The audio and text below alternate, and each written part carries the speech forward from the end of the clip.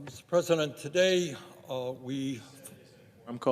I would ask that the quorum call be vitiated. Without objection. Mr. President, today we find ourselves in a pivotal moment in American history. And millions of Americans, by their actions or lack of action, will determine the future of our country for decades.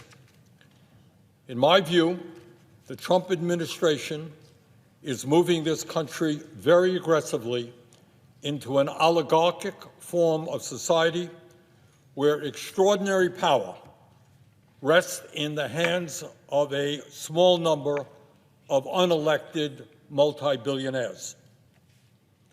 The Trump administration is moving this country very aggressively into an authoritarian society where the rule of law and our Constitution are being ignored and undermined in order to give more power to the White House and the billionaires who now control our government. The Trump administration is moving this country very rapidly toward a kleptocracy, where the function of government is not to serve the needs of ordinary people, but to enrich those who are in power. Mr. President, I think that today is a very good day to recall what one of our great presidents said at Gettysburg in November of 1863. Looking out at a battlefield where thousands of Union soldiers had just sacrificed their lives in the defense of freedom and the ending of slavery, Abraham Lincoln famously stated, and I quote, "The world will no longer remember what we say here, but it can never forget what they did, the soldiers did here. It is for us, the living, rather to be dedicated here to the unfinished work which they who fought here have thus far so nobly advanced.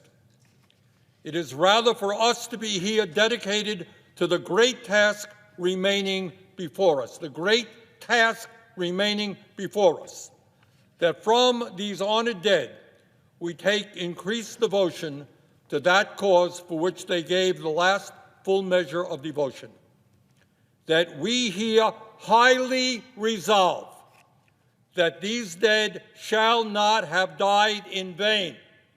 And this is how he concluded: "That this nation under God shall have a new birth of freedom, and that government of the people, by the people, for the people, shall not perish from the earth."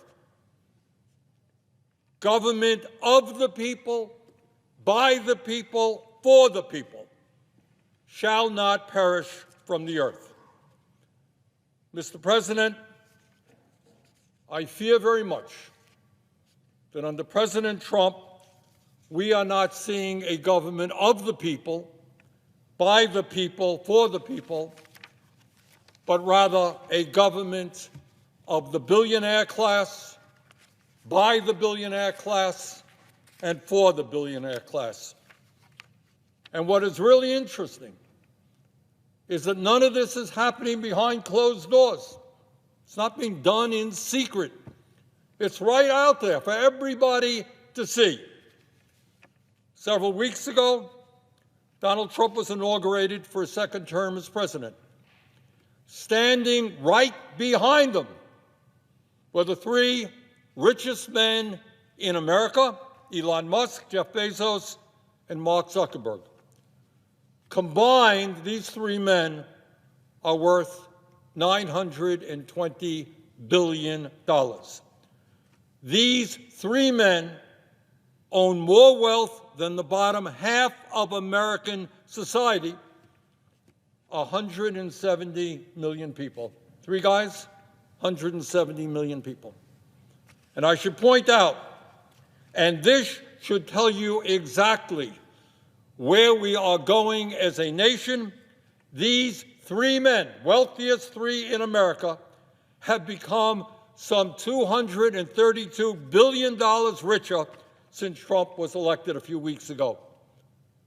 Three guys, $232 billion richer since Trump was elected.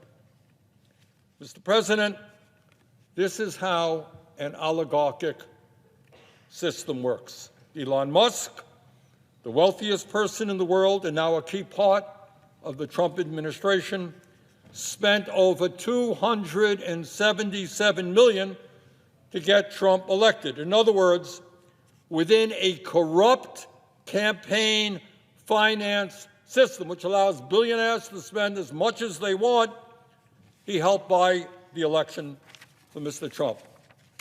Jeff Bezos and Mark Zuckerberg, the second and third wealthiest people in our country, both kicked $1 million each into Trump's inauguration fund. And let us remember that Mr. Bezos, who among other things owns the Washington Post, rescinded the endorsement of that paper for Kamala Harris just before the election. Mr. Bezos was showing early on that he was willing to bend the knee for Donald Trump.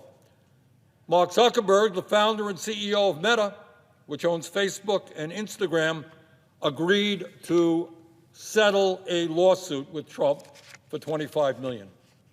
These three multi-billionaires are working with Trump for one very simple reason. They understand that Trump's policies are designed to make the very wealthiest people in this country even richer. Since Trump's election, Mr. Musk has become $154 billion richer. Not bad in a couple of weeks' time. He earned a great investment. He only spent a couple of $100 million on the election, and now he's $154 billion richer. Mr. Bezos has become $35 billion richer, and Mr. Zuckerberg has become $43 billion richer. Mr. President, I am concerned not only about the growing movement toward oligarchy in this country, but I am deeply worried that under the leadership of President Trump, we are moving rapidly towards authoritarianism. And all over this country, people are alarmed and shocked by what they have seen in the last several weeks. Just a few examples, just a few. Last week, President Trump attempted to suspend all federal grants and loans in direct violation of the U.S. Constitution and federal law. As every third grader in America knows, or I hope knows, the power of the purse in the United States belongs to Congress, not the president. Yes, the president can recommend legislation to Congress. The president can veto legislation that Congress has passed. But he does not have the power to unilaterally terminate funding and legislation that has been passed by the U.S. Congress. That is a dangerous and blatantly unconstitutional act. And I should add that Trump's blocking of federal funding would have had a horrific impact on millions of Americans who utilize programs like Medicaid, Head Start, community health centers, Meals on Wheels, homeless veterans programs, and many, many other initiatives.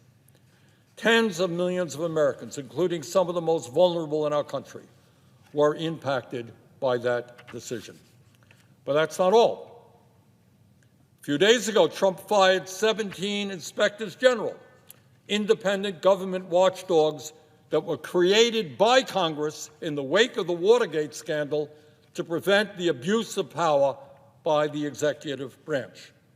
Last week, President Trump fired a member of the National Labor Relations Board, and in so doing, effectively neutered the only federal agency in America with the authority to hold corporations accountable for illegal union busting and to protect the constitutional right of millions of workers who want to join unions in order to earn better wages, working conditions, and benefits. Not only is that move blatantly illegal, it is exactly what Elon Musk, the owner of Tesla, and Jeff Bezos, the owner of Amazon, have been fighting for months. They don't like unions, and what Mr. Trump has given them is the opportunity to make it much, much harder for workers to organize in their companies. President Trump also illegally fired members of the Equal Employment Opportunity Commission, the only independent commission in our country that protects workers against discrimination in the workforce. Further, and what should upset every American, no matter whether you're conservative, moderate, progressive, is that in direct violation of the Constitution and federal law, Trump is intimidating the media with lawsuits against ABC, CBS, Meta, and the Des Moines Register. His FCC is now threatening to investigate PBS and NPR. What Trump is essentially saying to every media outlet in America, if you say or do anything that is critical of me, that displeases me, you may be subject to a lawsuit or a federal investigation. If that is not a direct attack on the First Amendment, on the U.S. Constitution and free speech in our country, I don't know what is. But that is not all. Elon Musk and his unelected minions at Doge have forced out officials at the Treasury Department and illegally shut down USAID, a program which, among other things, helps feed and provide medical help to starving and desperate children all over the world. Presidents, much less unelected billionaires, do not have the unilateral right to shut down federal agencies established by Congress. And when we talk about the very dangerous movement towards authoritarianism that we are seeing in this country now, let us not forget Trump's pardoning of the January 6th insurrectionists who injured 174 police officers right here, right outside this floor. Even worse, not only did he pardon those people, but Trump is undermining the FBI by actually investigating the agents there who helped bring these violent criminals to justice. Imagine that. Pardoning the people who broke the law and investigating the people who upheld the law. That is not what America is supposed to be about. And Mr. President, under Trump, we are rapidly moving toward a kleptocracy as well. Just before the president was inaugurated, he and his wife launched their own cryptocurrency coins, giving them the potential to earn many billions of dollars. If Wall Street CEOs tried to bribe the president with a bag full of money, that would be illegal. That's against the law. But now they don't have to do that. Today, if a multi-billionaire, the head of a foreign country, wants to curry favor with the president, all they have to do is buy his cryptocurrency coins, and when they do that, they are directly enriching Mr. Trump. So, Mr. President, the question that millions of Americans are asking is, given the move toward oligarchy, given the move toward authoritarianism, given the movement toward kleptocracy, where do we go from here? What should we as Americans be doing? And let me tell you what I think and what most Americans think. And that is, instead of moving toward an economy which is designed to benefit the very richest people in our country, we have got to create an economy and a government that works for all of us, not just for Mr. Musk or Mr. Bezos or Mr. Zuckerberg. Mr. President, at a time of massive wealth and income inequality, we have never had more income and wealth inequality than we have had right now. It is beyond stupidity to provide more tax breaks to the very richest people in our country and then to pay for those tax breaks by cutting back on Medicaid and other programs desperately needed by working families all across this country. That is what we should not be doing. But let me take a moment to tell you what we should be doing.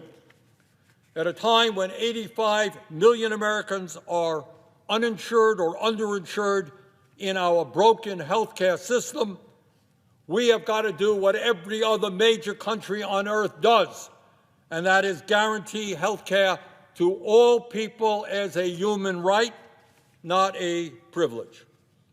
That's what we've got to do.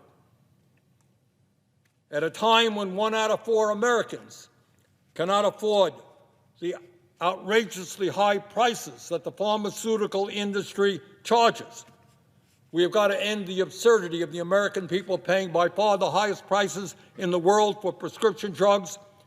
We have got to cut the cost of medicine in this country in half, making it comparable with what the rest of the world is paying.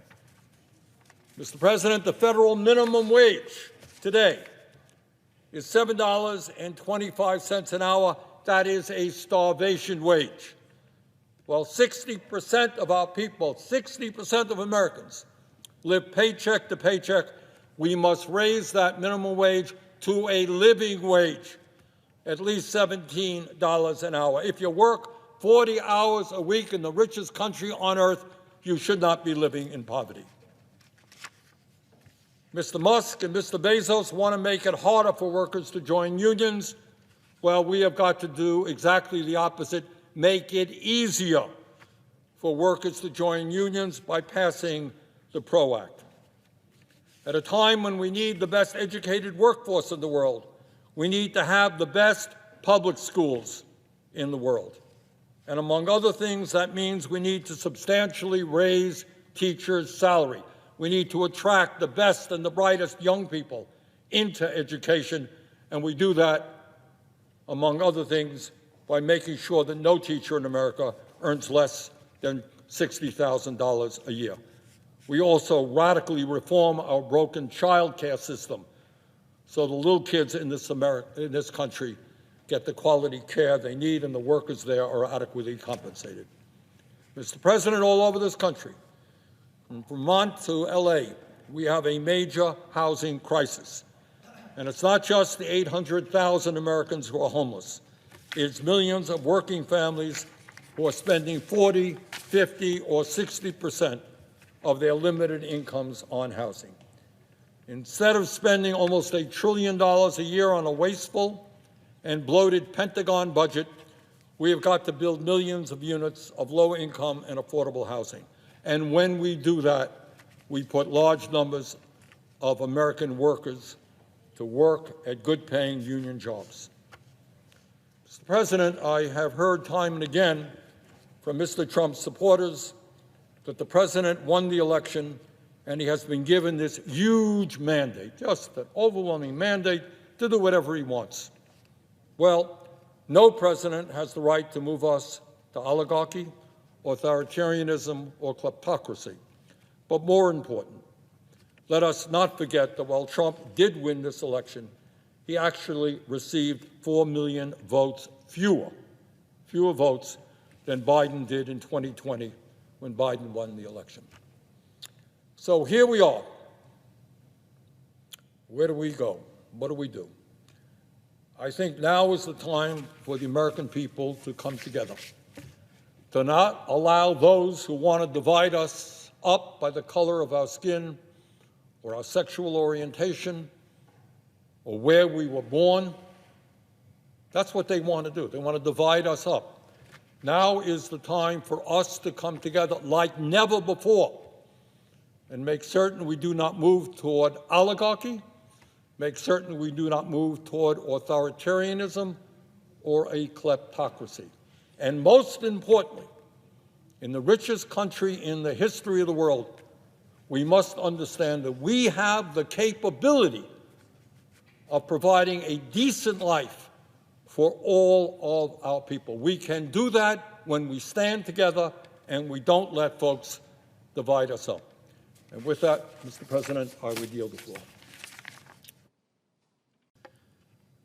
Mr. President, we are living in an extremely dangerous time.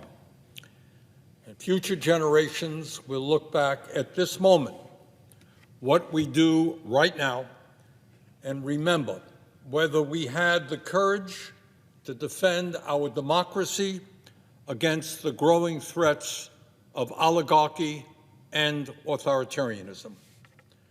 They will remember whether we stood with President Abraham Lincoln at Gettysburg, who in 1863, looking out over a battlefield where thousands of people had died, thousands of soldiers died in the fight against slavery, and he stated that, quote, "This nation under God shall have a new birth of freedom, and that a government of the people, by the people, for the people, shall not perish from the earth." Do we stand with Lincoln's vision of America, or do we sit idly by and allow this country to move into a new vision? And that is a government of the billionaire class, by the billionaire class, for the billionaire class. But it is not just oligarchy that we should be concerned about. Not just the reality that today 3 people own more wealth than the bottom half of American society, 170 million. 3 people, more wealth than the bottom 170 million Americans. It is not just that the gap between the very, very rich and everyone else is growing wider, and it is not just that we have more income and wealth inequality today than we have ever had. On top of all of that, the reality is that today we are moving rapidly under President Trump toward authoritarianism. More and more power resting in fewer and fewer hands. Mr. President, as we speak right now, Elon Musk, the wealthiest man on the planet, is attempting to dismantle major agencies of the federal government which are designed to protect the needs of working families and the disadvantaged. These agencies were created by the U.S. Congress, and it is Congress's responsibility to maintain them, to reform them, or to end them. It is not Mr. Musk's responsibility. What Mr. Musk is doing is patently illegal and unconstitutional and must be ended. Mr. President, 2 weeks ago, President Trump attempted to suspend all federal grants and loans, an outrageous and clearly unconstitutional act. And as I hope every 6th grader, every kid in the 6th grade in this country knows, under the Constitution and our form of government, the President can recommend legislation, he can support legislation, he can veto legislation, but he does not have the power to unilaterally terminate funding passed by the Congress. It is Congress, the House and the Senate, who control the purse strings. But in this move toward authoritarianism, it is not just the Congress that is being attacked. It is our judiciary, This weekend, the Vice President of the United States, a graduate of Yale Law School, who clerked for a Supreme Court justice, said that, and I quote, "Judges aren't allowed to control the executive's legitimate power," end quote. Really? I thought that one of the major functions of the federal courts is to interpret our Constitution and, when appropriate, serve as a check on the unconstitutional power of the executive.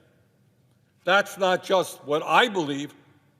That is what I suspect every legal scholar and lawyer in America understands to be the case.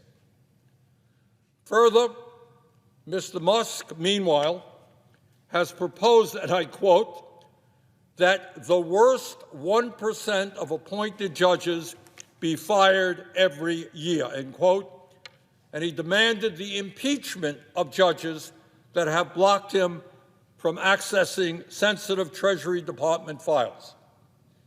No doubt, under Mr. Musk's rule, it will be him and his billionaire friends who determine who the worst judges are. And no, Mr. Musk, I must tell you, you don't impeach judges who rule against you here in the United States. You may or may not know this, Mr. Musk, but under the U.S. Constitution, we have a separation of powers, brilliantly crafted by the founding fathers of this country in the 1770s, and it has worked pretty well throughout our country's history. We have an executive branch, we have a legislative branch, and we have a judiciary. Mr. President, what we are seeing now is not just an organized attack on the power of the Congress and the responsibility of the judiciary. Mr. Trump and his friends are not just trying to undermine two of the three pillars of our constitutional government, Congress and the courts, they are also going after the media in a way that we have never seen in the modern history of this country. Trust me that every member of Congress will tell you that the people working in the media and media organizations are not perfect. We have all had our experiences with the media. Media, like everything else, makes mistakes every day. But I do hope that every member of Congress understands that you cannot have a functioning democracy. You cannot have a free flow of information. You cannot have the pursuit of truth without an independent press. A press not intimidated by presidents of the United States, but a president who writes it and sees it the way they understand it to be. And in that regard, I want to mention to my colleagues what President Trump has done just in recent months. Mr. Trump has sued ABC and received a $15 million settlement. He has sued Meta, the parent company of Facebook and Instagram, and received a $25 million settlement. He has sued CBS and its parent company Paramount and is right now in negotiations over a settlement. He has sued the Des Moines Register for a poll results that he didn't like, and his FCC is now threatening to investigate PBS and NPR, major news outlets in our country. In other words, we have a president of the United States who is using his incredible power and the power of his agencies to go after media in this country who are saying and doing things he does not like. How are we going to have an independent media if journalists are looking over their shoulders, fearful that their reporting will trigger a lawsuit from the most powerful executive in the world? Mr. President, in the midst of all of this, I think that now is the time to ask a very, very simple question, something I think that is on the minds of millions of Americans. What do Mr. Musk, Mr. Trump, and their fellow billionaires really want? No, it's not really taking over Greenland, the Panama Canal, all that stuff. The real question is, what is their end game? What is their goal? What are they striving for? And in my view, the answer really is not complicated. It is not novel. It is not new. It is, in fact, exactly what ruling classes throughout history have always wanted and have always believed to be their right, and that is more power for themselves, more control for themselves, and more wealth for themselves. And in their pursuit of more power, more control, and more wealth, they are determined to not allow democracy and the rule of law to get in their way. For Mr. Musk and his fellow oligarchs, the needs, the concerns, the pain, the ideas, the dreams of ordinary people are simply an impediment to what they, the oligarchs, are entitled to. And that is really what they believe. They are entitled to all of the wealth and the power they have, and they are determined to stop anyone who gets in their way. Mr. President, this process, this phenomenon that is going on right now is not the first time that we have seen this in our country's history. As I think many Americans understand, in pre-revolutionary America, before the 1770s, before the creation of the United States and the writing of our Constitution, the ruling class of that time governed through a doctrine called the divine right of kings. The belief that the King of England was an agent of God, that God appointed him, and that he was not to be questioned by mere mortal human beings. He was appointed by God. In modern times, we no longer have the divine right of kings. What we now have is an ideology being pushed by the oligarchs, which says that as a very, very wealthy group of people, often self-made, often the masters of revolutionary new technology, and as high IQ individuals, it is their absolute right to rule. In other words, the oligarchs of today are our modern-day kings. And Mr. President, it is not just power that they want. Despite the incredible wealth that they currently have, they want more and more and more. Their greed has no end. Today, Mr. Musk is worth $402 billion. Mr. Zuckerberg is worth $252 billion, and Mr. Bezos is worth $249 billion. With combined wealth of $903 billion, these three people own more wealth than the bottom half of American society, 170 million Americans. And not surprisingly, since Trump was elected, their wealth has soared. Musk has become $138 billion richer, Zuckerberg has become $49 billion richer, and Bezos has become $28 billion richer since Election Day in November. Meanwhile, Mr. President, while the very rich become much richer, 60% of Americans live paycheck to paycheck. 85 million Americans are uninsured or underinsured in terms of health care. 25% of our seniors in this country are trying to survive on $15,000 a year or less.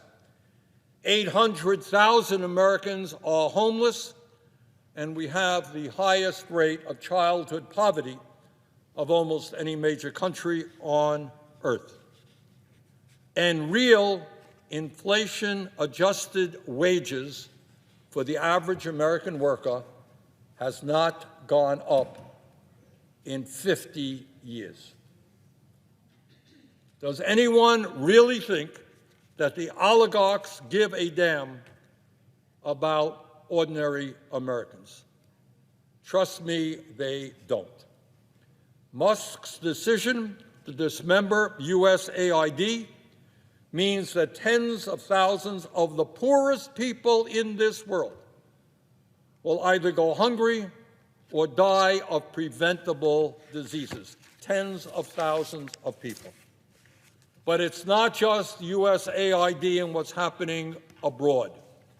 Here in the United States, mark my words, if we do not stop them, they will soon be going after the health care, nutrition, housing, and educational programs that protect the most vulnerable people in our country, all so that they can raise the money they need to provide huge tax breaks for themselves and for other billionaires. As modern-day kings who believe they have the absolute right to rule, they will sacrifice without hesitation the well-being of working people in order to protect their power and their privileges.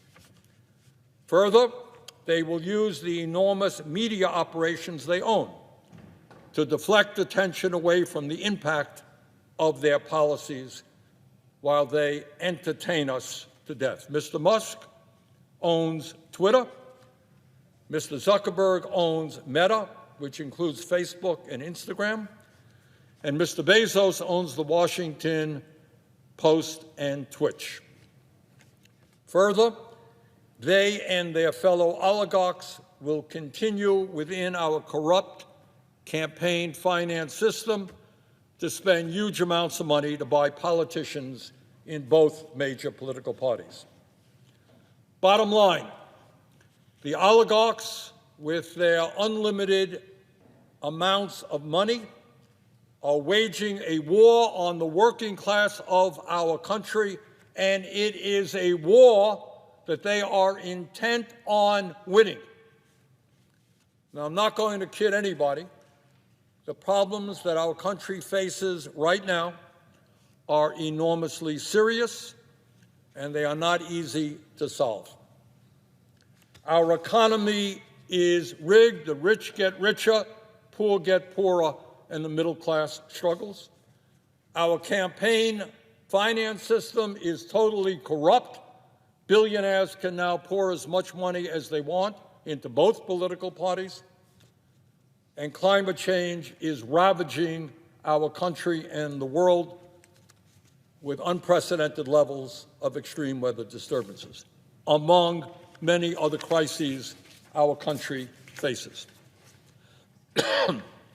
But, Mr. President, in the midst of all of these crises, this is what I do know, and this is what I do believe. And that is that the worst fear of the ruling class of our country is that the American people, whether they are black or white or Latino, whether they are urban or rural, whether they are young or old, gay or straight, whatever. The fear of the ruling class is that the American people come together to demand a government that represents all of us, not just the people on top.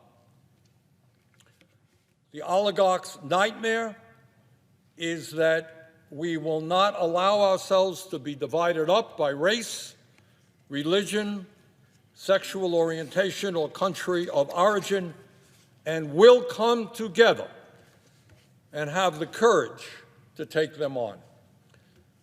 Will this struggle be easy? No, it will not. And one of the reasons that it will not be easy is that the ruling class of this country will constantly remind us that they have the power. They control the government. They own the media. But our job right now in these difficult times is to go back and remember the great struggles and sacrifices that millions of Americans have waged over the centuries in difficult times to create a more democratic, just, and humane society. Think about all of the sacrifices and the struggles that Americans went through to create a more democratic, just, and humane society. And think about trying to put yourself to where they were in those times of crisis. Think about what was being said at those times. Think about the 1770s, overthrowing the King of England, the most powerful person on earth, the British Empire, to create a new nation and have self-rule here in the colonies? Impossible. So many people thought it could not be done. Establishing universal suffrage, the right of all people, whether they were wealthy or not, to vote. Imagine that, what a radical idea, extending the right to vote to poor people. Impossible, couldn't be done, but it was done. Ending slavery and segregation, taking on all of the power of the slaveholders. Impossible, but it was done. Granting workers the right to form unions and ending child labor, taking on the power of big business. Impossible, but it was done. Giving women control over their own bodies, taking on sexism, taking on the powers that be. Couldn't be done, impossible, but it was done. Passing legislation to establish Social Security, Medicare, Medicaid, a minimum wage, clean air and water standards. Impossible, it couldn't be done, but it was done. In other words, Mr. President, I think back to what Nelson Mandela told us. And he said, everything is impossible until it is done.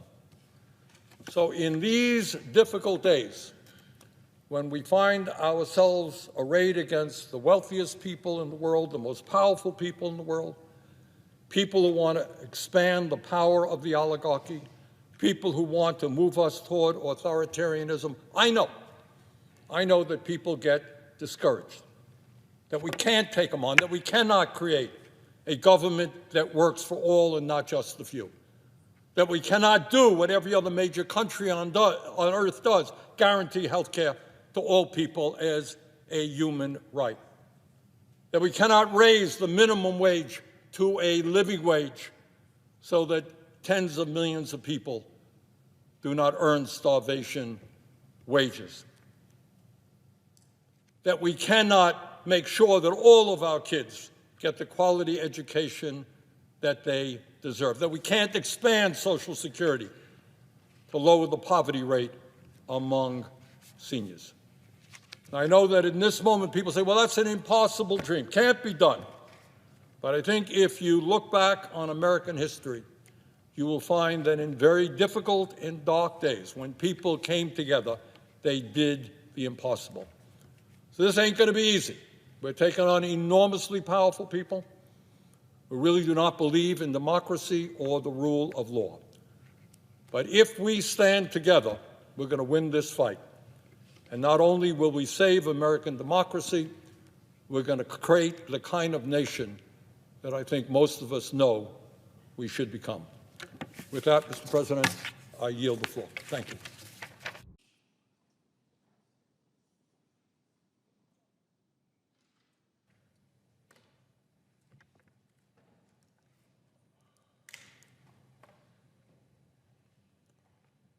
Mr. President.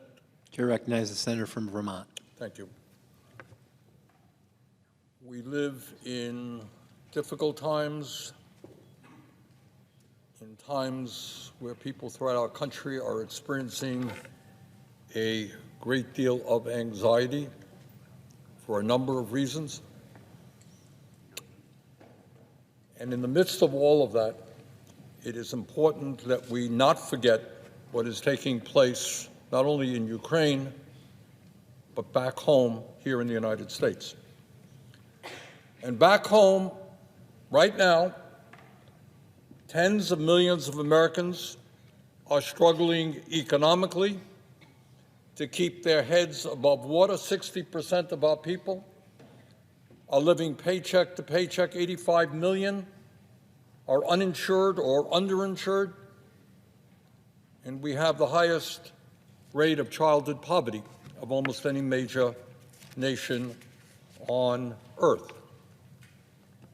And as someone who has visited senior centers throughout the state of Vermont and has spoken to seniors throughout our country, I can tell you that there is a significant level of fear and anxiety among the older people in this country with regard to what's happening right here in D.C.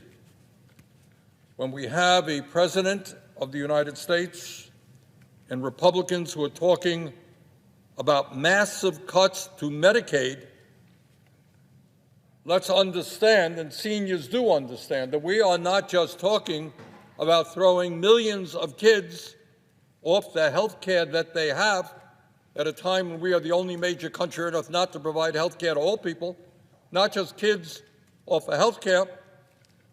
We're talking about massive cuts to community health centers, which receive over 40% of their funding from Medicaid, and where millions of seniors go to get the primary care they need.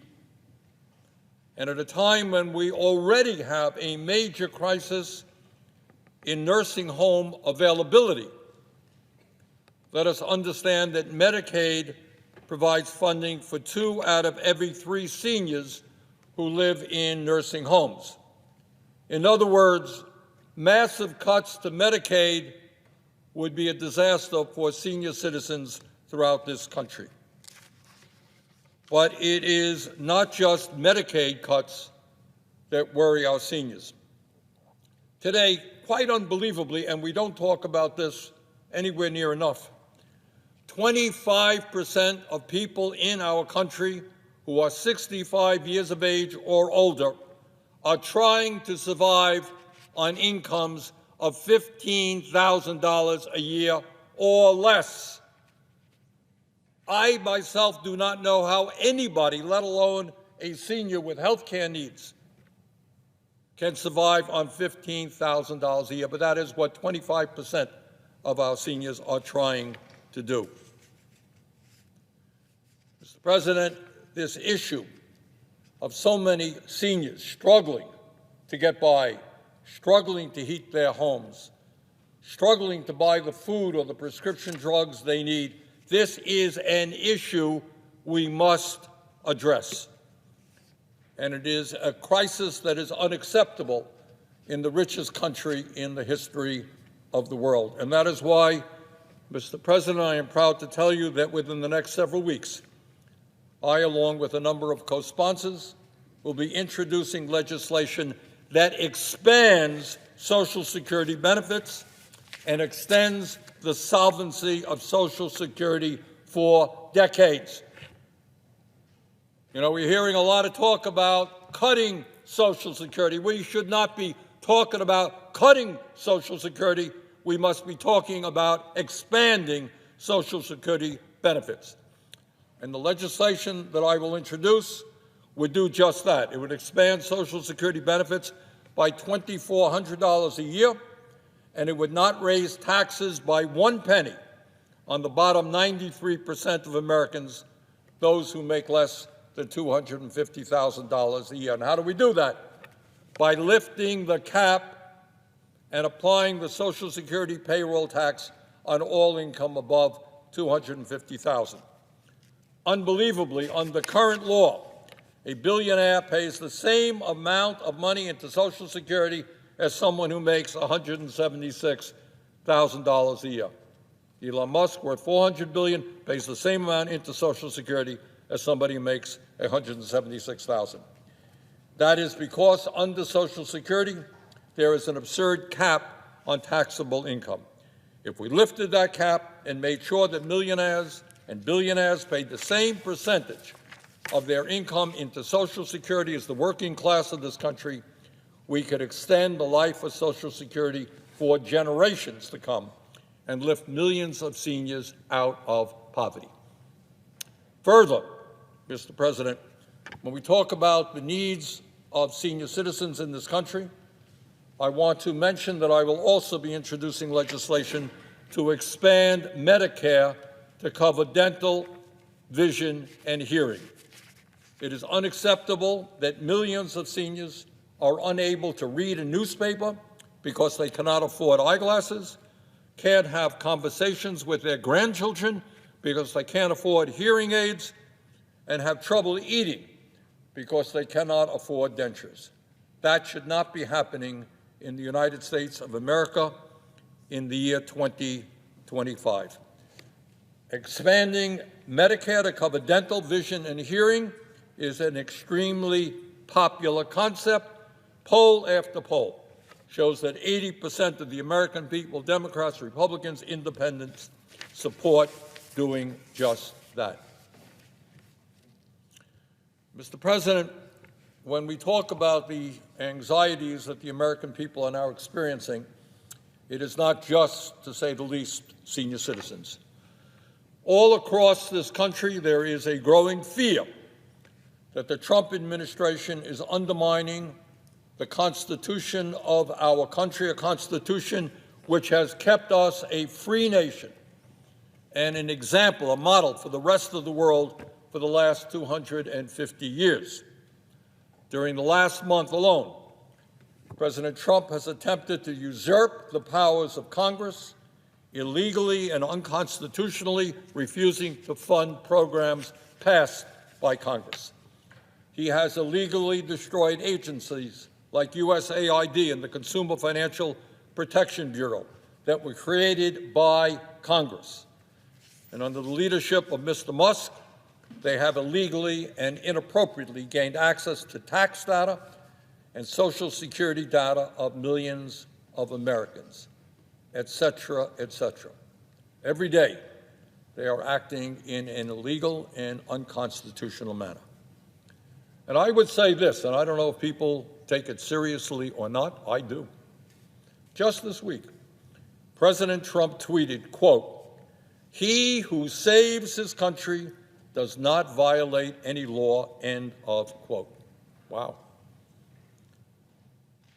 In other words, Mr. Trump sees himself, the President of the United States, as above the law and immune from the basic rules of the Constitution and the separation of powers that have governed this country since the founding.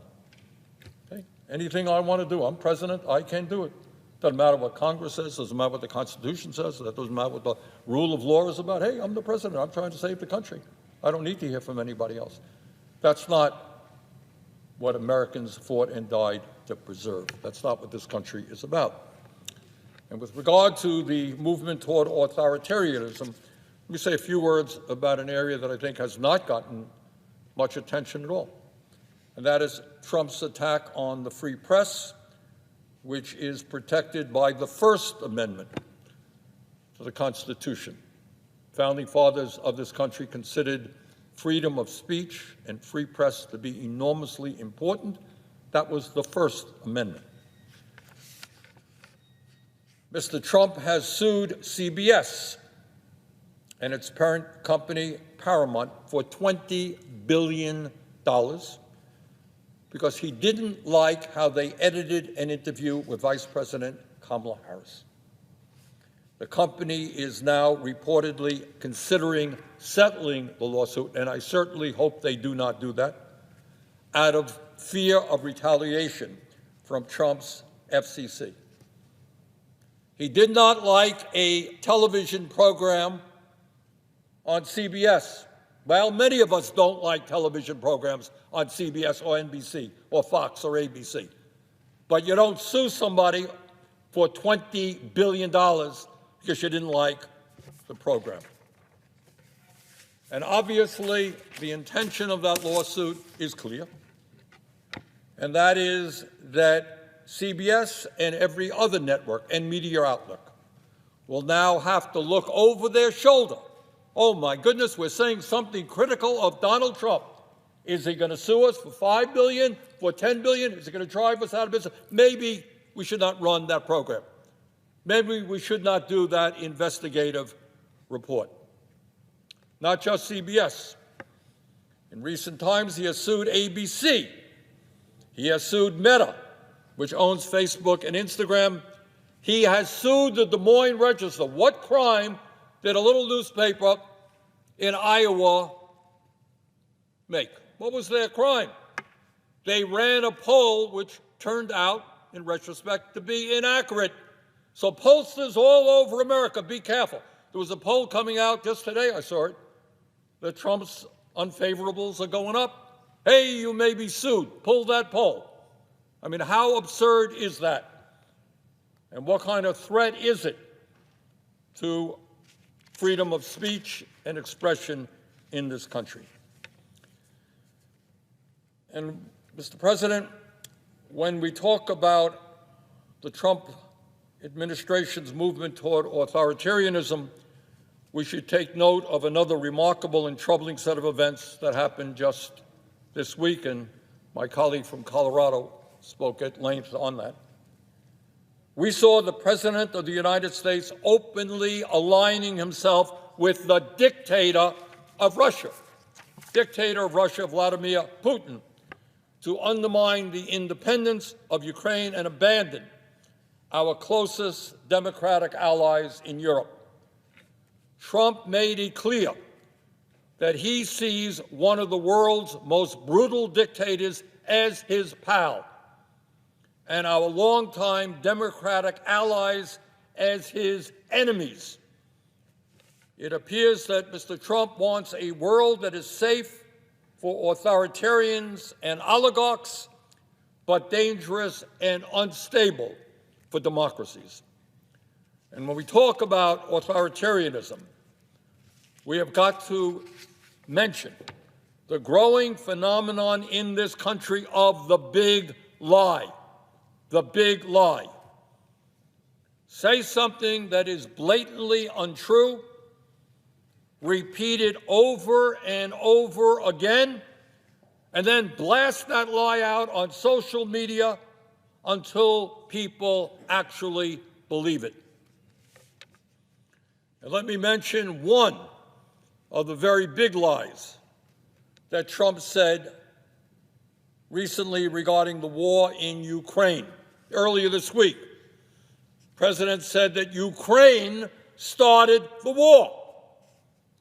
Trump said that Ukraine started the war. Really? That is, as I hope every member of the Senate knows, an absolute lie. Russia invaded Ukraine twice, first in 2014 and then again on February 24th, 2022. And on that date, February 24th, 2022, Putin's tanks and troops rolled into Ukraine. And on that day, Russian aircraft began bombing targets all over Ukraine. Russia started the war, period, end of discussion. Trump is lying. Since Putin's invasion, over 1 million people have been killed or injured every single day Russia continues to rain down hundreds of missiles and drones in Ukrainian cities. Putin's forces have massacred civilians and kidnapped thousands of Ukrainian children, bringing them back to Russian re-education camps. These atrocities led the International Criminal Court to issue an arrest warrant for Vladimir Putin in 2023 as a war criminal. Further, Trump called Ukrainian President Zelensky, not Putin, but Zelensky, a dictator. And that obviously is not true either. Zelensky won 75% of the vote in free elections, and in the midst of a brutal war, Ukraine's parliament continues to function and open and unfettered political debate takes place. Trump recently claimed that our European allies have done little to support Ukraine in its fight against Putin's invasion. He said the U.S. has contributed 3 times more than Europe. But that is another lie. In fact, Europe has provided more aid to Ukraine than the United States.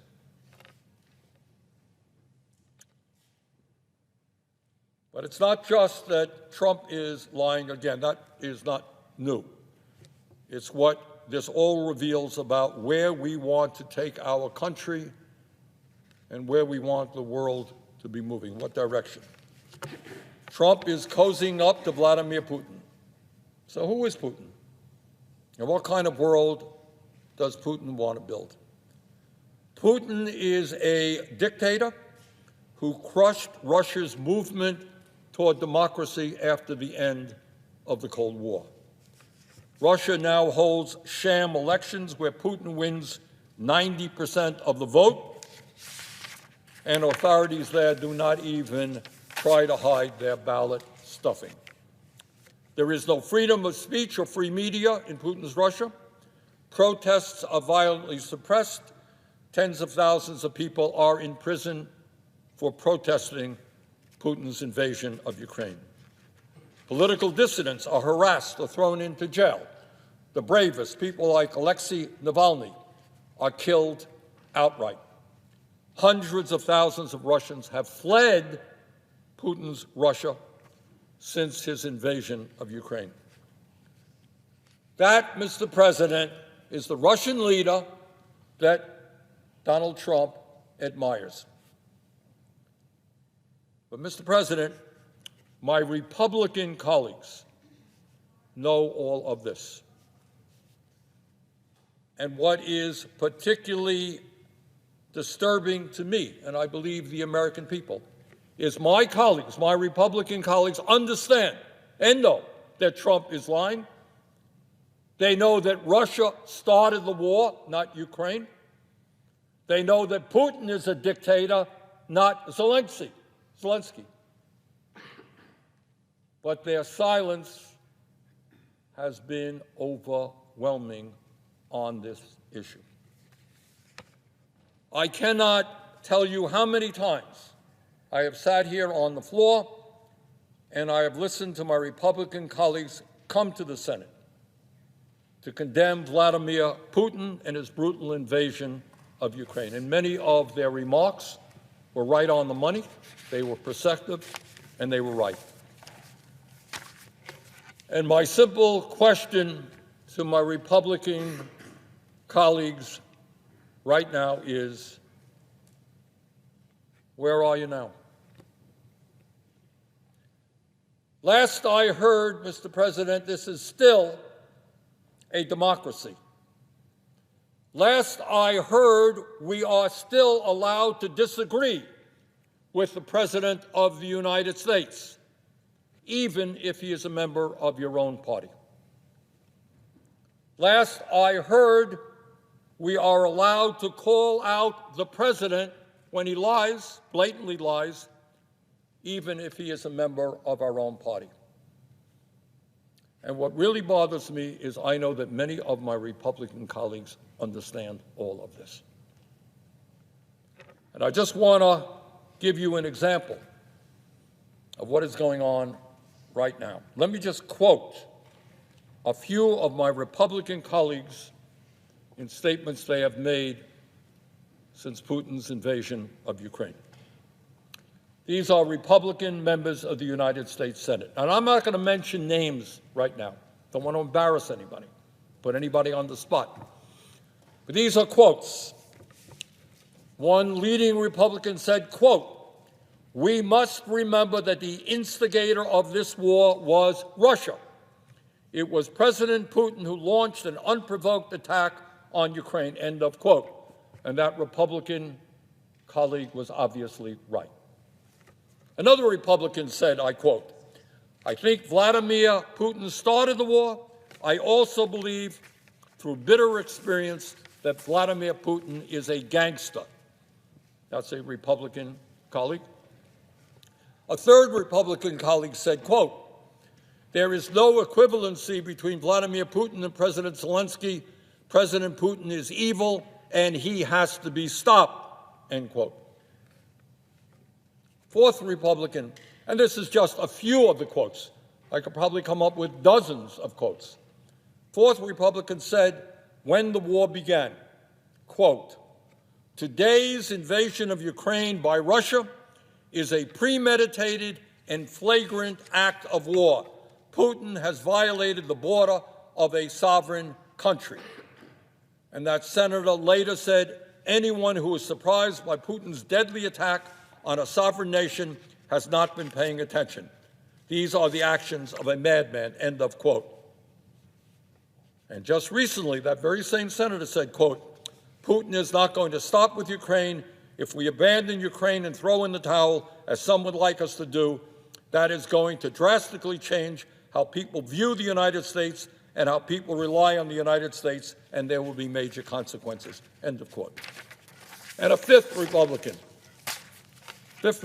colleague here in the Senate called Putin a quote-unquote thug and compared him to Hitler. He said, quote, "Vladimir Putin is not a legitimate leader. He is a war criminal that needs to be dealt with," end of quote. That is what my Republican colleagues have said time and time again.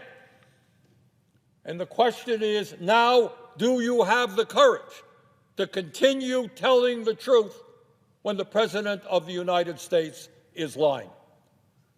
This is an extraordinarily pivotal moment in American history. And all of us must have the courage to stand up for truth, to stand up for democracy, to oppose authoritarianism. This is the moment. Thank you, Mr. President. I yield the floor. Thank you, Mr. President. Mr. President, my office, and I suspect all Senate offices, are getting a whole lot of calls from senior citizens who are experiencing a great deal of fear and anxiety as to all of the confusion and chaos that is currently going on here in Washington. When we have the President and my Republican colleagues talking about cutting Medicaid by some $880 billion, let us be clear, they are not just talking about throwing millions of children and others off of the health insurance they have. They are also talking about cuts to community health centers, which receive about 43% of their funding from Medicaid, and where millions of seniors go to get their primary care. So cutting Medicaid impacts primary care. At a time when we have a major crisis in nursing home availability. I know that's true in Vermont. I expect it's true in almost every state in the country. Let us understand that Medicaid provides approximately 2 out of 3 seniors with the funding they need to live in nursing homes. Make drastic cuts in Medicaid, it's going to be harder for your mom, your dad to get into a nursing home or to stay in a nursing home. Medicaid would be cuts in Medicaid would be a disaster for seniors in nursing homes. But it's not just Medicaid cuts that worry seniors. At a time when the Social Security Administration is already understaffed, and again, for years, I have been hearing in my office, I expect other senators have been hearing in their offices from seniors who tell us they're calling up Social Security, they've got a problem, they are not getting a response. And the result of that is that some 30,000 people a year die waiting for their Social Security disability benefits. And in the midst of all that, in the midst of a crisis where Social Security is understaffed, where our response should be to significantly increase staffing so that Social Security can better respond to the needs of our constituents, we have Elon Musk and his minions at Doge cutting some 2,500 of Social Security staff, and incredibly, they are now threatening to cut up to half of Social Security Administration staffing. And then on top of all that, you have Mr. Musk claiming that Social Security, which has paid out every benefit owed to every eligible American for over 80 years, claiming that it is a Ponzi scheme. Social Security is not a Ponzi scheme. Paid out every benefit owed to every eligible American for over 80 years. And then you have the President of the United States, State of the Union, lying about millions of people, 200 years of age, 300 years of age, imagine that, getting Social Security benefits. Seniors understand what all of that is about.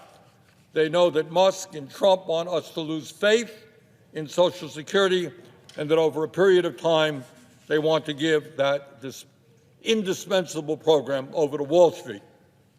Mr. President, let us be clear. In America today, 22% of Americans living who are 65 years of age are trying to survive on an income of less than $15,000 a year. Think about that. 22% seniors in America trying to survive on $15,000 a year or less.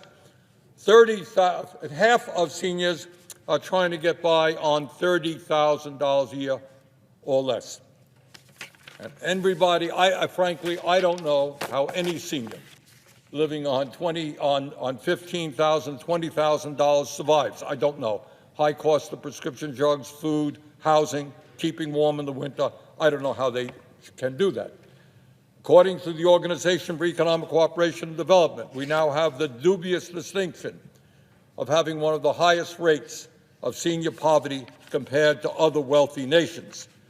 In America today, according to the latest OECD estimates, 23% of seniors are living in poverty compared to just 4% in Norway, 6% in France, and 11.5% in Canada.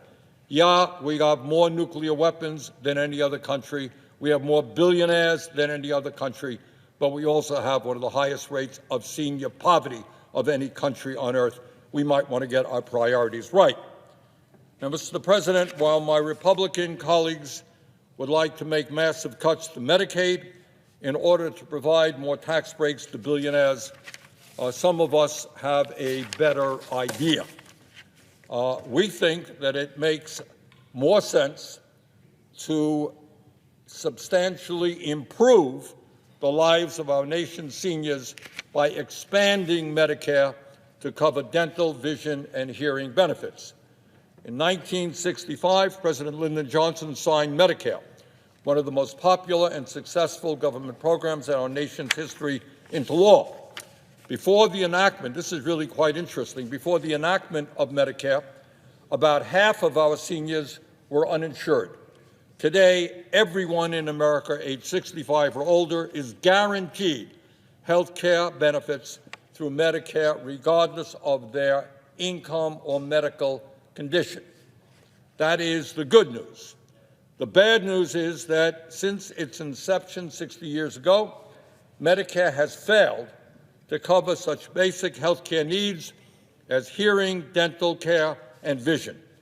The result, millions of senior citizens have teeth that are rotting in their mouths. They are unable to hear what their children say or unable to read a newspaper because of failing eyesight. Mr. President, this is the United States of America. We are the wealthiest country in the history of the world. Senior citizens should not be walking around with no teeth in their mouth. They should not be unable to hear conversations. They should not be unable to afford glasses so they can read a newspaper. The need to expand Medicare to cover dental, hearing, and eyeglasses is absolutely critical. Nobody denies that oral health, hearing, and vision are essential parts of health care. We cannot continue to deny seniors these basic health care benefits.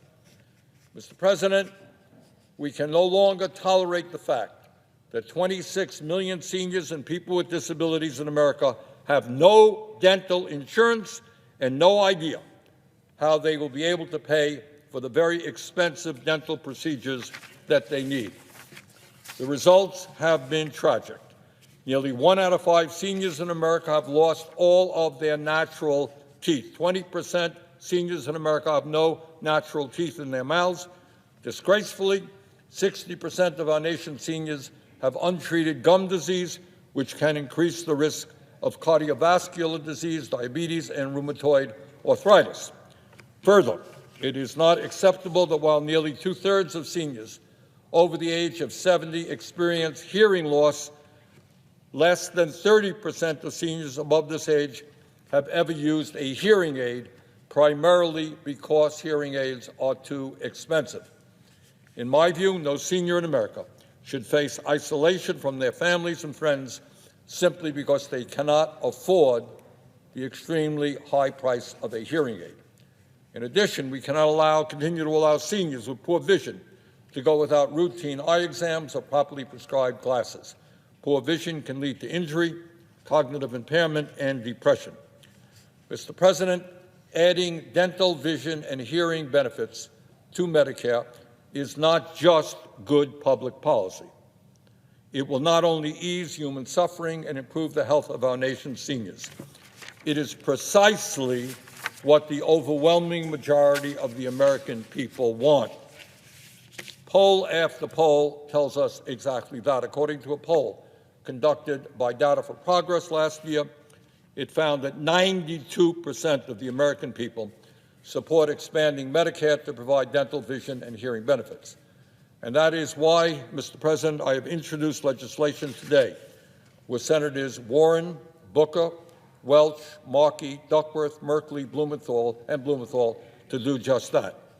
Congressman Lloyd Doggett in the House has introduced similar legislation which has more than 110 co-sponsors.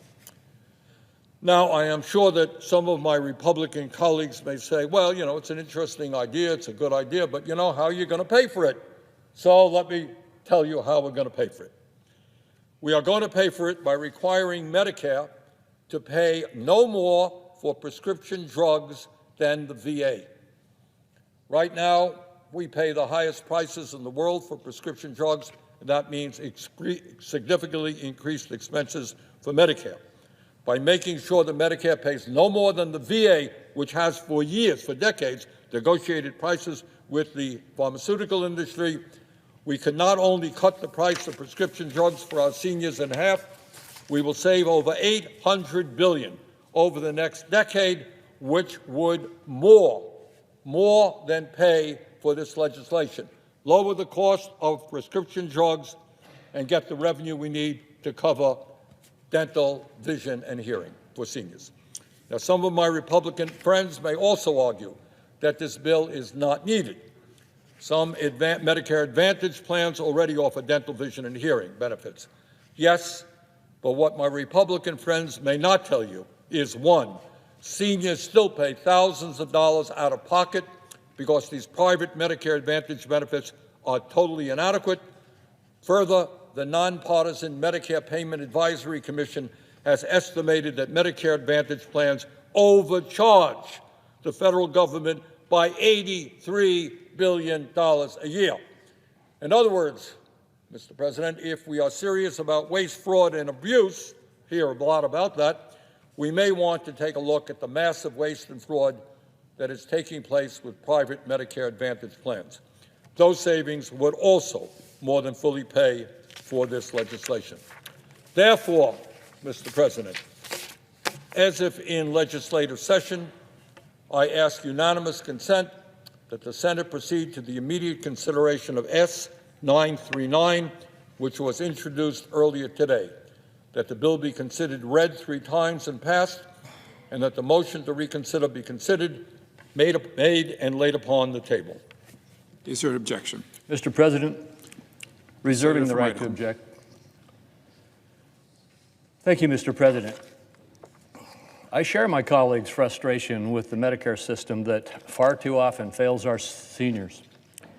Medicare's coverage and reimbursement paradigms routinely prioritize treating the symptoms instead of the underlying causes of chronic stress and disease. Research shows that patients with diminished vision, hearing, or oral health are more likely to suffer chronic conditions like kidneys, Alzheimer's, and heart disease. We should modernize Medicare to focus on prevention and maintenance interventions. Patients should have access to a full spectrum of specialized providers working together as a team, from nutritionists to dentists, to psychologists and surgeons.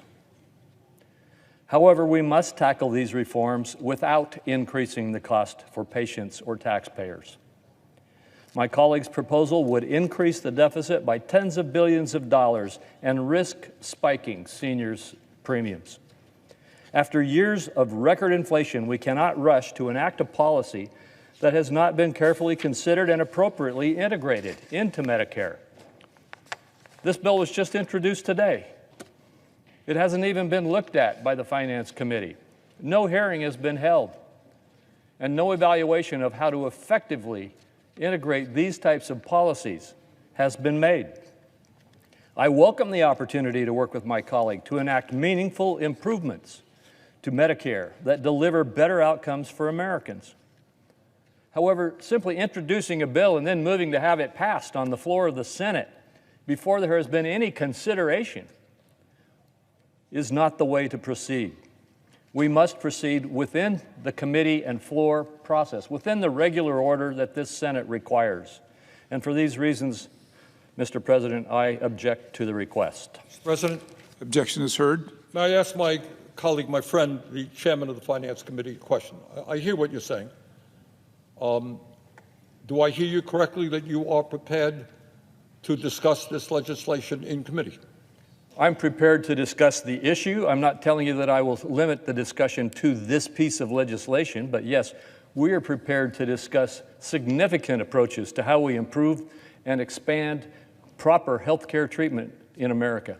I understand that this bill would bring forth serious debate and discussion, but I would appreciate if we could have a starting point. This bill, pretty simple. It says, and I hear you saying that you need, am I hearing you correctly to say that the idea of covering dental, vision, and hearing is something that you entertain, that you think is a good idea, or am I not hearing that? I do think that that outcome is a good outcome to seek to achieve. I can't say that I want to have your legislation or even my legislation. I don't have it developed. That's fair enough. But what I would like to do, and I appreciate, I think you and I can agree that we don't use the committee structure here in the Senate as effectively as we might. That is the place to have serious debate and discussion, correct? Correct. Okay. I would hope, in one way or another, I would appreciate it if we could start off with my bill. You can come in and tell me what you don't like about it. We can go from there. But this is a crisis situation. I think you and I agree that too many of our seniors are suffering because of lack of dental, hearing, and vision. I look forward to hearing what you have to say. Let's debate it. But can we get this into the committee and have a serious discussion on it? I assume that this bill will be referred to the Finance Committee. It will be. If this bill is referred to the Finance Committee, then it, like all other legislation in this area that is referred to the Finance Committee, will be reviewed by us. I can't tell you that it will have a specific hearing. I can't tell you exactly how that will work. We will look at developing a very significant and, I hope, broad and successful approach to reducing the cost of our healthcare system and increasing the focus and successes in our healthcare system. And I look forward to working with you on that. Okay. Thank you. Thank you, Mr. Chairman, and thank you, Mr. President. Mr. President, as people all over this country understand, we are a nation today that faces enormous crises. Sadly, the continuing resolution passed Tuesday in the U.S. House, and which will come to this body very shortly, not only does nothing to address these crises, but in fact, it makes a bad situation much worse. Today, at a time when we have more income and wealth inequality than we have ever had in the history of this country, 60% of our people are living paycheck to paycheck. And what that means, Mr. President, I grew up in a family living paycheck to paycheck.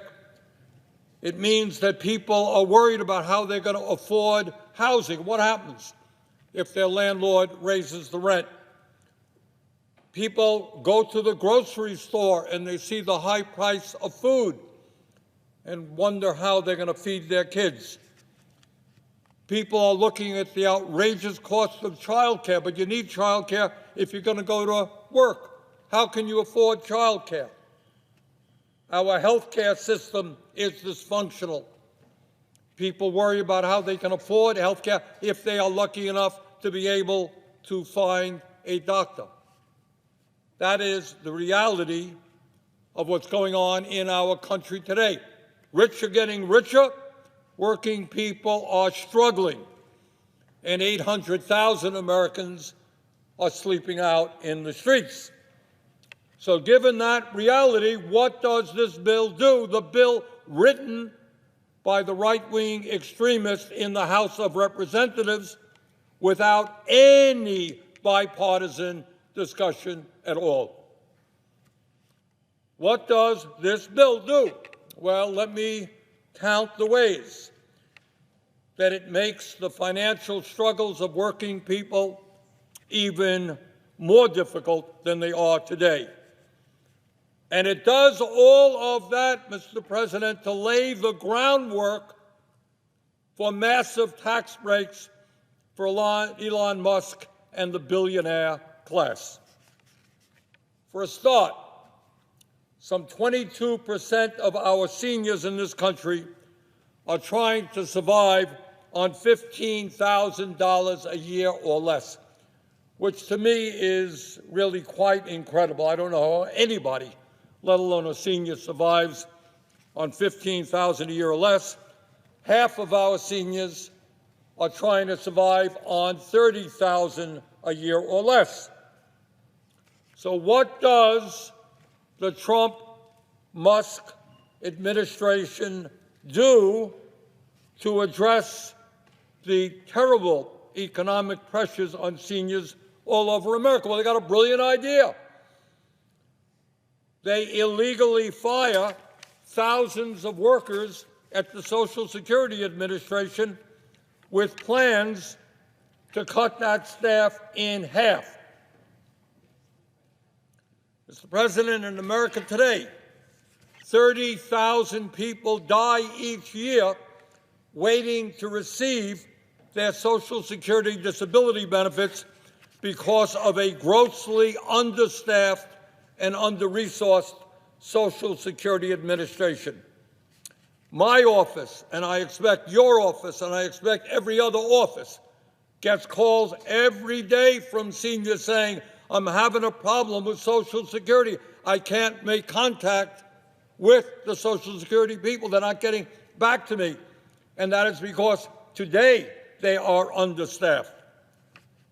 If Musk and Trump get their way and the Social Security Administration staff is cut in half, nobody can deny that that is a death sentence for many thousands of seniors who desperately need their benefits. Now, Mr. Musk, who's worth a few $100 billion, may not understand that there are millions of seniors in this country who have nothing in the bank, worry every day how they're going to heat their homes or buy the food that they need. And if they can't get the benefits that they need, some of them will in fact die. And let me be clear, when you have Mr. Musk calling Social Security a Ponzi scheme, despite the fact that it has paid out every benefit owed to every eligible American for the last 80-plus years. That ain't no Ponzi scheme. When you have the President of the United States coming before Congress and lying, outrageously lying, about millions of people who are 150 or 200 years of age receiving Social Security benefits, a total lie. Everybody should understand what's going on. Trump and Musk are laying the groundwork for dismantling the most successful federal program in history, Social Security, a program that keeps over 27 million Americans out of poverty.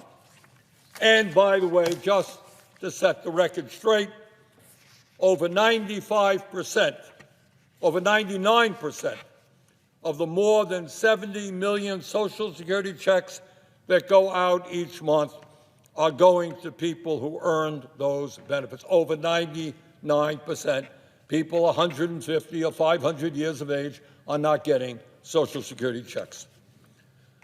But this continuing resolution passed in the House is not just a vicious attack on Social Security. It is an attack on the veterans of our nation, the men and women who put their lives on the line to defend our country. While we made some progress under the Biden administration in improving veterans' health care, the truth is that the VA has remained significantly understaffed. In the fourth quarter of 2024, there were 36,000 vacancies at the VA. We needed 2,400 more doctors, 6,300 more registered nurses, 3,400 more schedulers, 1,800 more social workers, and 1,200 more custodians. So what does the Trump administration and Mr. Musk do to address this very serious workforce shortage? Their answer is that they are threatening to dismantle the VA by firing 83,000 employees. In other words, you got a shortage today, and their solution to the shortage is to fire 83,000 workers. Not only does this CR do nothing to stop that, but it cuts more than $20 billion in funding needed to provide care for veterans exposed to burn pits, Agent Orange, and other toxic substances next year. Mr. President, pathetically, our nation, the richest country on earth, has the highest rate of childhood poverty of almost any major country on the planet, and that is often reflected in the crises facing many public schools today. Throughout America, children are coming into school hungry. Kids are coming into school with serious mental issues. Kids are coming into school from dysfunctional families often dealing with drug abuse. And what is the Trump-Musk administration doing about that crisis? Well, their response was interesting. Just the other day, they fired half of the staff at the Department of Education. That means that it will be far harder to administer the Title I program that helps 26 million low-income kids get the education they need and pays the salaries of some 180,000 public school teachers throughout the country. So how does a school in a working-class community survive if you don't get the funds to pay the teachers? Further, it means that it will be far harder to administer the individuals with Disabilities Education Act, the IDEA, that provides vital resources for 7.5 million kids with disabilities. We have made progress in a bipartisan way over the last number of years to say to families that if your kid has a disability, that kid can still go to a public school. There will be services available for that kid. But when you cut the Department of Education staff here in Washington in half, that is going to be extremely difficult to do. And it means that it will be far harder for some 7 million low-income and working-class students to get the Pell Grants they need to get a higher education. In fact, just hours after the Department of Education laid off half of its staff, the website for the free application for federal student aid that working families use to apply for Pell Grants and other financial institutions crashed. Fired workers, the website crashed, people who are applying for Pell Grants. This CR that we will be looking at perhaps tomorrow gives the Trump administration the green light to make these horrific cuts to education. And it's not just education. Mr. President, we have a major health care crisis in our country. Despite spending twice as much per capita on health care as the people of any other major country, 85 million Americans are uninsured or underinsured. Over 500,000 of our people go bankrupt because of medically related debt. Over 60,000 people die each year because they can't afford to get to a doctor on time. And our life expectancy is not only lower than almost any other major country, it is a system in which working class and low-income Americans die 7 years younger than wealthier Americans. So you got a crisis. People can't find a doctor. People are going bankrupt because of health care bills. And what does this CR do?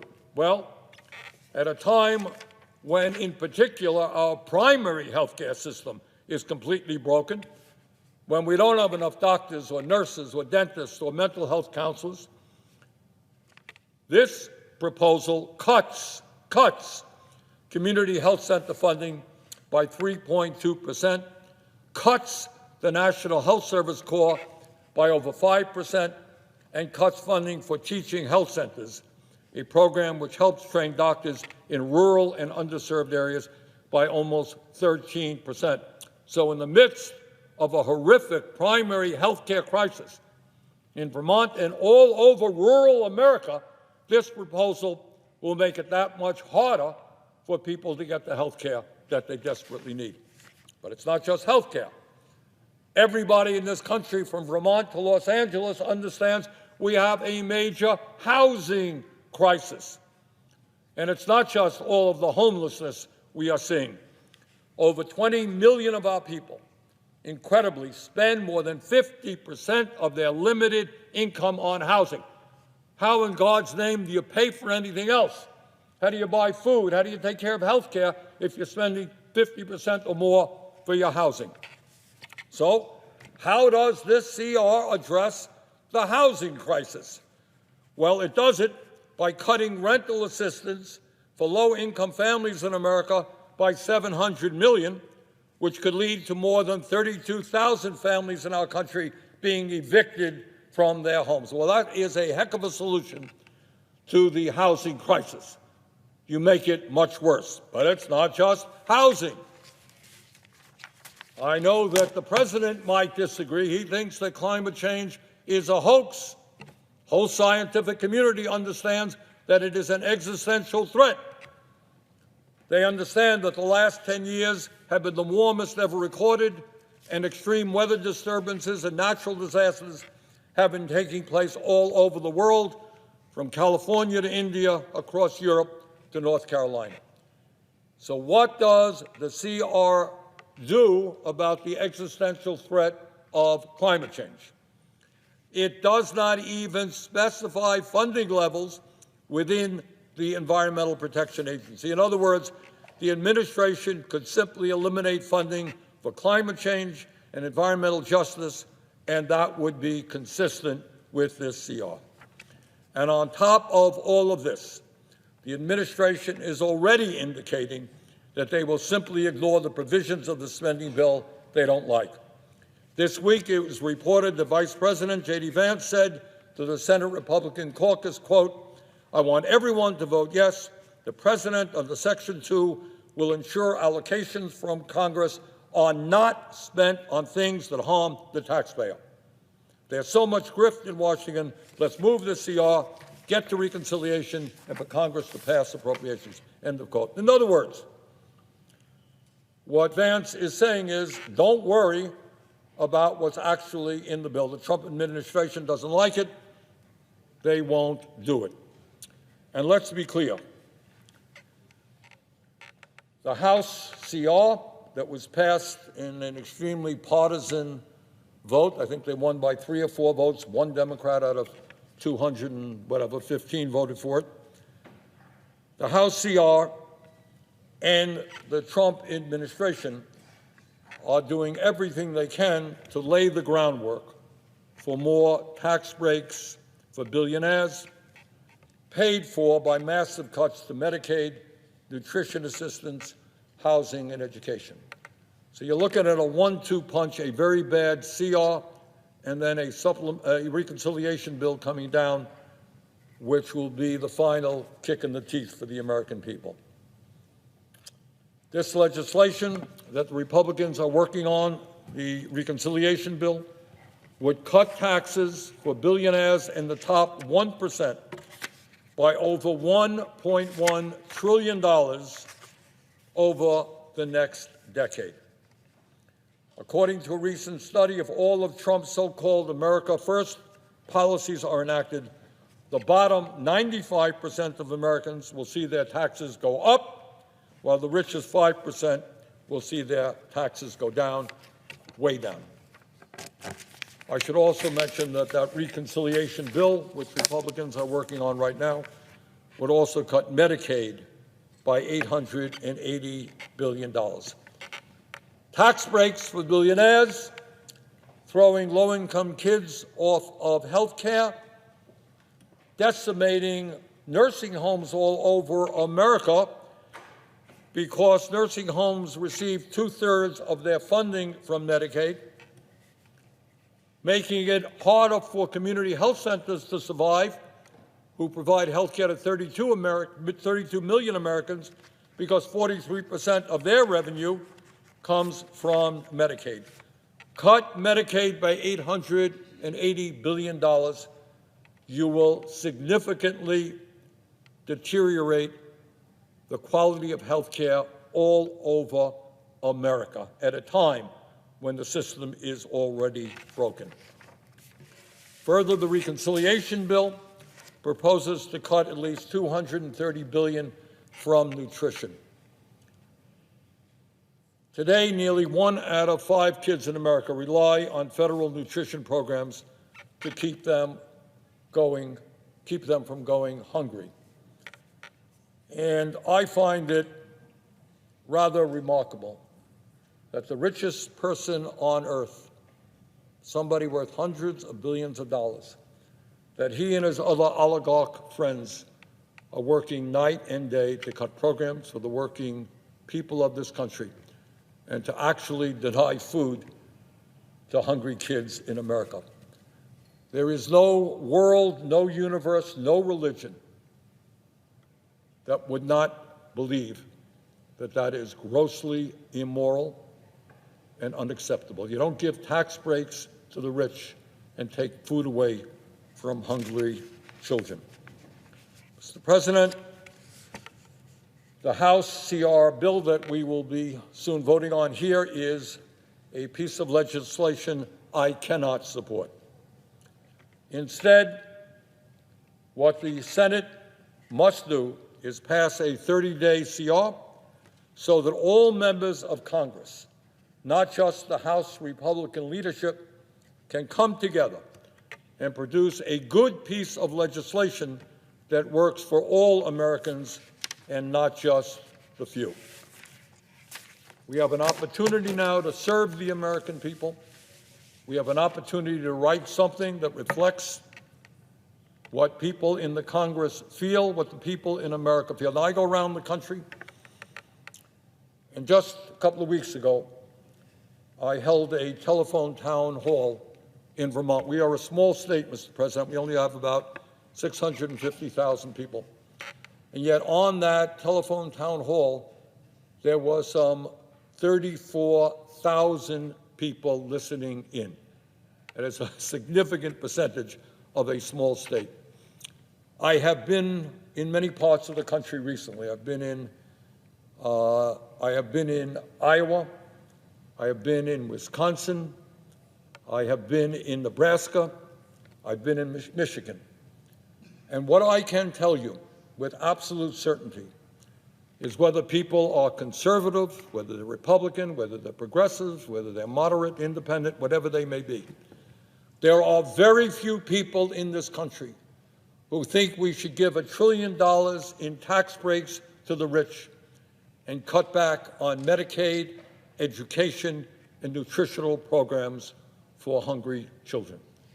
So, Mr. President, what I strongly propose is that we pass a 30-day CR, that we do what has always been the case here in the Senate, have both parties work together to come up with a good piece of legislation. And with that, Mr. President, I yield the floor. Vermont. Thank you.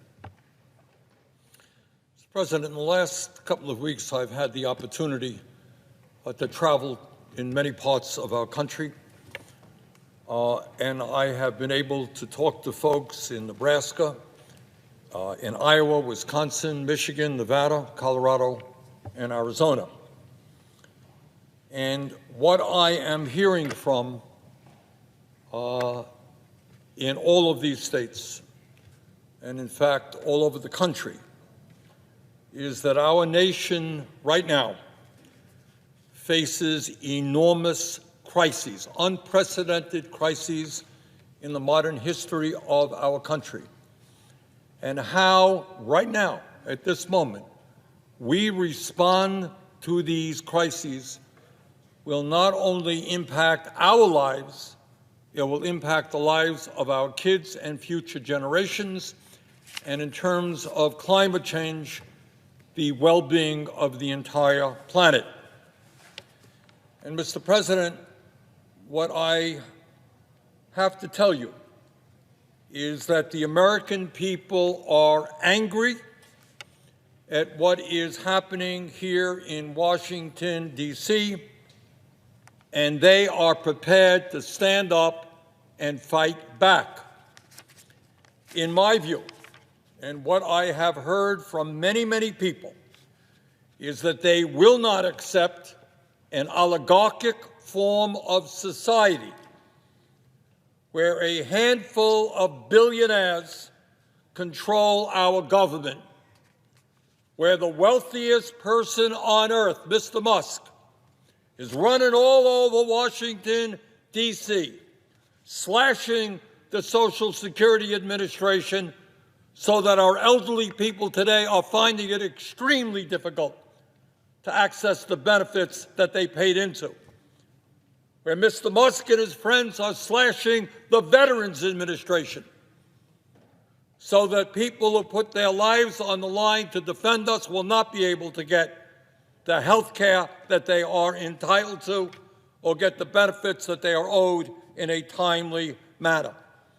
Slashing the Department of Education, slashing USAID. And why is all of this slashing taking place? It is taking place so that the wealthiest people in this country can receive over $1 trillion in tax breaks. Now, I don't care if you are a Democrat, a Republican, or an independent. There are very few people in this country who think that you slash programs that working families desperately need in order to give tax breaks to billionaires. Mr. President, I am the former chair of the U.S. Senate Committee on Veterans Affairs. And I've had the honor of meeting with veterans in my own state of Vermont, all over Vermont, but all over the country. These are the men and women who put the uniform of this country on and have been prepared to die to defend our nation and American democracy. And these veterans and Americans all over our nation will not accept an authoritarian form of society with a president who undermines our Constitution every day. Every day there's something else out there where he's undermining our Constitution and threatening the very foundations of American democracy. That is not what people fought and died to allow to happen. Mr. President, I am not a historian, but I do know that the founding fathers of this country were no dummies. They were really smart guys. And in the 1780s, they wrote a constitution and established a form of government with a separation of powers, with an executive branch, the president, a legislative branch, the Congress, and a judicial branch.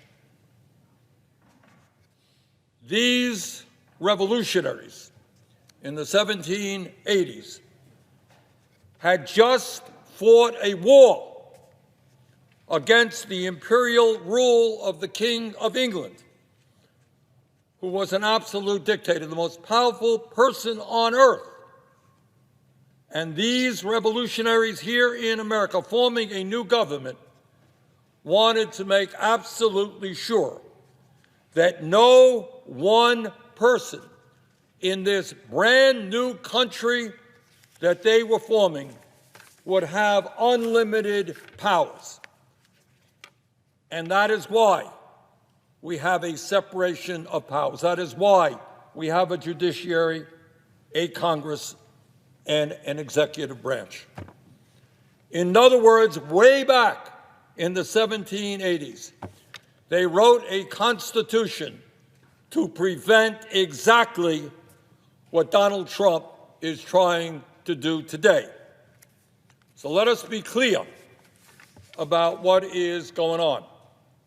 Donald Trump is attacking our First Amendment and is trying to intimidate the media and those who speak out against them in an absolutely unprecedented way, Mr. President.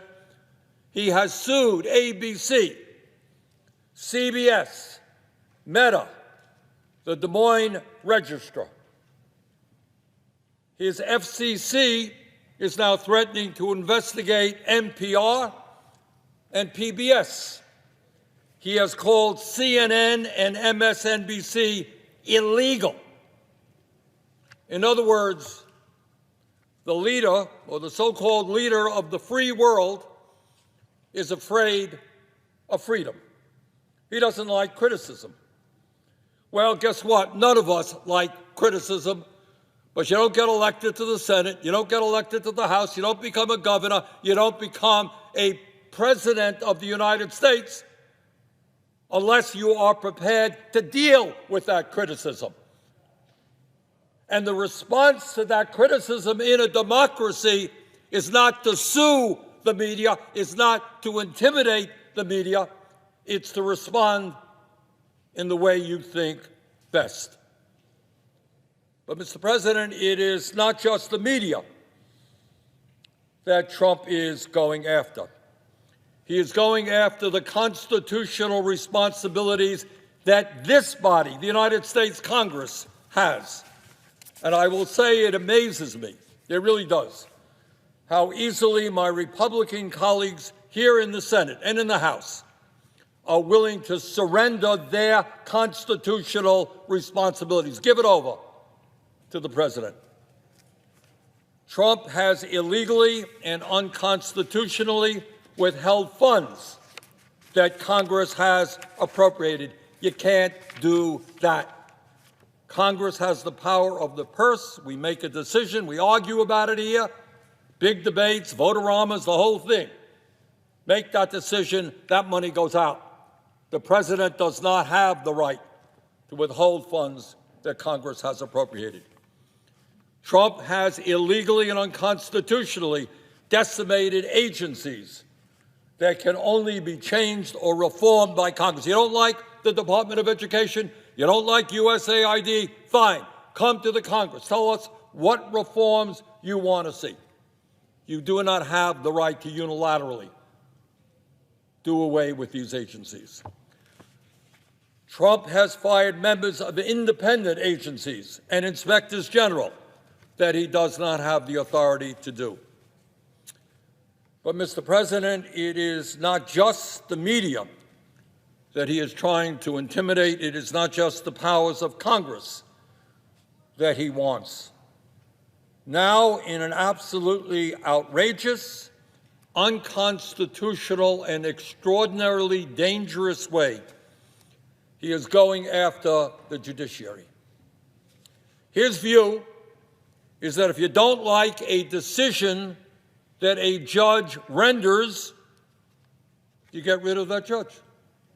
You try to impeach that judge. You intimidate judges so that you get the decisions that you want. You know, I'm thinking back now as someone who is not a supporter of the Roberts Court. And I'm thinking about one of the worst Supreme Court decisions that has ever been rendered, and that is Citizens United. I'll say more about that in a moment. And I'm thinking about the Supreme Court's decision to overturn Roe v. Wade, taking away American women's right to control their own bodies. In my view, these were outrageous decisions, unpopular decisions. But it never occurred to me, because maybe I'm old-fashioned and conservative, and I believe that you live by the rule of law, to say, hey, look at the decision Roberts made. We're going to impeach him. No, we try to elect a new president who's going to appoint new Supreme Court justice. That is the system that people have fought and died to defend. But it's not just the movement toward oligarchy, which is outraging millions of Americans, Democrats and Republicans, by the way. And it's not just the movement toward authoritarianism that we are seeing.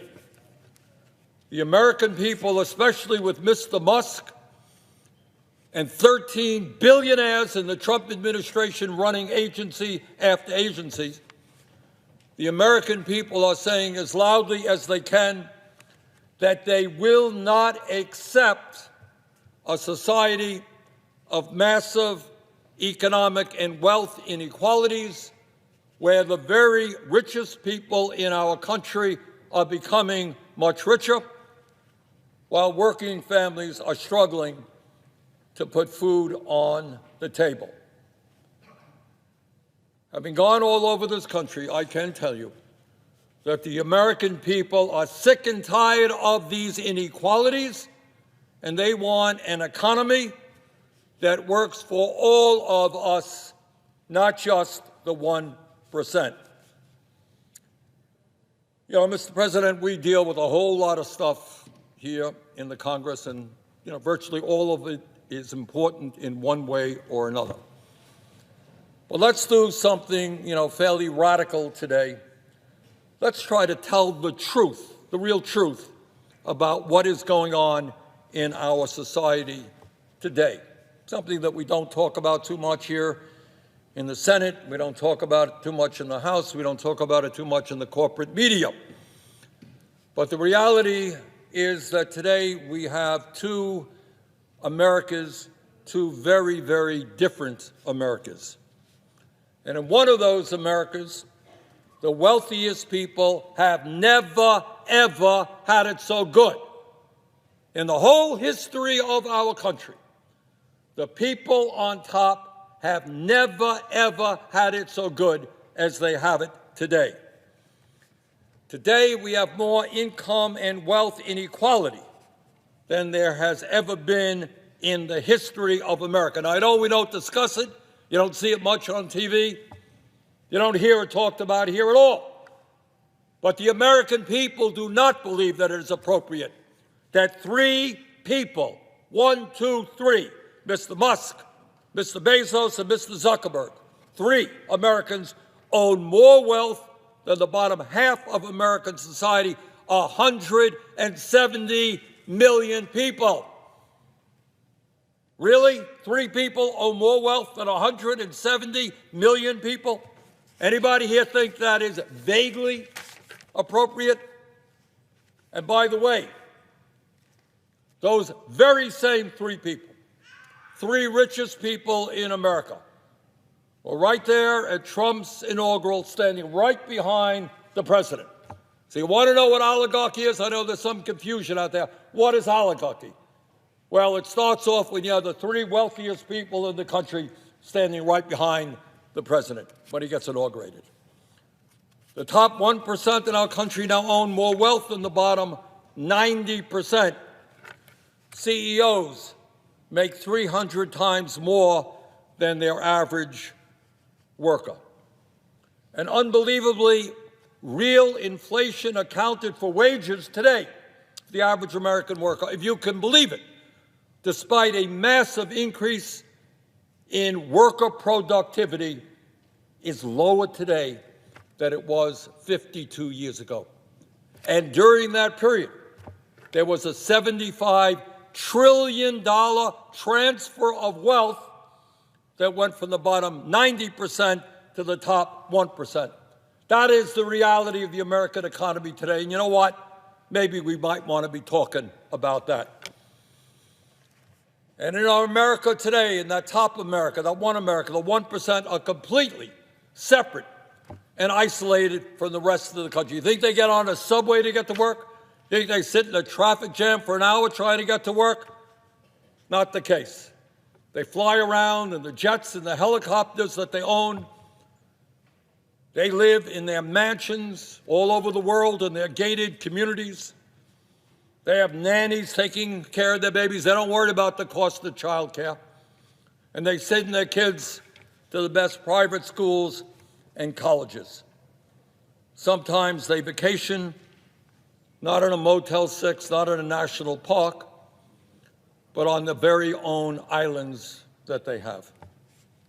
And on occasion, for the very, very richest, just to have, for a kick, have a little bit of fun, maybe they'll spend a few $1 million flying off into space in one of their own spaceships. Sounds like fun. But it's not just income, massive income and wealth inequality that we're dealing with today. We have more concentration of ownership than ever before. While the profits on Wall Street and corporate America soar, a handful of giant corporations dominate sector after sector, whether it's agriculture, transportation, media, financial services, et cetera, et cetera. Small number of huge corporations, international corporations, dominating sector after sector. And as a result of that concentration of ownership, they are able to charge the American people outrageously high prices for the goods and services we need. Mr. President, we don't talk about it too much. Maybe we should. But there are three Wall Street firms, BlackRock, Vanguard, and State Street, that combined are the major stockholders in 95% of our corporations. Got that? Three Wall Street firms, three, are the major stockholders in 95% of American corporations. So, Mr. President, that is one America. People on top doing phenomenally well. Not only do they have economic power, they have enormous political power. That's what's going on there. They live like kings. That's one America, but there is another America. And in that other America, 60% of our people are living paycheck to paycheck. And millions of workers from one end of this country to the other are trying to survive on starvation wages. And unlike Donald Trump, I grew up in a family that lived paycheck to paycheck, and I know the anxieties that my mom and dad have living in a rent-controlled apartment. Can we afford to buy this? Why did you buy that? And that's the story taking place all over America. What does living paycheck to paycheck mean? It means that every single day, millions of Americans worry about how they're going to pay their rent or their mortgage all over the country. Rents are skyrocketing, and people are wondering, what happens? What happens to me and my kids if rent goes up by 20%? And I can't afford it. Where do I live? Do I have to take my kid out of school? Where do I put my kid? In worst case scenario, do I live in my car? Let's be clear. There are many people who are working today who are living in the back of their cars. How do I pay for child care? Talked to a guy the other day, a police officer, spending $20,000 a year for child care. How do I buy decent food for my kids when the price of groceries is off the charts? What happens if I get sick or my kid gets sick or my mother gets sick and I got a $12,000 deductible and I can't afford to go to the doctor? How at the end of the month am I going to pay my credit card bill even though I am being charged 20 or 30% interest rates by the usurious credit card companies? People are worrying about simple things. What happens if my car breaks down and the guy at the repair shop says it's going to cost $1,000 and I don't have $1,000 in the bank? And if I don't have a car, how do I get to work? And if I don't get to work, how do I have an income? And if I don't have an income, how do I take care of my family? Those are the crises that millions of Americans are experiencing today. But it's not just working age Americans. Today in our country, half of older workers have nothing in the bank as they face retirement. And they're watching TV and they're saying, Mr. Musk firing Social Security workers and actually worrying whether Social Security will be there for them. And it's not just older workers with nothing in the bank wondering what happens when they retire. 22% of seniors are trying to survive on $15,000 a year. I dare anybody in this country, let alone somebody who's old, who needs health care, needs to keep the house warm, try to survive on $15,000 a year. And there are people here, by the way, talking about cutting Social Security. Mr. President, it is not just about income and wealth inequality. It is about a health care system which everyone in the nation understands is broken, is dysfunctional, and is outrageously expensive. I hear my Republican friends, I don't know where they are today, wanting to destroy the ACA. And my Democratic friends say, oh, we got to defend the ACA. ACA is broken. It doesn't work. In my state, the cost of health care is going up 10, 15%. In America today, you got 85 million people uninsured or underinsured. Function of the health care system today is not to do what a sane society would do, guarantee health care to all people in a cost-effective way. Something which, by the way, every other major nation on earth manages to do. The function of our health care system, as everybody knows, is to make billions of dollars in profits for the insurance companies and the drug companies. So I say to my Democratic friends, it's not good enough to defend the Affordable Care Act. It's a broken system. You got to have the guts to stand up and allow us to do what every other major nation does, guarantee health care to all people as a human right, not allow the drug companies and the insurance companies to make massive profits every year. And, Mr. President, I want to touch on an issue that gets virtually no discussion, but I think it is enormously important. And it says a hell of a lot about what's going on in our society today.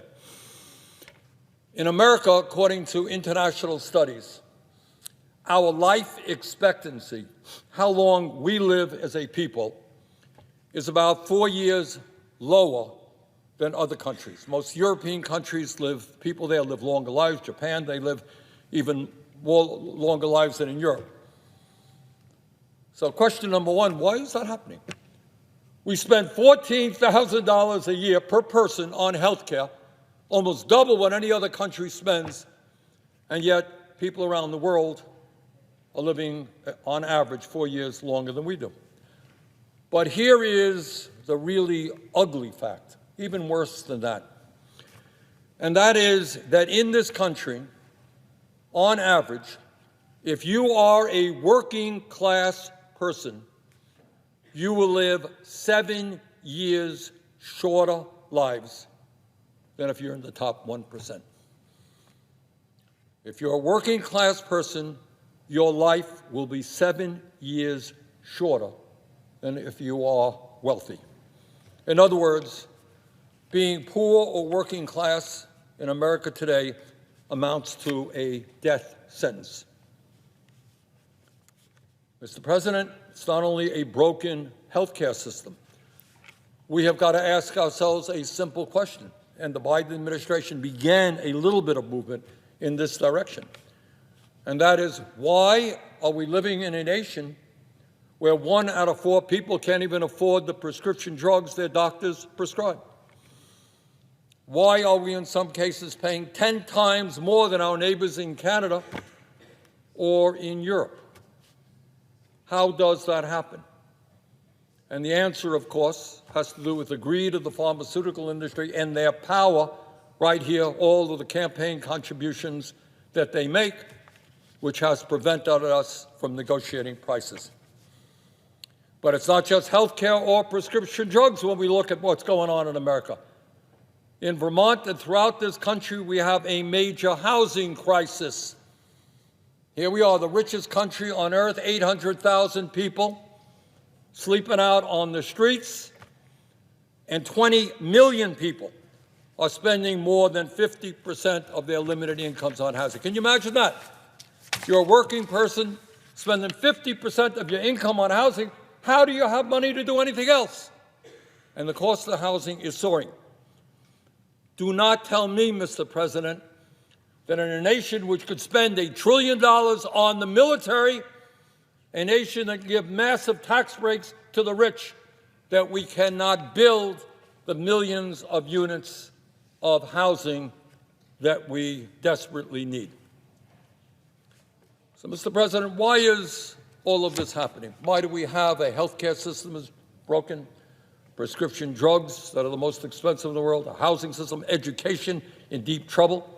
Talked to educators in Vermont all over the country.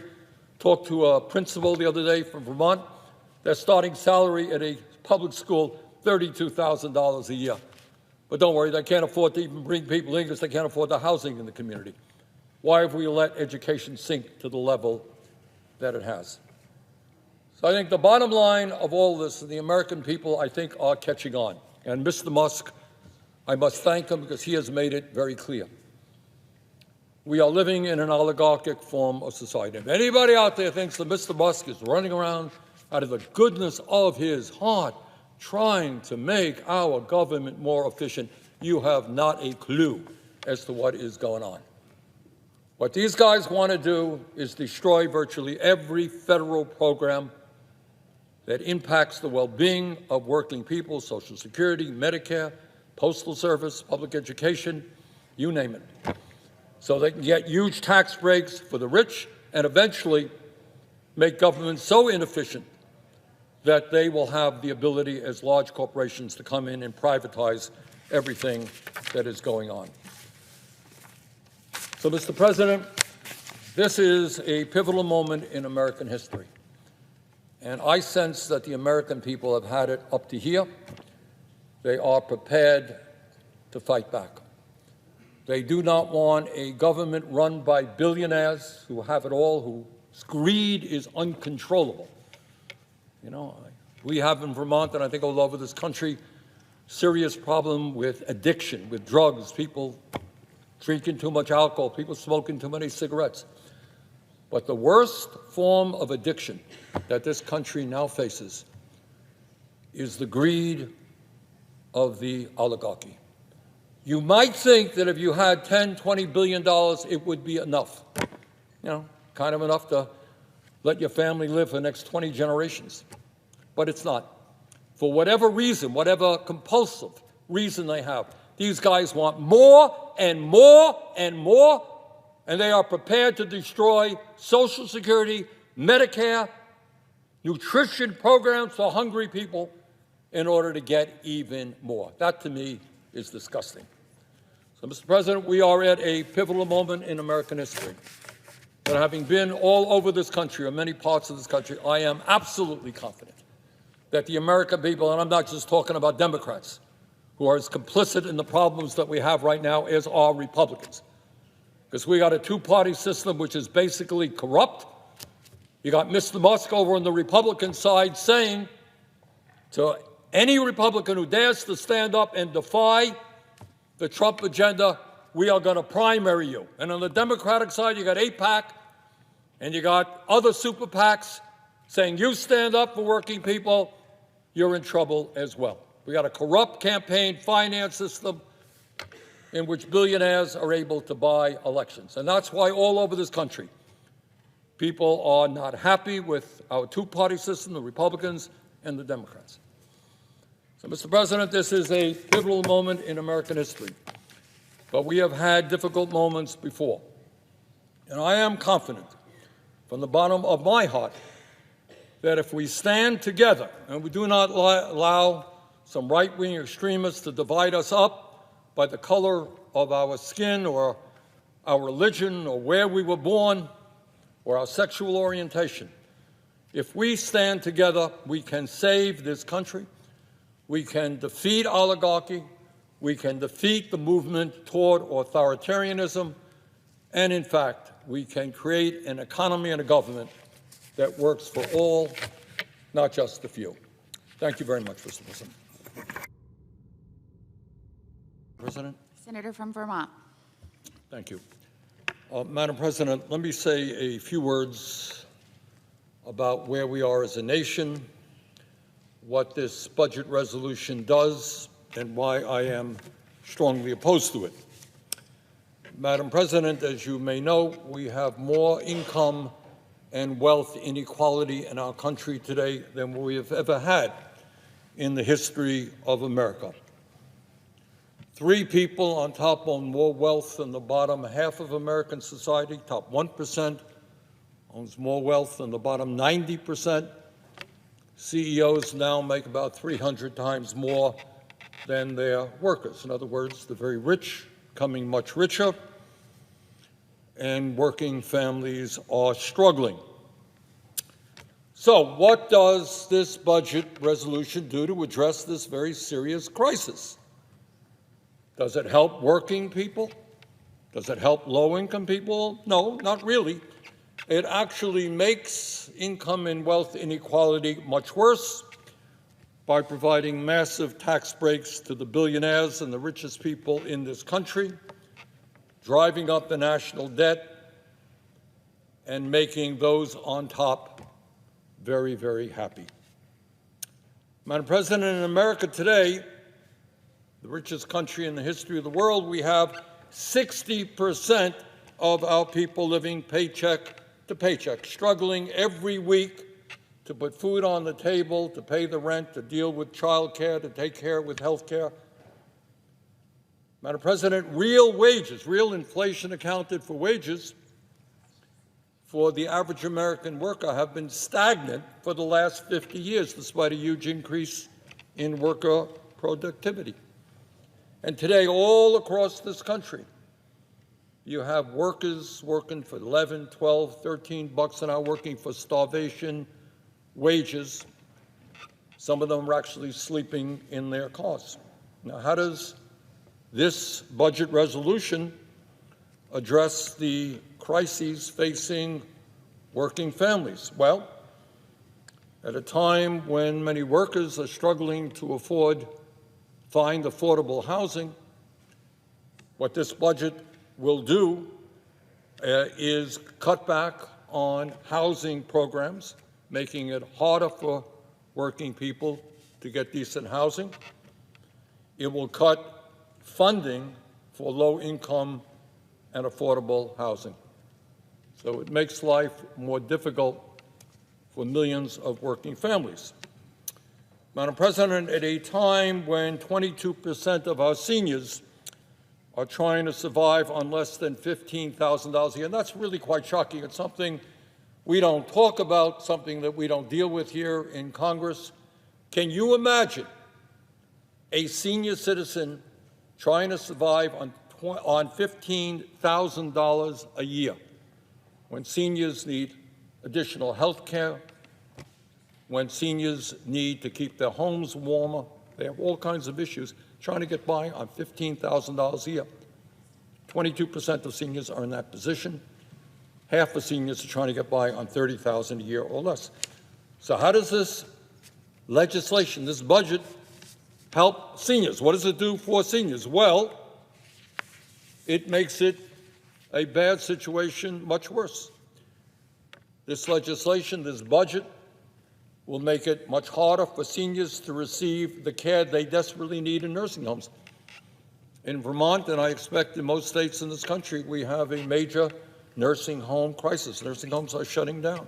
Harder and harder for people to get into nursing homes. Well, when you cut Medicaid by $880 billion, you're going to make it much, much harder for seniors to access nursing homes, because 2 out of 3 seniors are dependent upon Medicaid to get into nursing homes. This legislation would also cut back on nutrition programs for seniors at a time when many seniors are having a hard time affording the food that they need.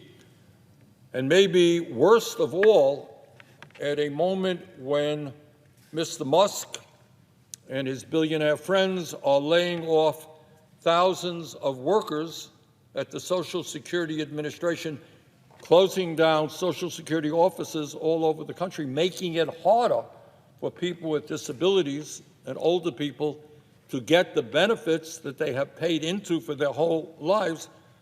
This bill does nothing to address that crisis. Madam President, we right now, embarrassingly, have the highest rate of childhood poverty of almost any major country on earth.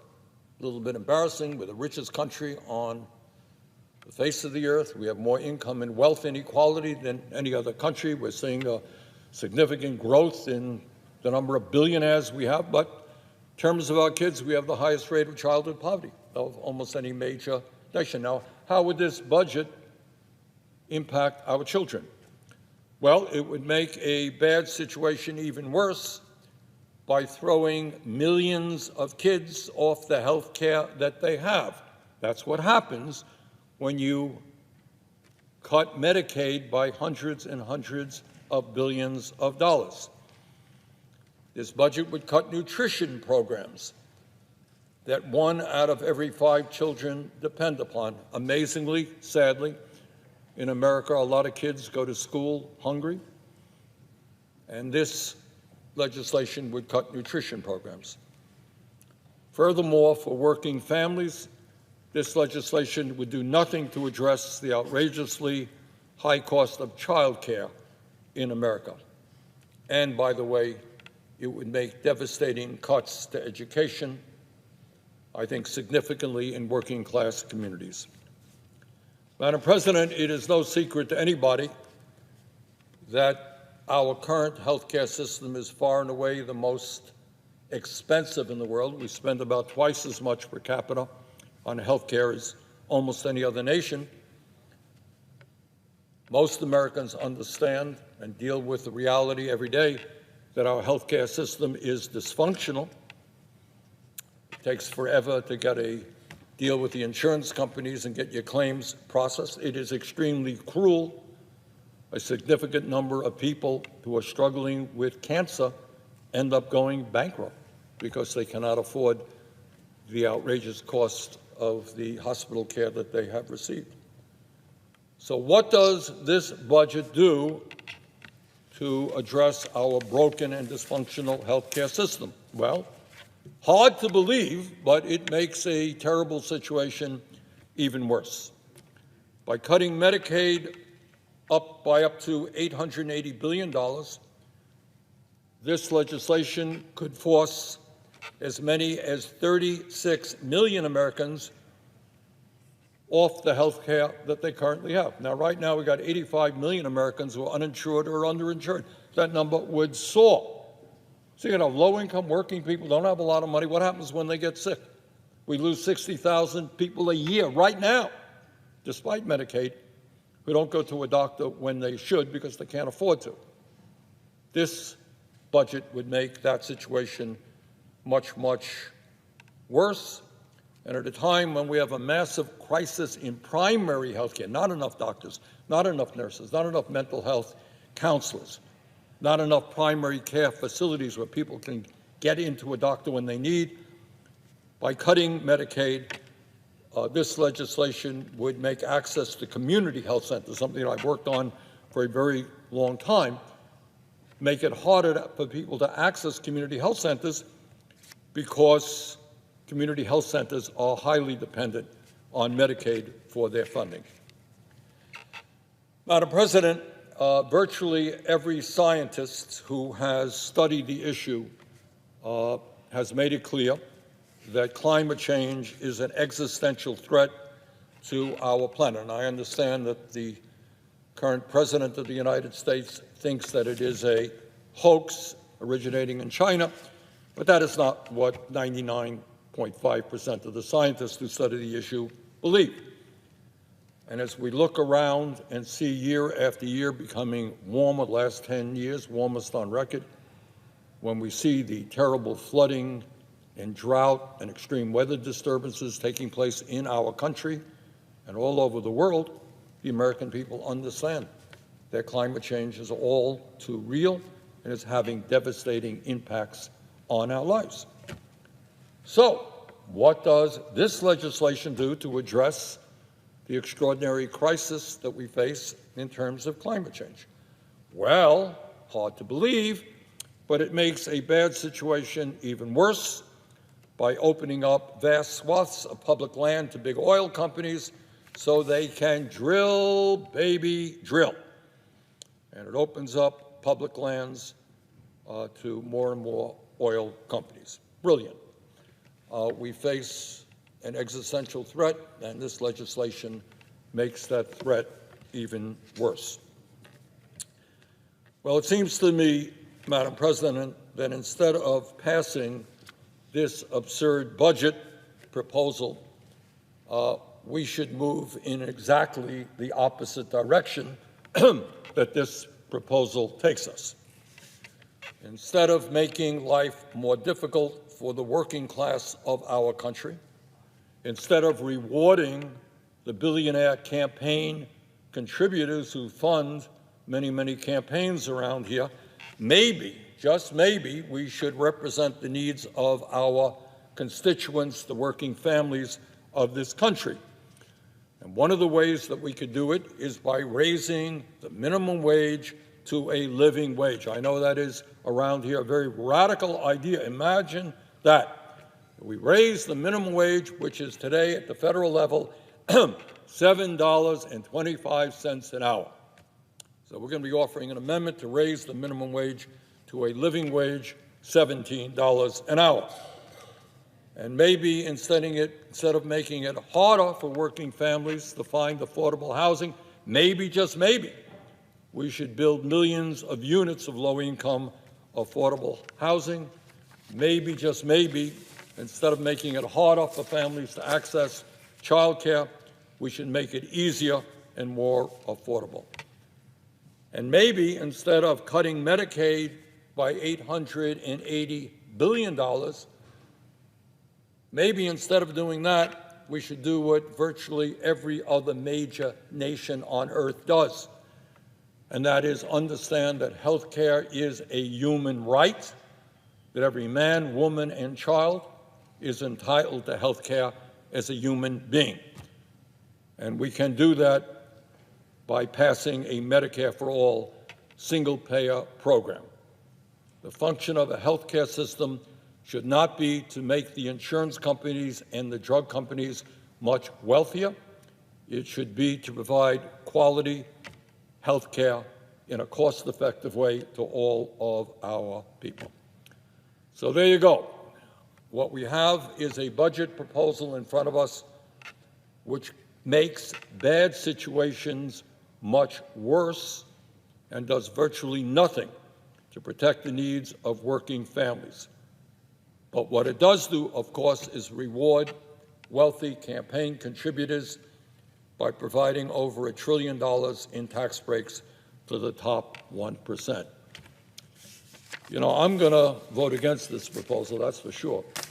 And I wish my Republican friends the best of luck when they go home, if they dare to hold town meetings and explain to their constituents why they think at a time of massive income and wealth inequality, it's a great idea to give tax breaks to billionaires and cut Medicaid and education and other programs that working families desperately need. I do wish them the very best of luck as they go forward in that way. Madam President, with that, I would yield the floor.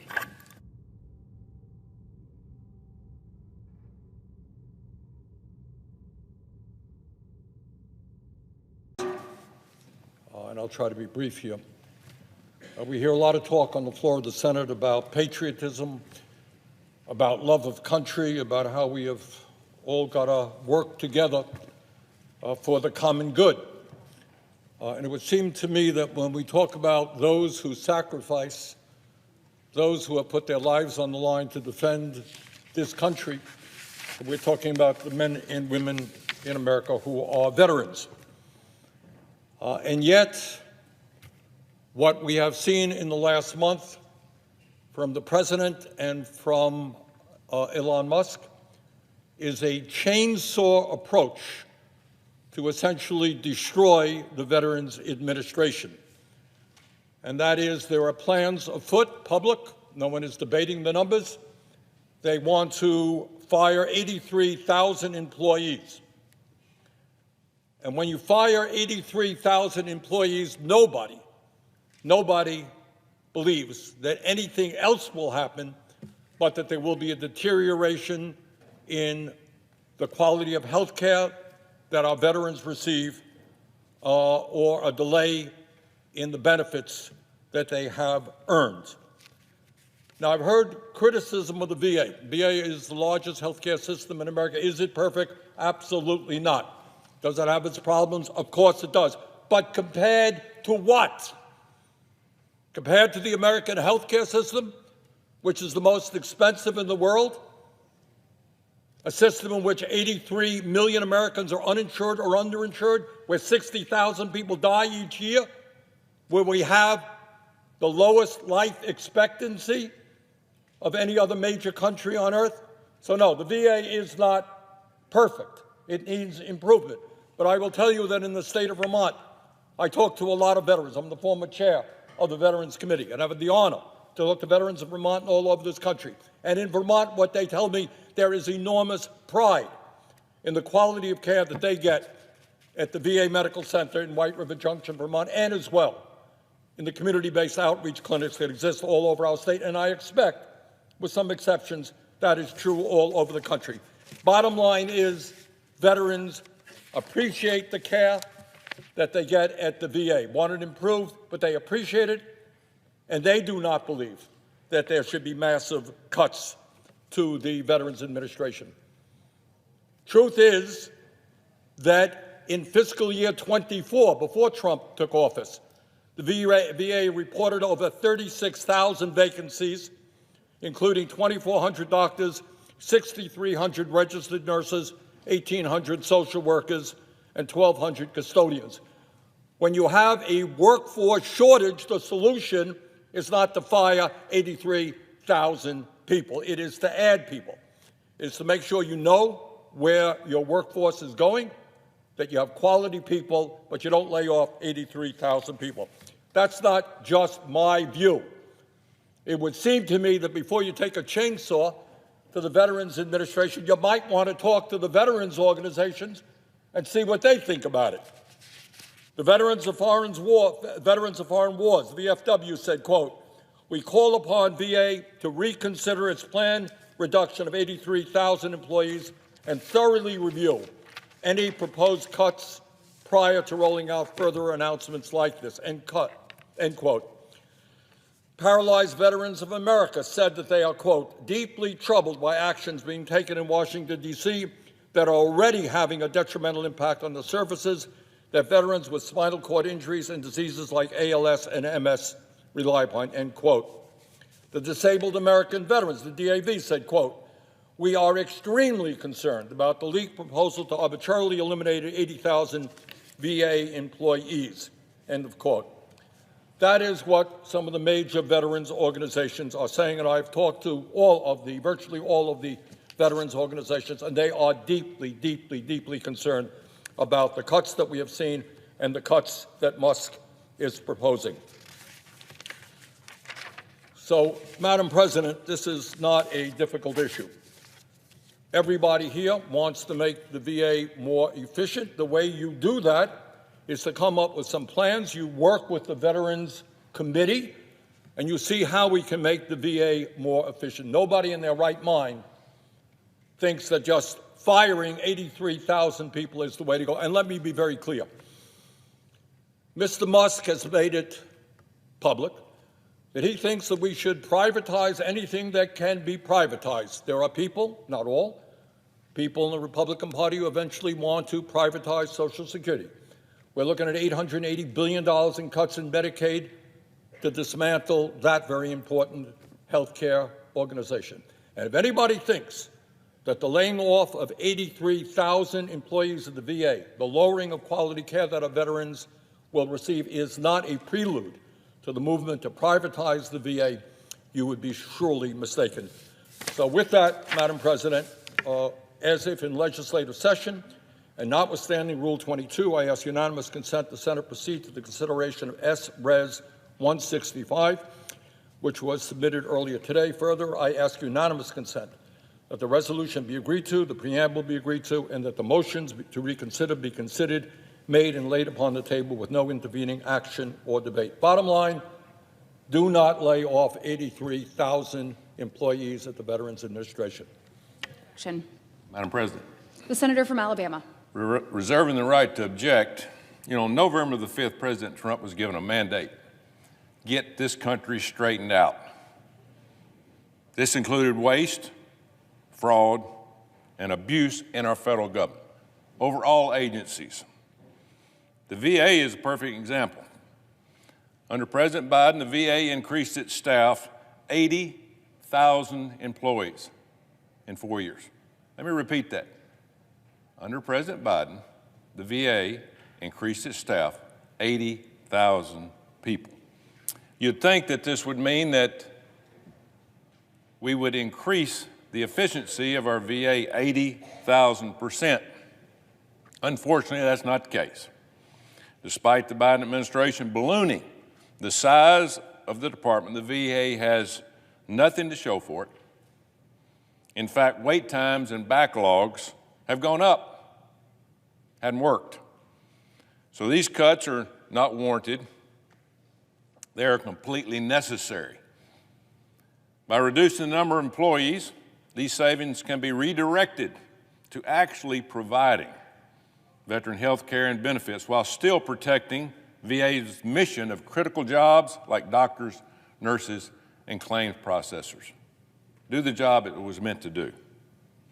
And phasing out non-mission critical jobs like DEI officers and interior designers, for just a few, is necessary to get this job done. Now, I don't want to oversimplify this. I know these problems at the VA exist. They always have existed. Since 2015, the VA care has been on the government accountability list. High risk. That means it's being audited. Are they doing their job? Not very good reviews. We have to do better for our veterans. I come from a military family, spent many hours in the VA. Some are good, some are not so good. Let's stand up for our veterans. The VA challenges across the board, from overseeing simple things like safety and access of care, are essential. And it's not by having more people, it's by having better people. The VA is not supposed to be a massive bureaucracy. That's not what it was meant to be. It was created to serve our veterans. This resolution being put forward would directly prevent President Trump from carrying out his mandate that the American people gave him. American people have spoken, and the days of business as usual are over. The VA is going to get better. For these reasons, Madam President, I object. Objection is heard. Madam President, The senator from Vermont. I am not aware that in the so-called mandate of President Trump, and by the way, he got millions of votes less than Joe Biden got 4 years previously, I don't recall that during the campaign, Trump went around the country saying, hey, elect me, I'm going to lay off 83,000 workers at the Veterans Administration.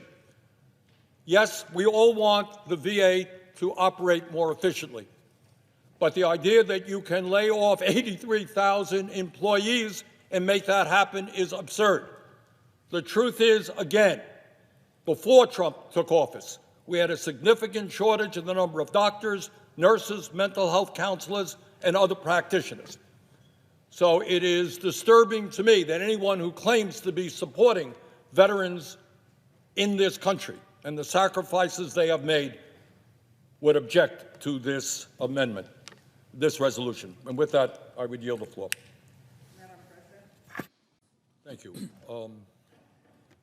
Mr. President, the American people, whether they are Democrats, Republicans, or independents, understand that we have a corrupt campaign finance system which allows billionaires and their lobbyists to play an extraordinarily powerful role in electing candidates and defeating candidates and in crafting legislation. This is true of both parties, Democratic Party and the Republican Party. Money talks. But today, with Republicans in control of the White House, of the U.S. Senate, and the U.S. House, we are seeing day by day how this corrupt process plays out for the priorities of the Republican Party and for their billionaire campaign contributors. Mr. President, this so-called reconciliation bill, President Trump's big, beautiful bill that the Republicans are putting together right now in the House, is a rather extraordinary piece of legislation. In many respects, given the crises facing our country, this legislation does exactly the opposite of what should be done. It's rather remarkable. You got a problem, and instead of addressing the problem, they make the problem worse. It is no secret that we have more income and wealth inequality in our nation today than we have ever had. Serious problem. Today, the wealthiest person in the world, Mr. Elon Musk, who is now worth more than $400 billion, owns more wealth than the bottom 52% of American society. One person owns more wealth than the bottom 52% of American households. Rather extraordinary. The top 1% now owns more wealth than the bottom 93%, and CEOs of large corporations now make about 350 times what their workers make. Unbelievably, according to the Rand Corporation, over the past 50 years, nearly $80 trillion, that's a T, $80 trillion in wealth has been redistributed from the bottom 90% of the American people to the top 1%. So, what we have seen is the very wealthiest people in America are becoming much richer, while at the same time 60% of Americans are living paycheck to paycheck, and many millions of families are struggling to just put food on the table. That is the economic reality of today. So, what does President Trump's and Republican reconciliation bill do to address this grossly unfair and, in my view, unstable economic situation? What are they doing when the very rich are becoming much richer while working families struggle? Well, here's the answer. This legislation makes the rich and wealthy campaign contributors even richer, while making life harder and more stressful for the working families of our country. This legislation provides massive tax breaks to the top 1% and large corporations, and pays for these tax cuts by cutting Medicaid, the Affordable Care Act, nutrition, education, and other programs that are life and death for working families. Let me just give you one example of how outrageous this legislation is. As currently written, this bill provides a $235 billion tax break to the top 0.2% by increasing the estate tax exemption for couples to $30 million. I'm not talking about the top 2%. I'm talking about the top 0.2%. The estate tax is only applicable to the very wealthiest people in this country who inherit substantial sums of money from a relative. Under this provision in this reconciliation bill, a couple that inherits $30 million would now pay zero tax on that inheritance. Once again, this provision applies only to the top 0.2% of Americans, the very, very wealthiest people in this country, and people just coincidentally, I know, make massive campaign contributions to the Republican Party. Coincidence? No doubt. 99.8% of Americans would not benefit by one nickel under this provision. Top 0.2%, $235 billion in tax breaks. Further, Mr. President, this legislation would provide a $420 billion tax breaks to large, profitable corporations that are stashing their profits in the Cayman Islands and other offshore tax havens, and who, by the way, are replacing American workers with robots. They get a tax break for throwing American workers out on the street and replacing them with new technology. Bottom line, the tax provisions in this reconciliation bill provide huge tax breaks to the people in our country who need it the least, while doing great harm to ordinary Americans.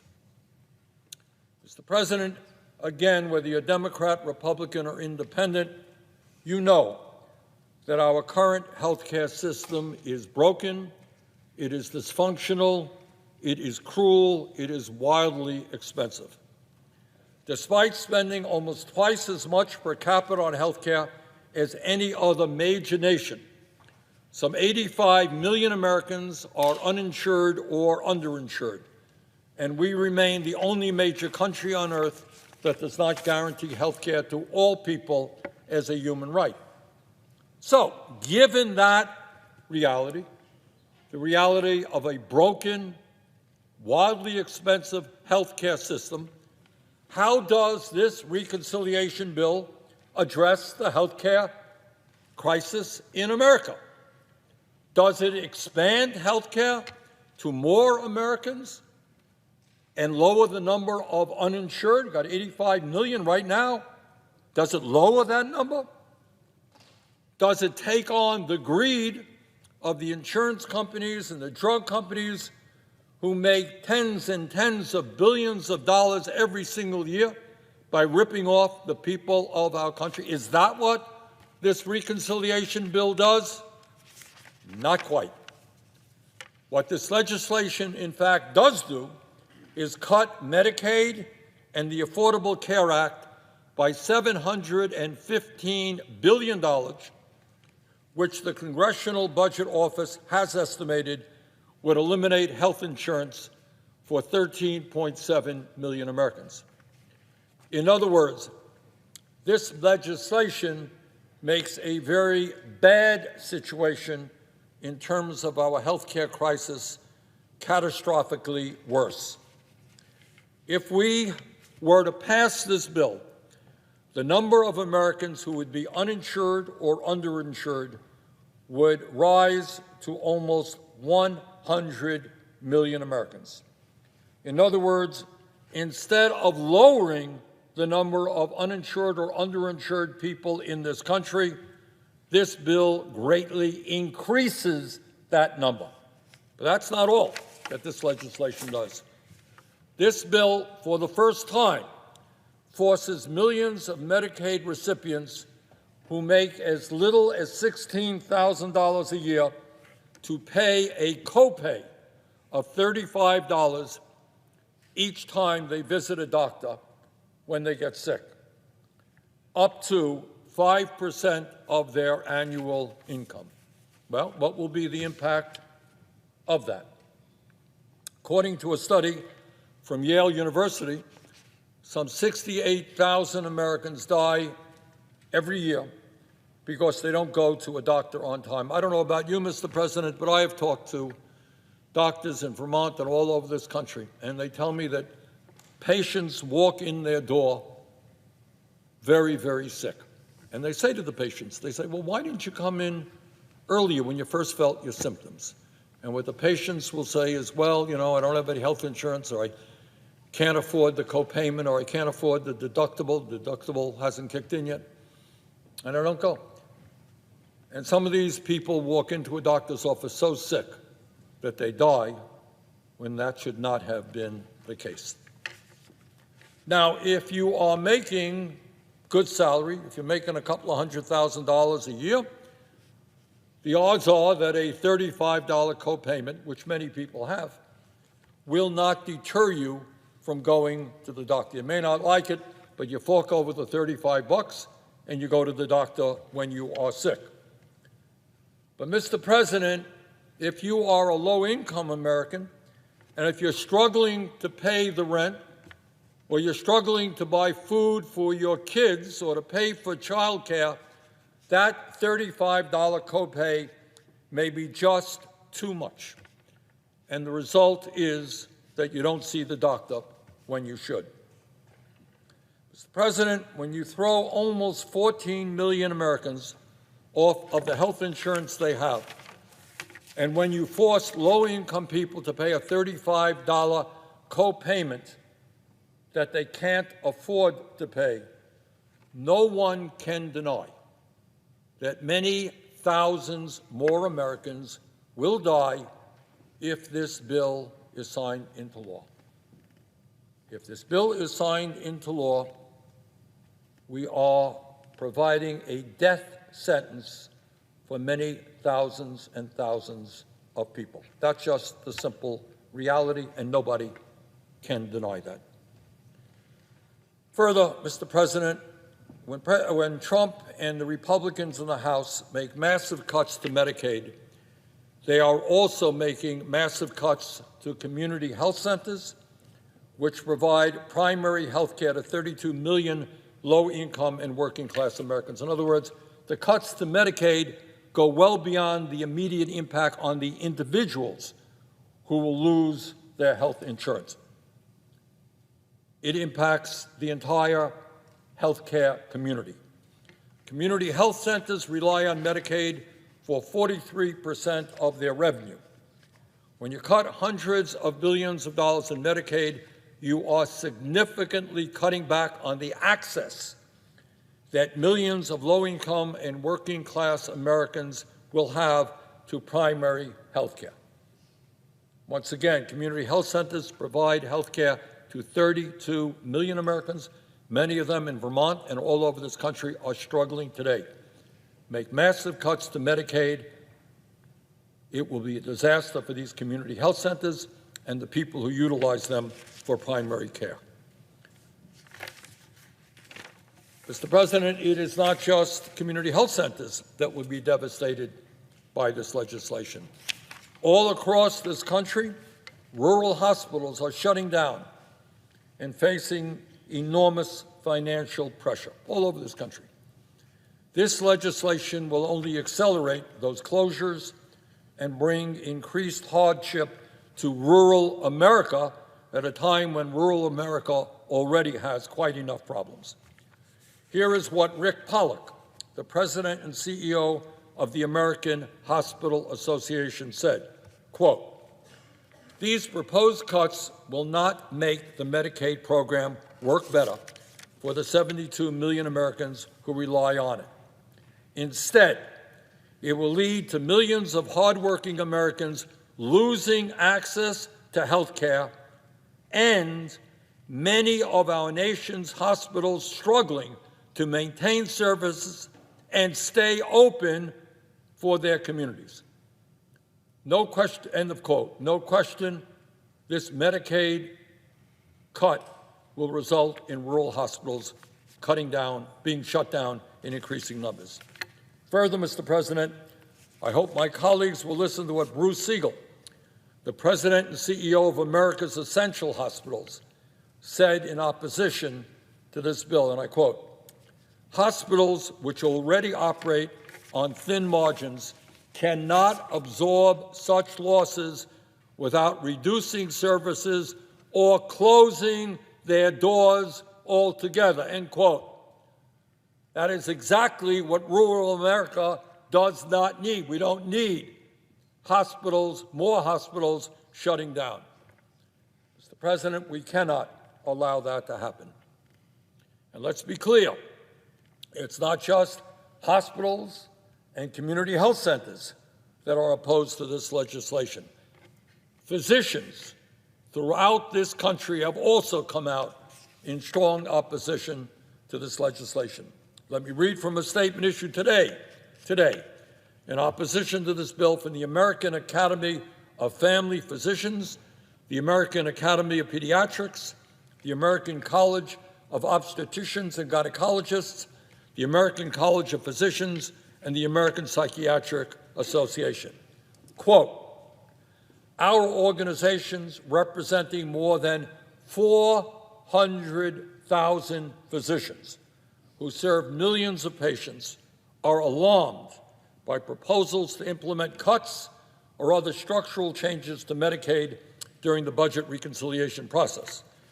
Cuts to Medicaid will have grave consequences for patients, communities, and the entire healthcare system. With reduced federal funding, it will be harder for patients to access care. States will be forced to drop enrollees from coverage, and it will limit the healthcare services patients can access and cut payment rates. The impact of cuts to Medicaid funding is significant and wide-reaching, and it must be reconsidered." End of quote. That is what medical organizations in our country, representing 400,000 doctors, are saying about this disastrous piece of legislation.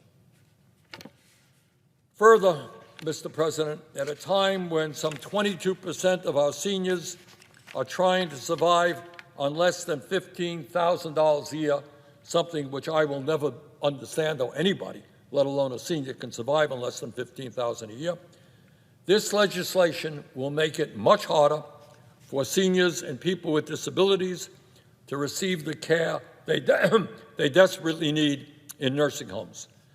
When Medicaid provides over 60% of the revenue nursing homes rely on, slashing Medicaid will be a disaster for seniors and the disabled who need to be in nursing homes, and their kids as well. So when you cut Medicaid, it's not just throwing up to 13 million people off of the health insurance they have. It is going to be very destructive for community health centers to provide the health care they need, very destructive to hospitals all over this country, especially small rural hospitals, destructive to nursing homes as well. But, Mr. President, that is not all that this legislation is doing. For the vast majority of Americans, including myself, who believe that women should have the right to control their own bodies, this bill essentially defunds Planned Parenthood, which provides vital health care to millions of women. But, Mr. President, it is not just our health care system that would be devastated under this legislation. While this bill provides massive tax breaks to billionaires, it would cut $290 billion from nutrition programs that would take food away from an estimated 4 million children and about 500,000 seniors. You know, Mr. President, I don't know if there is any religion in this world where it would be morally appropriate to take food out of the mouths of hungry kids and frail seniors in order to provide more tax breaks to billionaires. That is simply and grossly immoral. Further, Mr. President, for the many young people in our country struggling with student debt and others who wonder how they will ever be able to afford to go to college, this bill cuts federal funding for education by more than $350 billion. Now, what does that mean? Among other things, it means that the average student loan borrower with a bachelor's degree in America would see his or her loan payments increase by about $3,000 a year, or some $244 a month. So at a time when college is now unaffordable for millions of young people, at a time when we desperately need a well-educated population and the best educated workforce in the world, this bill moves us in precisely the wrong direction. Finally, Mr. President, at a time when we already spend more on the military than the next 9 nations combined, and when everyone knows, whether you're Republican or Democrat independent, everyone knows there is massive waste and fraud in the Pentagon. Pentagon has not been able to undertake an independent audit for God knows how many years. This bill increases defense spending by $150 billion. And, Mr. President, let's be clear, this is just some of what is in this terrible bill. There are other provisions equally damaging, which I have not touched upon. Mr. President, it seems clear to me, and I expect the majority of Americans, that this bill reflects exactly what is wrong with our current corrupt political system. When we have massive income and wealth inequality, our job is to demand that the wealthy and large corporations start paying their fair share of taxes, not do as this bill provides, give huge tax breaks to the very rich. When 85 million Americans are uninsured or underinsured, our job should be to guarantee health care to every man, woman, and child in this country, not throw 13 million Americans off of the health care they currently have. When children and seniors in this country go hungry, here in the wealthiest country on earth, our job should to make sure that all Americans have the nutrition they need to live healthy lives, not increase the level of hunger in our country. Mr. President, in many respects, this bill represents exactly why so many Americans are giving up on democracy and have such contempt for Congress. At a time when the richest people have never, ever had it so good, they see Republican leadership working overtime to make the billionaire class even richer. At a time when a majority of Americans are struggling to put food on the table and pay for health care, they see Republican leadership making life even more difficult for average Americans. Mr. President, this is a disastrous piece of legislation. I urge my colleagues to oppose it. I would yield the floor. Senator from Vermont, Mr. President, I ask that the quorum called be vitiated. without objection. Mr. President, I know that my Republican colleagues like to do what the President asks them to do. They agree with him on virtually everything. So today I'm going to make life easy for my Republican colleagues. I am going to ask them to support legislation, extremely important legislation, that in fact does what President Trump claims that he wants to do. Mr. President, on May 20th, just a few days ago, President Trump said the following: I am cutting, quote, not only that, remember, I am cutting drug prices by 85%. This is what President Trump said a few days ago. I am cutting drug prices by 85%. Right now, I'm saving. I'm saving the whole thing because I did something nobody was willing to do. Other countries pay a tiny fraction of what we do, and I instituted favored nations. We're now going to pay the lowest in the world. We will be the equivalent of the lowest country in the world. People go to London, they go to Canada, they go to other countries, many other countries, because they want to buy their pharmaceutical products, their drugs, at a fraction of the cost. We are going to have the lowest cost of anywhere in the world. No one else could do that but me. End of quote. That's President Trump a few days ago.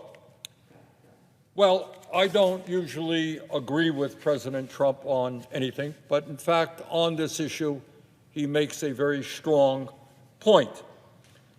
In the United States today, we have a healthcare system that is broken, it's dysfunctional, and it is cruel.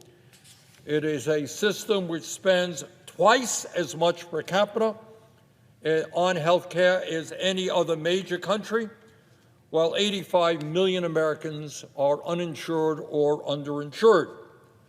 And 1 out of 4 Americans today cannot afford the cost of the drugs their doctors prescribe, and it is a system where over 60,000 people a year die because they don't get to a doctor on time.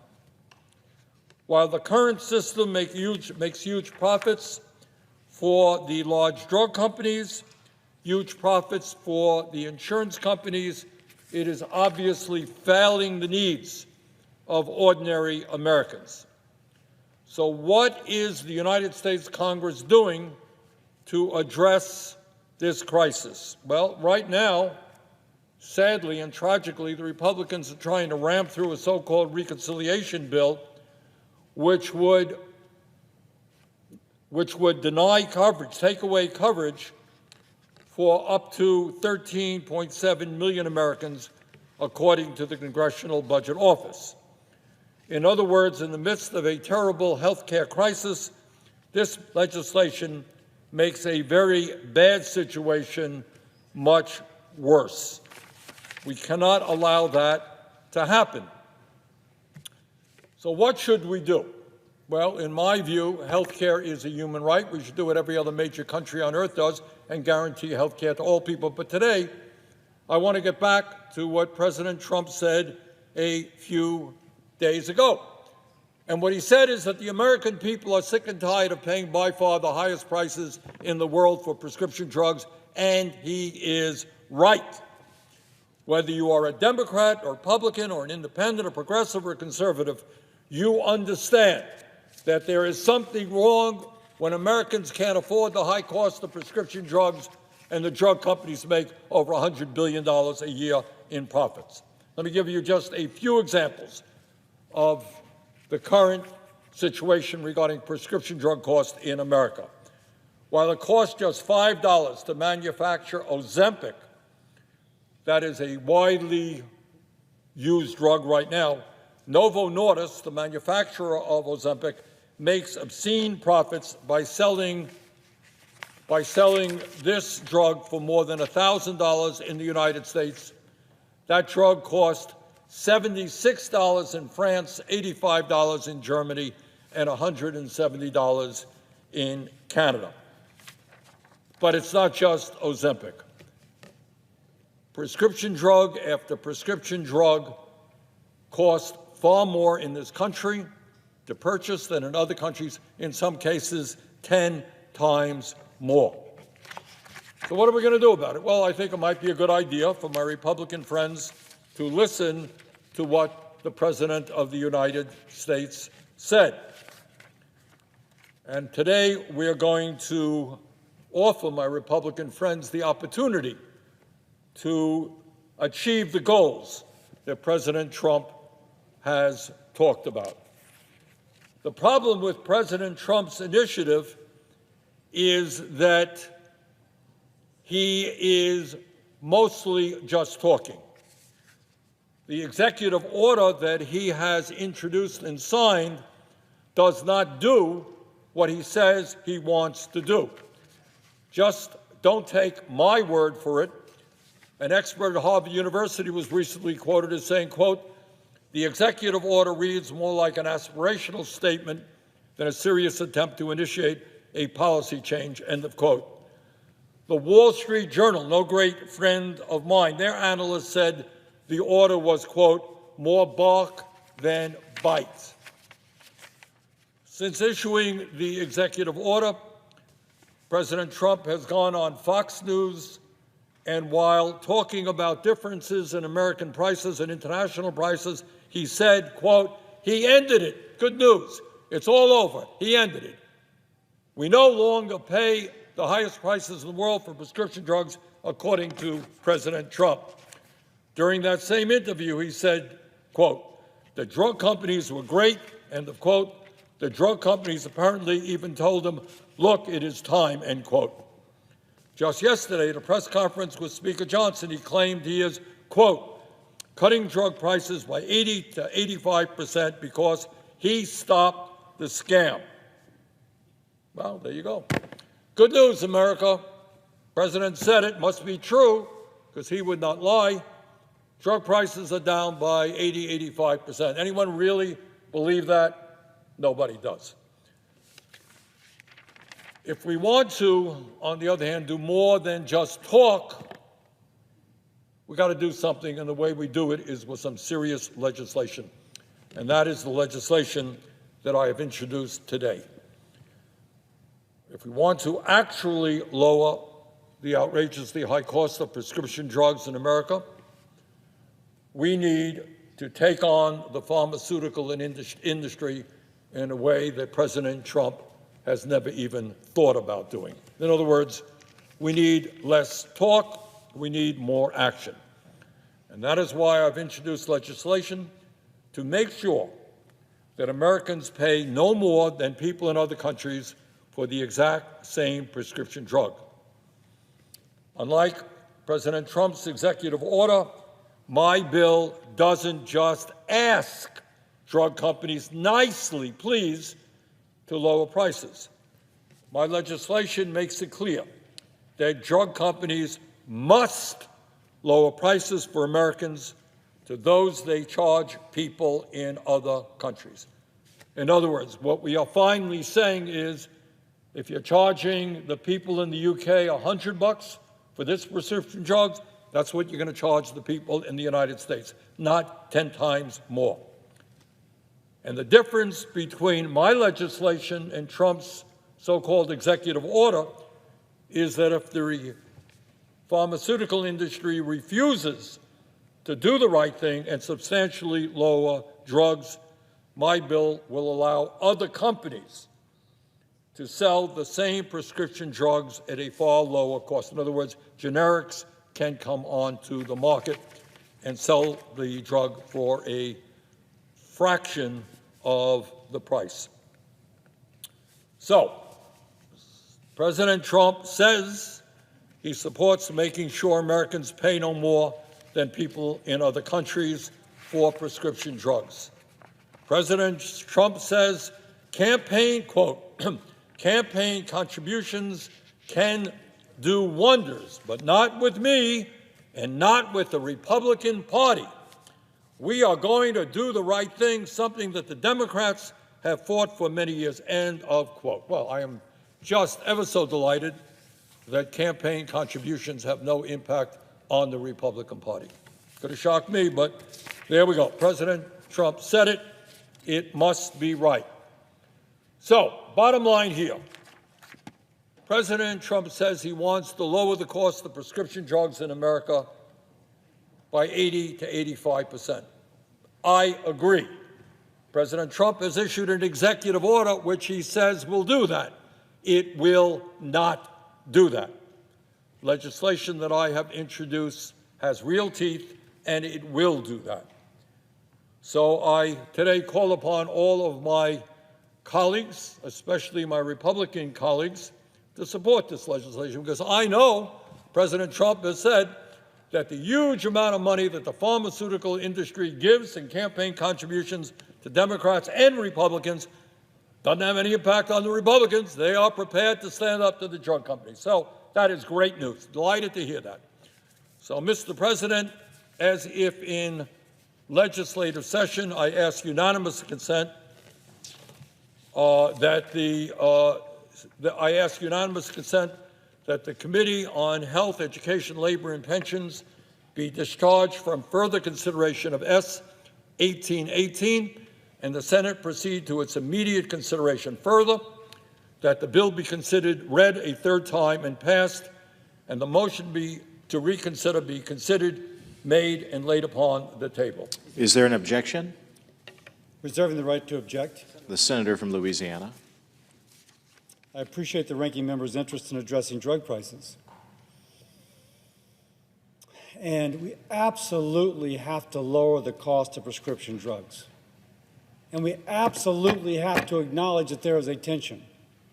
If we do not incentivize the development of new types of drugs, we condemn ourselves to continue to die from diseases for which there are currently no cures. And I say this as a guy that has practiced medicine or graduated from med school in 1983, let me put it that way. When I graduated from medical school, Mr. President, one of the most common surgeries was taking out a portion of somebody's stomach. I don't mean your belly, I mean your stomach, where the food goes after you swallow it. This is how I talk to medical students. Because of peptic ulcer disease. And there came along a medicine called cimetidine. It just changed the landscape. And we went from a surgery being most common to one which was rarely performed in 6 months. Cimetidine, which is now called Tagamet, which is now sold over the counter. Just a measure of the innovation, which if we had not had that innovation then, a most common surgery would still be removing a portion of somebody's stomach because of bleeding ulcers. More tragically, or it's pretty tragic if you lose part of your stomach, when I was a resident in Los Angeles, is when the HIV epidemic came out. And all these men, they were all men, 20 to 30, came in with something we didn't even know what the disease, didn't have a way to diagnose it, so we called it the acquired immunodeficiency syndrome. And they all died. They all died. And I remember saying to one of the older physicians, why do we even bother treating them? Because they all die. But because there was an incentive for companies to come up with cures, they did, and they stopped dying, and they began living. That doesn't happen accidentally. It happens because there's incentive to bring a drug through expensive studies to the market. By the way, I recently had a doc tell me who treats HIV positives that if the patient takes their medicine, they die when they're 88 of Alzheimer's or a stroke or something else, but they should not die from an AIDS-related cancer. That is the power of innovation, and that is the power of incentivizing innovation. I could go down a list of other drugs. Melanoma. When I was in med school, if you got diagnosed with melanoma, they said, go fill out your will. Now I have friends who have been living for 8 years, 10 years longer, taking immunotherapy for melanoma. That doesn't just happen. That happens because you incentivize innovation. So what are our diseases now for which we have no cure? Alzheimer's. I lost 2 parents to it. Wouldn't it be great if we had a cure for Alzheimer's? Pancreatic cancer, esophageal cancer. I can just go down the list of things for which there is no cure, but I can tell you with the appropriate incentive, with research taking place, in 10 years, we will speak of those diseases as diseases of the past, as we now speak of bleeding peptic ulcer disease causing a portion of your stomach to be resected as something in the distant past. Now, by the way, I applaud my colleague, I applaud President Trump for saying that other countries are not carrying their fair share of the load for paying for this innovation. They should do it too. This is not the way to get there, but it's absolutely essential that they do, and my staff is bringing something which I will invite my colleague from Vermont to join us on that, because it's absolutely essential that we have the innovation, that we be able to afford it, and the only way we balance those two is if other countries pay their fair share. But let's return to the measure at hand. The measure at hand sounds simple. It is simple. It won't succeed. Oh, it'll succeed in lowering prices temporarily, but in the long term, it will defeat the ability to incentivize new innovation. And then all drugs will be cheap because all drugs will be old. But we need new drugs, and we need the incentive, and this kills that incentive. So, for that, I object. Objection is heard. The senator from Vermont. I want to thank my colleague from Louisiana, the chairman of the Health, Education, Labor, Pension Committee on which I serve, for his remarks. And I think nobody will disagree with him that we have seen in recent years incredible innovation, and there are drugs now on the market that are saving lives that 20, 30 years ago, 10 years ago were not the case. And we want to continue that innovation. No debate about that. But all that I'm asking my colleague from Louisiana to focus on is what President Trump said, not last year, not 5 years ago, it's what he said yesterday. And what he said yesterday, and I quote, Senator Cassidy, this is President Trump, quote, "I'm cutting drug prices by 85%. Right now, I'm saving the whole thing because I did something nobody was willing to do. Other countries pay a tiny fraction what we do, and I instituted favored nations. We're now gonna pay the lowest in the world. We will be the equivalent of the lowest country in the world. People go to London, they go to Canada, they go to other countries, many other countries, but we're gonna do it here in the United States," end quote. That's what he said. So all that I am doing, Chairman Cassidy, is putting into legislative effective language what the President of the United States said. And by the way, he said, again, that the pharmaceutical industry and all of their campaign contributions have no impact on Republicans, only on Democrats. Well, maybe that's the case, but I doubt that very much. So all that I'm asking my colleague and friend, the chairman of the committee, to do is to put in place what President Trump said he was doing. And what my legislation would do is exactly what Trump talked about. It would lower the cost of prescription drugs to what other countries are paying. That's what it does. Does what Trump said he wants to do. I would urge my friend from Louisiana to reconsider. Okay, with that. From Vermont. Thank you, Mr. President. The so-called reconciliation bill, or Mr. Trump's big, beautiful bill that the Republican leadership is now attempting to rush through the Senate, is a rather extraordinary piece of legislation. In many respects, given the crises facing our country, this legislation does exactly the opposite of what should be done. Whether you are a Democrat, a Republican, or an independent, you know, no one has any doubt about it, that our current health care system is broken, it is dysfunctional, it is a cruel system, and it is wildly expensive. We spend over $14,500 per person on health care, double what most countries around the world pay per person. And despite all of that spending, some 85 million Americans today are uninsured or underinsured, and we remain the only major country on earth not to guarantee health care to all people as a human right. And 1 out of 4 people who go into a pharmacy to get their prescription drugs can't afford that medicine because of the outrageously high prices. So, now given that reality, how does this reconciliation bill address the horrific health care crisis that our country is experiencing? What one might think is that given 85 million people being uninsured or underinsured, this bill would lower that number.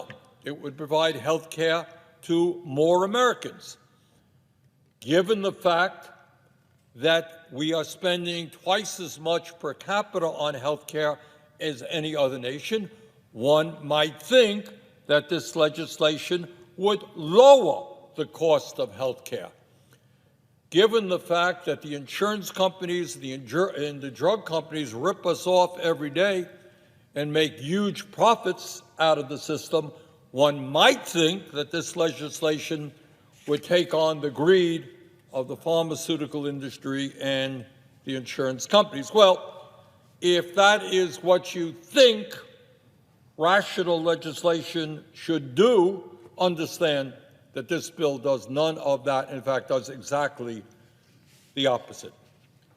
This legislation, if enacted, would make the largest cut to health care in our nation's history in order to pay for the largest tax breaks for the rich that we have ever seen. Massive cuts to health care in order to provide tax breaks for billionaires. The Congressional Budget Office has estimated that this legislation would cut Medicaid and the Affordable Care Act by over $1 trillion. Those cuts, along with ending the enhanced premium credits for the ACA, will lead to 16 million people losing their health insurance. That is not what Bernie Sanders has said. That is what the director of the Congressional Budget Office has told us. That is the nonpartisan group that works for Congress. Mr. President, this bill, further, for the first time, forces millions of Medicaid recipients who make as little as $16,000 a year to pay a $35 copayment every time they visit a doctor. So, 16 million people are thrown off of health care. Low-income working-class people now forced to pay a $35 copayment. So what is the impact of all of that? Well, it will not surprise anybody. If people don't have access to health care, if they can't get to a doctor when they are sick, people will suffer, and tens of thousands of them will die.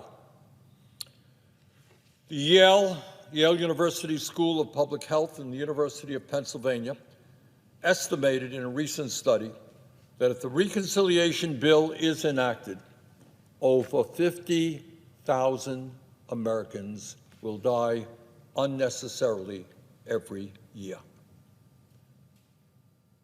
That is what we are talking about. 50,000 Americans dying unnecessarily because they're thrown off of health care. They can't afford to see a doctor each and every year. And what's the reason for that? What's the motivation for that horrific action, it is to give massive tax breaks to the very wealthiest people in this country, people who do not need them. And, Mr. President, not only would millions of Americans lose their health insurance and tens of thousands of our constituents needlessly die, if this legislation is enacted, rural hospitals all over this country, rural hospitals that are already struggling, would be forced to shut down, lay off workers, or substantially reduce the services they provide. In other words, at a time when rural America is struggling, and I come from one of the most rural states in America, that is what Vermont is, this bill would be a disaster for rural America. Further, when Trump and the Republicans in Congress make massive cuts to Medicaid, they are not just attacking individuals, they are also going after and negatively impacting community health centers, which provide primary health care to 32 million low-income and working-class Americans in every state in this country. Community health centers rely on Medicaid for 43% of their revenue, and when you cut hundreds of billions of dollars in Medicaid, you are significantly cutting back on the access that millions of Americans will have to the primary health care they desperately need. So, at a time when the health care system in America is broken, when primary health care is even in worse shape, this will make access to primary health care even more difficult. Mr. President, some 22% of our seniors in this, the richest country on earth, are trying to survive on less than $15,000 a year. And this legislation will make it harder for seniors and people with disabilities to receive the care they desperately need in nursing homes. Nursing homes in Vermont, and I expect in every state in this country, are struggling. They're understaffed. Workers there are underpaid. The quality in many cases is not as good as it should be.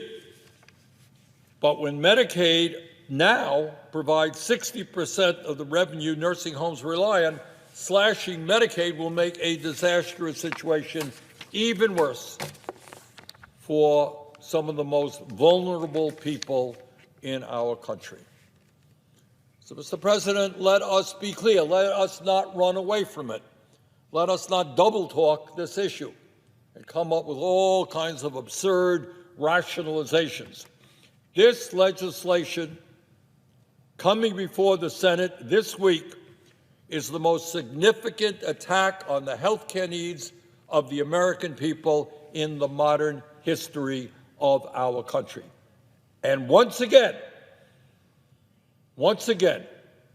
we are throwing millions of people off the health care that they depend upon to stay alive in order to give tax breaks to billionaires who have more wealth today than they will need for 100 lifetimes.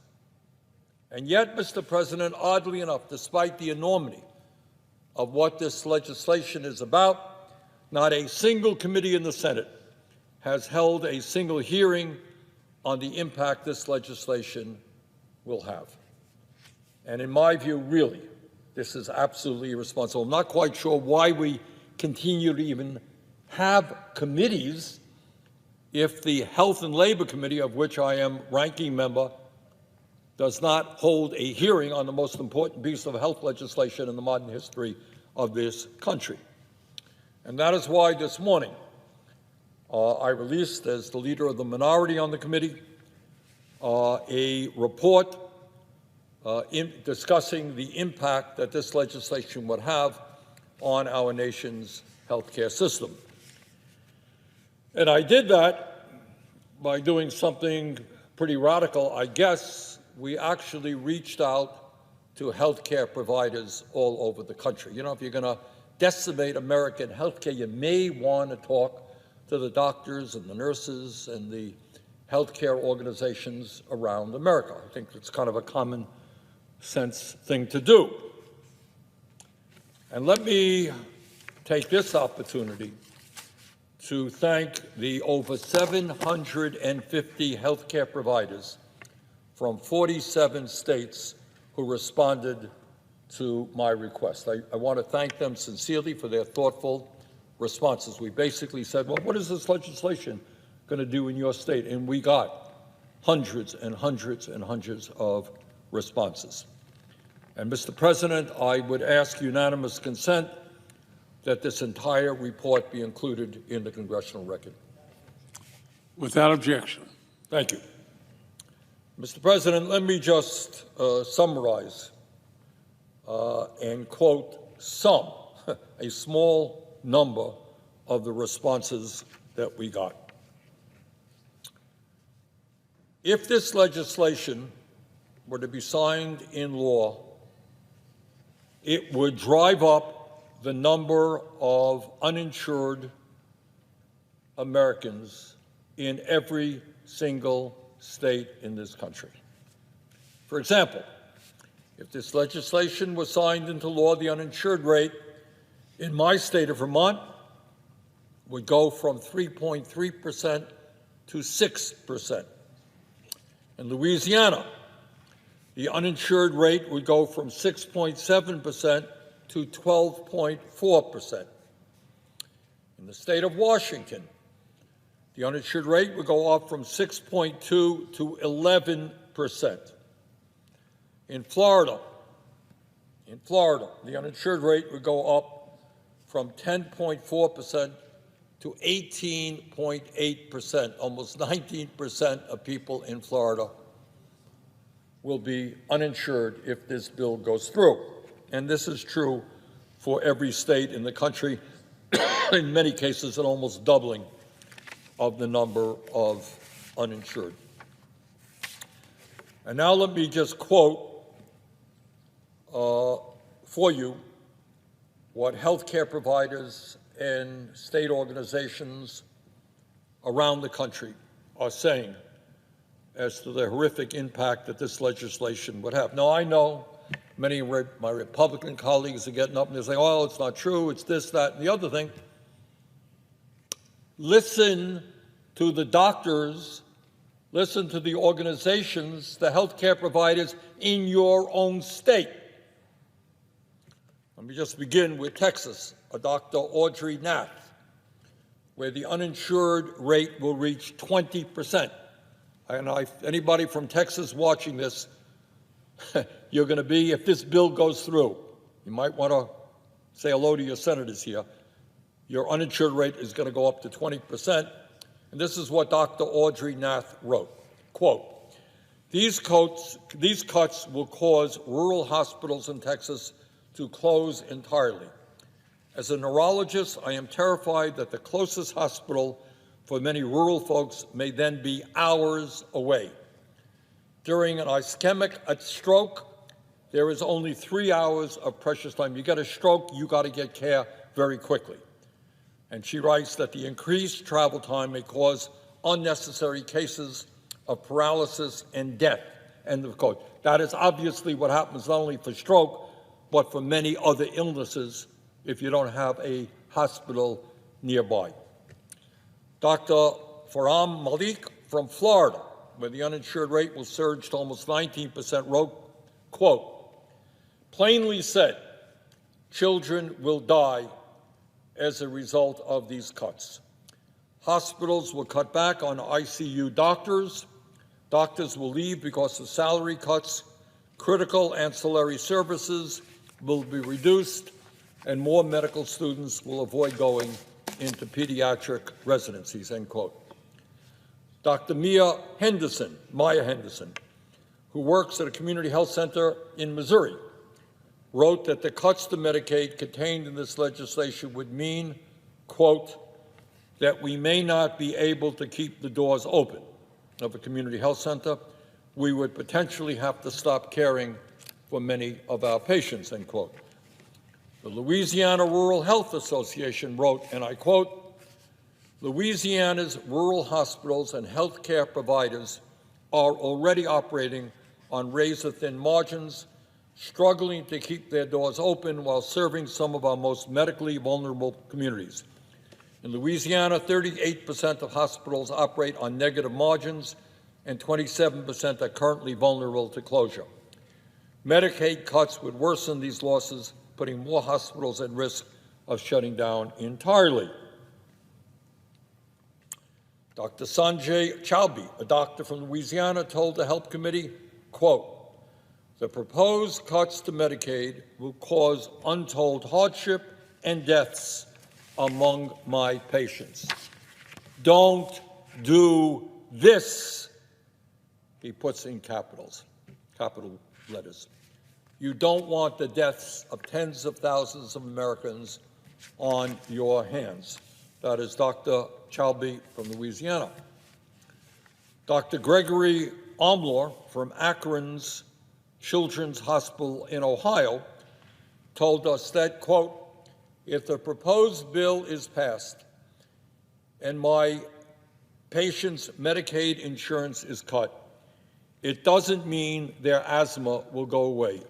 It will mean that in most cases they will not receive preventative care and some children will die of their asthma," end quote.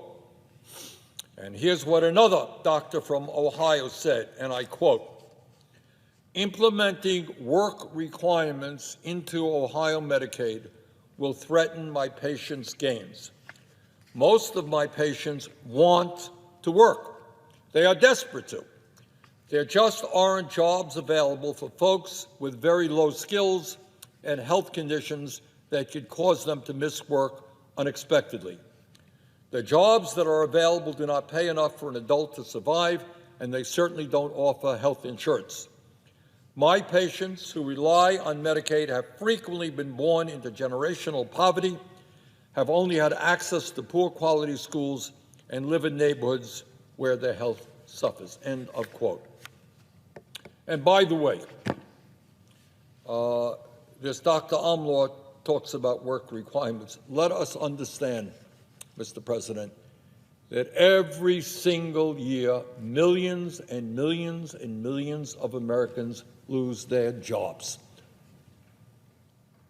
Not through any fault of their own. Their company shuts down, company goes bankrupt, whatever it may be, they lose their jobs. They don't have a job. Well, how are they going to get health care? Well, we've taken health care away from them because they're not working. The Vermont Association of Hospitals, my own state, the Association of Hospitals and Health Systems wrote that this bill, quote, "reduces coverage and access, particularly in rural areas such as Vermont, where hospitals and other healthcare providers are already financially fragile, and that it will force hospitals in Vermont to cut back on clinical staff services and care delivery." I can tell you, hospitals in Vermont are struggling.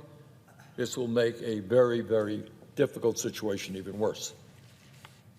Now, Mr. President, I got a radical idea, probably one that I would say 70 or 80% of the American people agree with.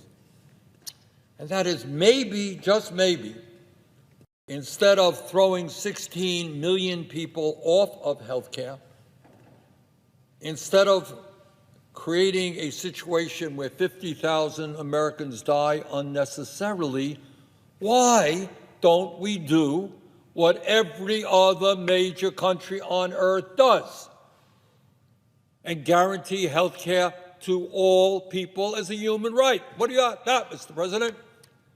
Instead of throwing 16 million people off so we have almost 100 million uninsured, hey, why don't we do what Canada does, what the UK does, what Spain does, what Finland does, what Holland does, what every other major country on earth does?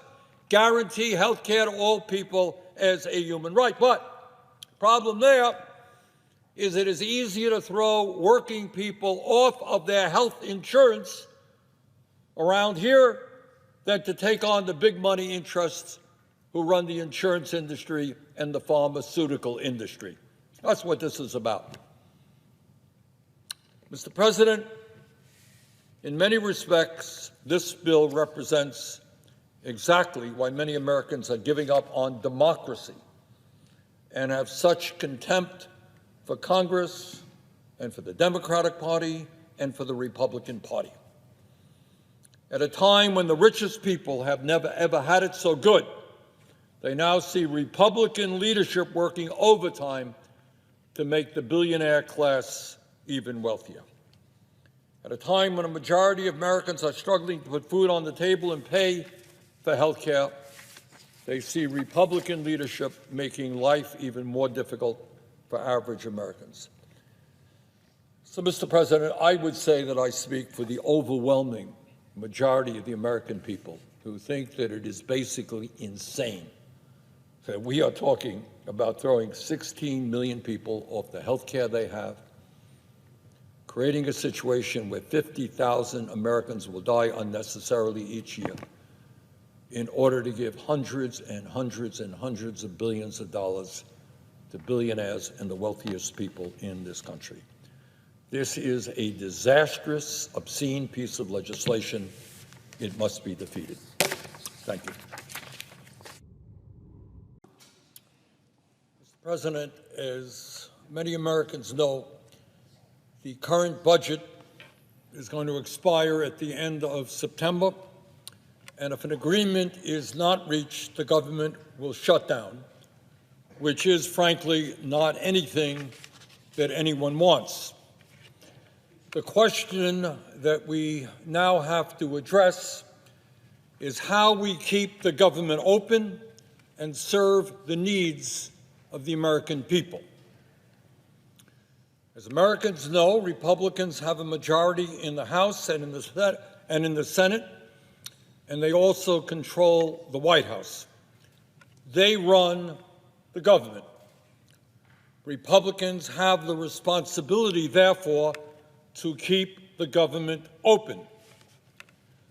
My understanding is that there will be a vote tomorrow on a continuing resolution to fund the government until November 20th.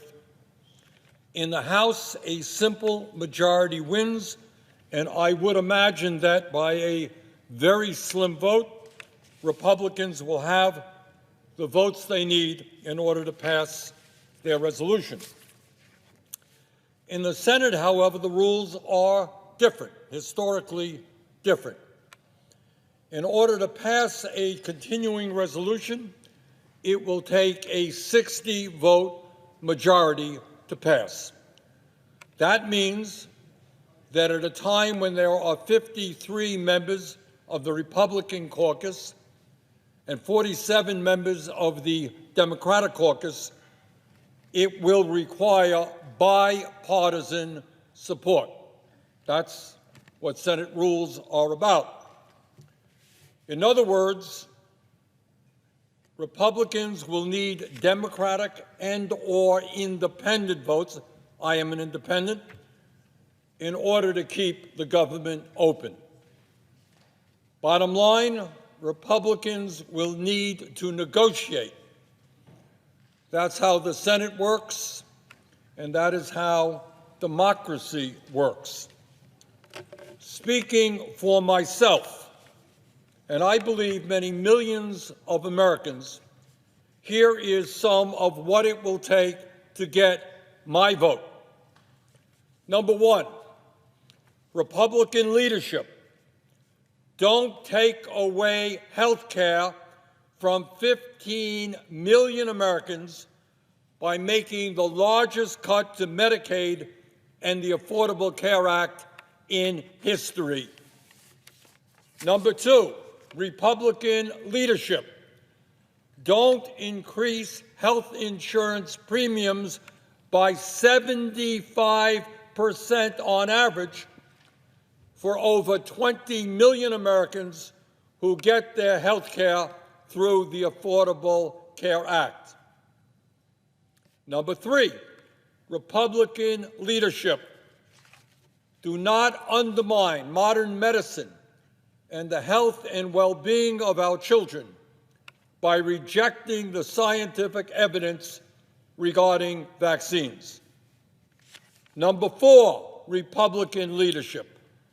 Do not allow our great country to be moved toward authoritarianism by putting federal troops on city streets without a request from a governor or a mayor, do not have ICE agents snatch people off our streets without due process, do not undermine the Constitution of the United States and the rule of law by allowing an administration to refuse to spend money appropriated by the Congress.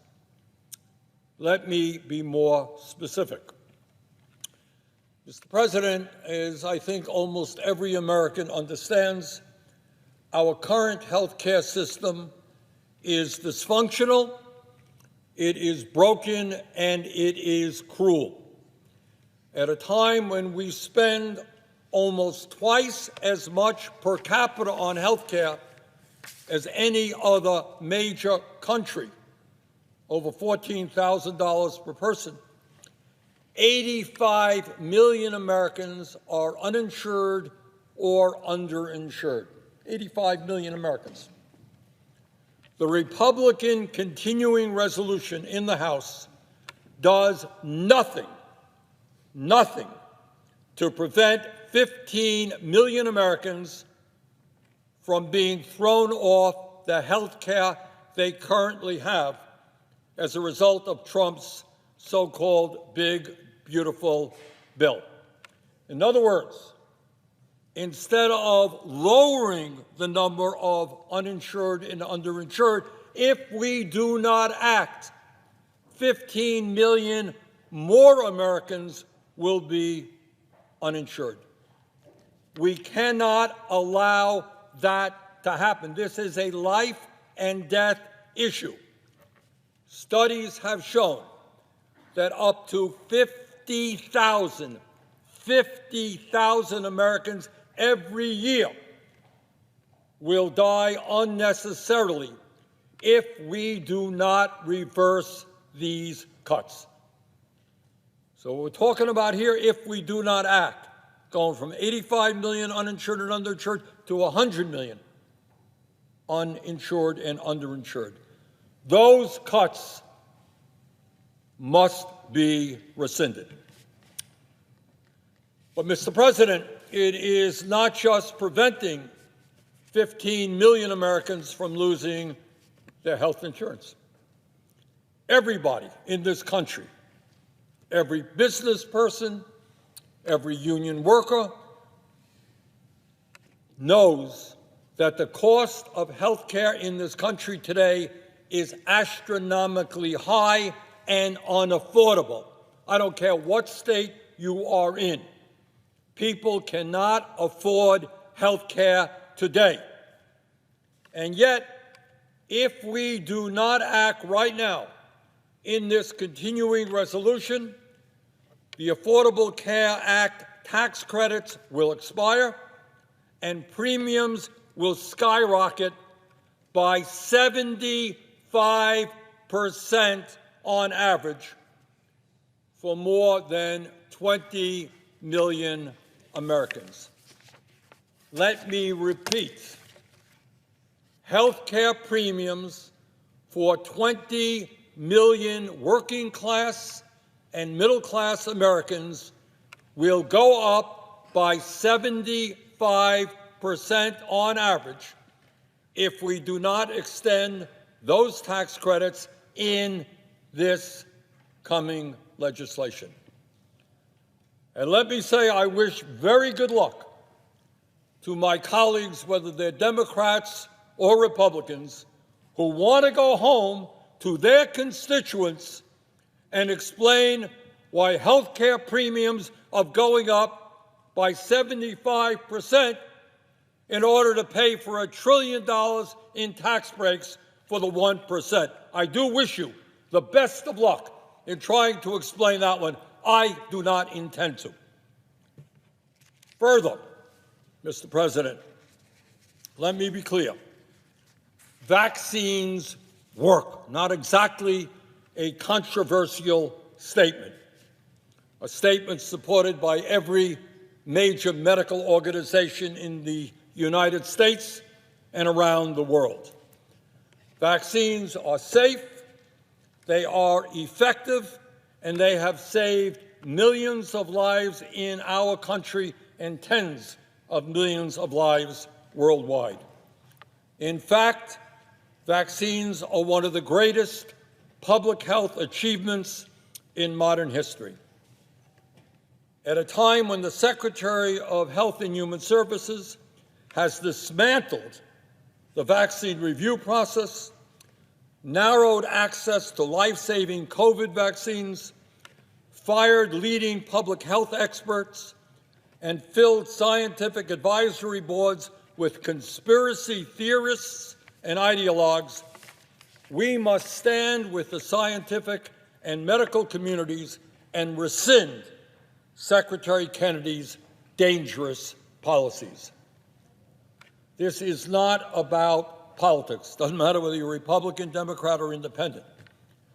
We are talking about protecting our children from polio, measles, whooping cough, and other preventable diseases. Mr. President, the American people, slowly but surely, are catching on. No matter what their political view may be, Democrat, Republican, Independent, they understand that our current economic system is rigged.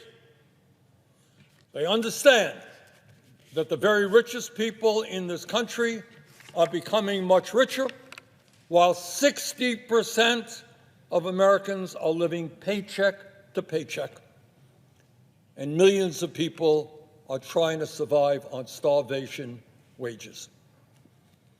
The American people understand that while billionaires are getting huge tax breaks, they are finding it harder and harder to afford health care, to pay the rent or their mortgages, to afford child care, to be able to send their kids to college, to pay for the prescription drugs their doctors prescribe, or to buy decent quality food for their kids.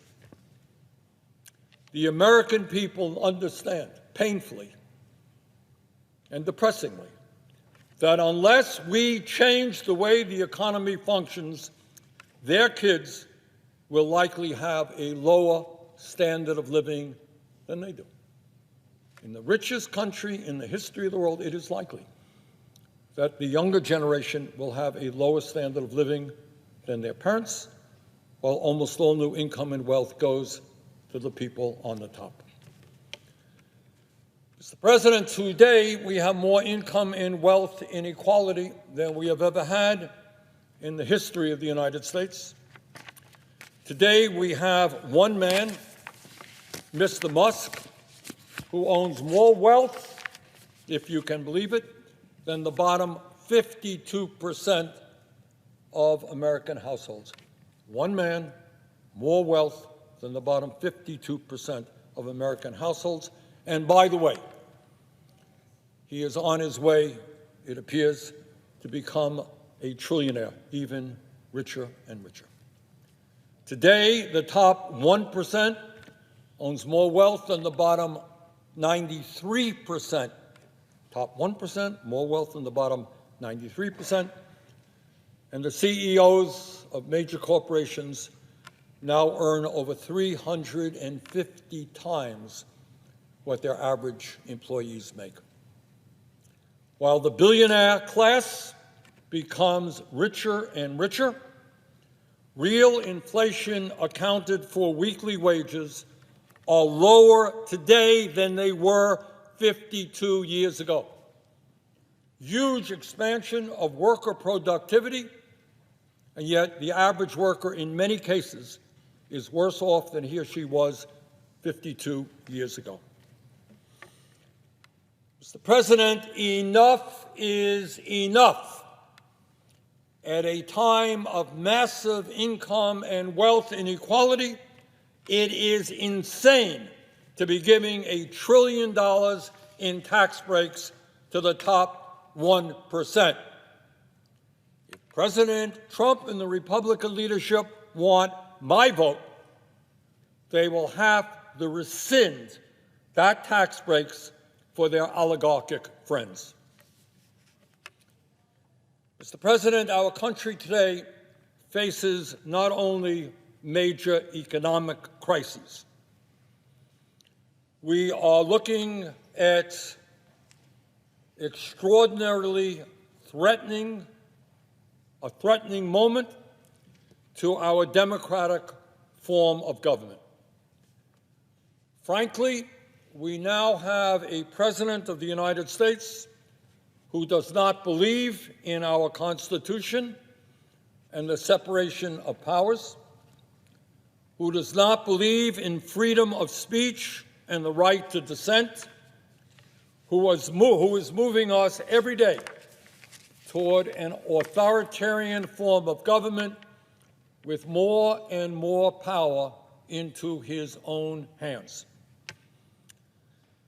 Mr. President, too many Americans from my state of Vermont and every other state in this country have put their lives on the line and sometimes died in order to defend democracy and our way of life. The right of people to live without fear. The right of people to express their point of view, no matter what it may be. You disagree with me? That's great. That's called American democracy.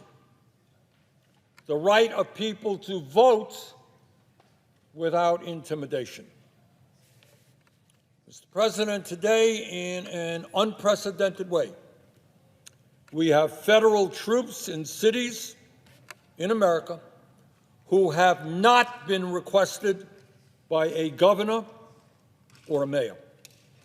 Today in America, we have people who are being snatched off the streets, taken right off the streets, or out of their workplaces by masked federal agents, thrown into vans and dispatched to detention centers without due process. Does anybody think that that is what America is supposed to be about? Somebody walking down the street, getting picked up by masked men, thrown into a van, and taken God knows where. Today we have a president sending some of these people to South Sudan, to Uganda, to El Salvador, we don't know where. People have no relationship to the country they're being sent to. Imagine me plucked off the street, sent to South Sudan, country in the middle of a civil war, virtually no government. Mr. President, that is not acceptable. That is not what our great country is supposed to be about. These undemocratic, unconstitutional policies must be rescinded. The movement toward authoritarianism in this country must be ended. Mr. President, in this very difficult moment in American history, let us stand with the American people and listen to their needs. Let us not throw 15 million working-class people off of the health care that they have so that 50,000 people a year die unnecessarily. We cannot allow that to happen. Let us not raise health care premiums by 75% for 20 million Americans. People can't afford health care today. What happens when your premiums go up by 75%? Let us not endanger the children of this country by undermining modern medicine and making it more difficult for people to get the vaccines they require. And Mr. President, at a time of massive income and wealth inequality, let us not give $1 trillion in tax breaks to the top 1%.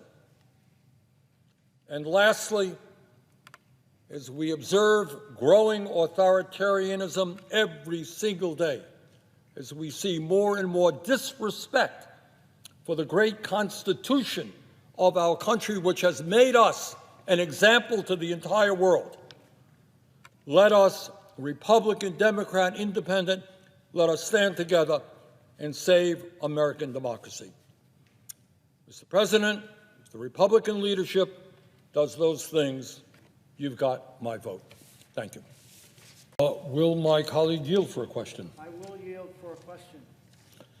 Well, let me thank Senator Merkley for today pointing a finger at one of the great crises our country, one of the greatest crises our country has faced, I think, since the Civil War. And that is that every day we have a president who is moving this country into an authoritarian form of society. You know, as a nation, what we have always expected in our democracy is that if you disagree with me, we debate the issue. You don't think I'm a good senator? Run against me. You think I'm wrong on an issue? Write a letter to the editor. Do a podcast. Be critical of me in any way you want. But what very few people in America believe is that we should give more and more power to a megalomaniac who sits in the White House, who disrespects every day the Constitution of the United States and the rule of law. And what saddens me very much is when we think back on the history of this country, going back to the extraordinarily brave men and women who put their lives on the line and sometimes died during the Revolutionary War. Tens of thousands of Americans took on the greatest military power on earth, led by the King of England, in order to say, we are tired of your rule. We want to rule ourselves. And then in 1789, these brilliant people came up with a Constitution, and the essence of that Constitution, having learned their lesson from the King of England, who had absolute power, is what they said: we are going to create a Constitution that will never give absolute power to any one person or one entity. So they created an executive branch, the president, legislative branch, Congress, House, and the Senate, and a judiciary whose function is to provide checks and balances on each other. Rather extraordinary document, 1789. And since then, we have had so many millions of men and women putting their lives on the line and sometimes dying in order to defend that Constitution, to understand that what freedom is about is the right to disagree, that we do not have to live under the control of one person.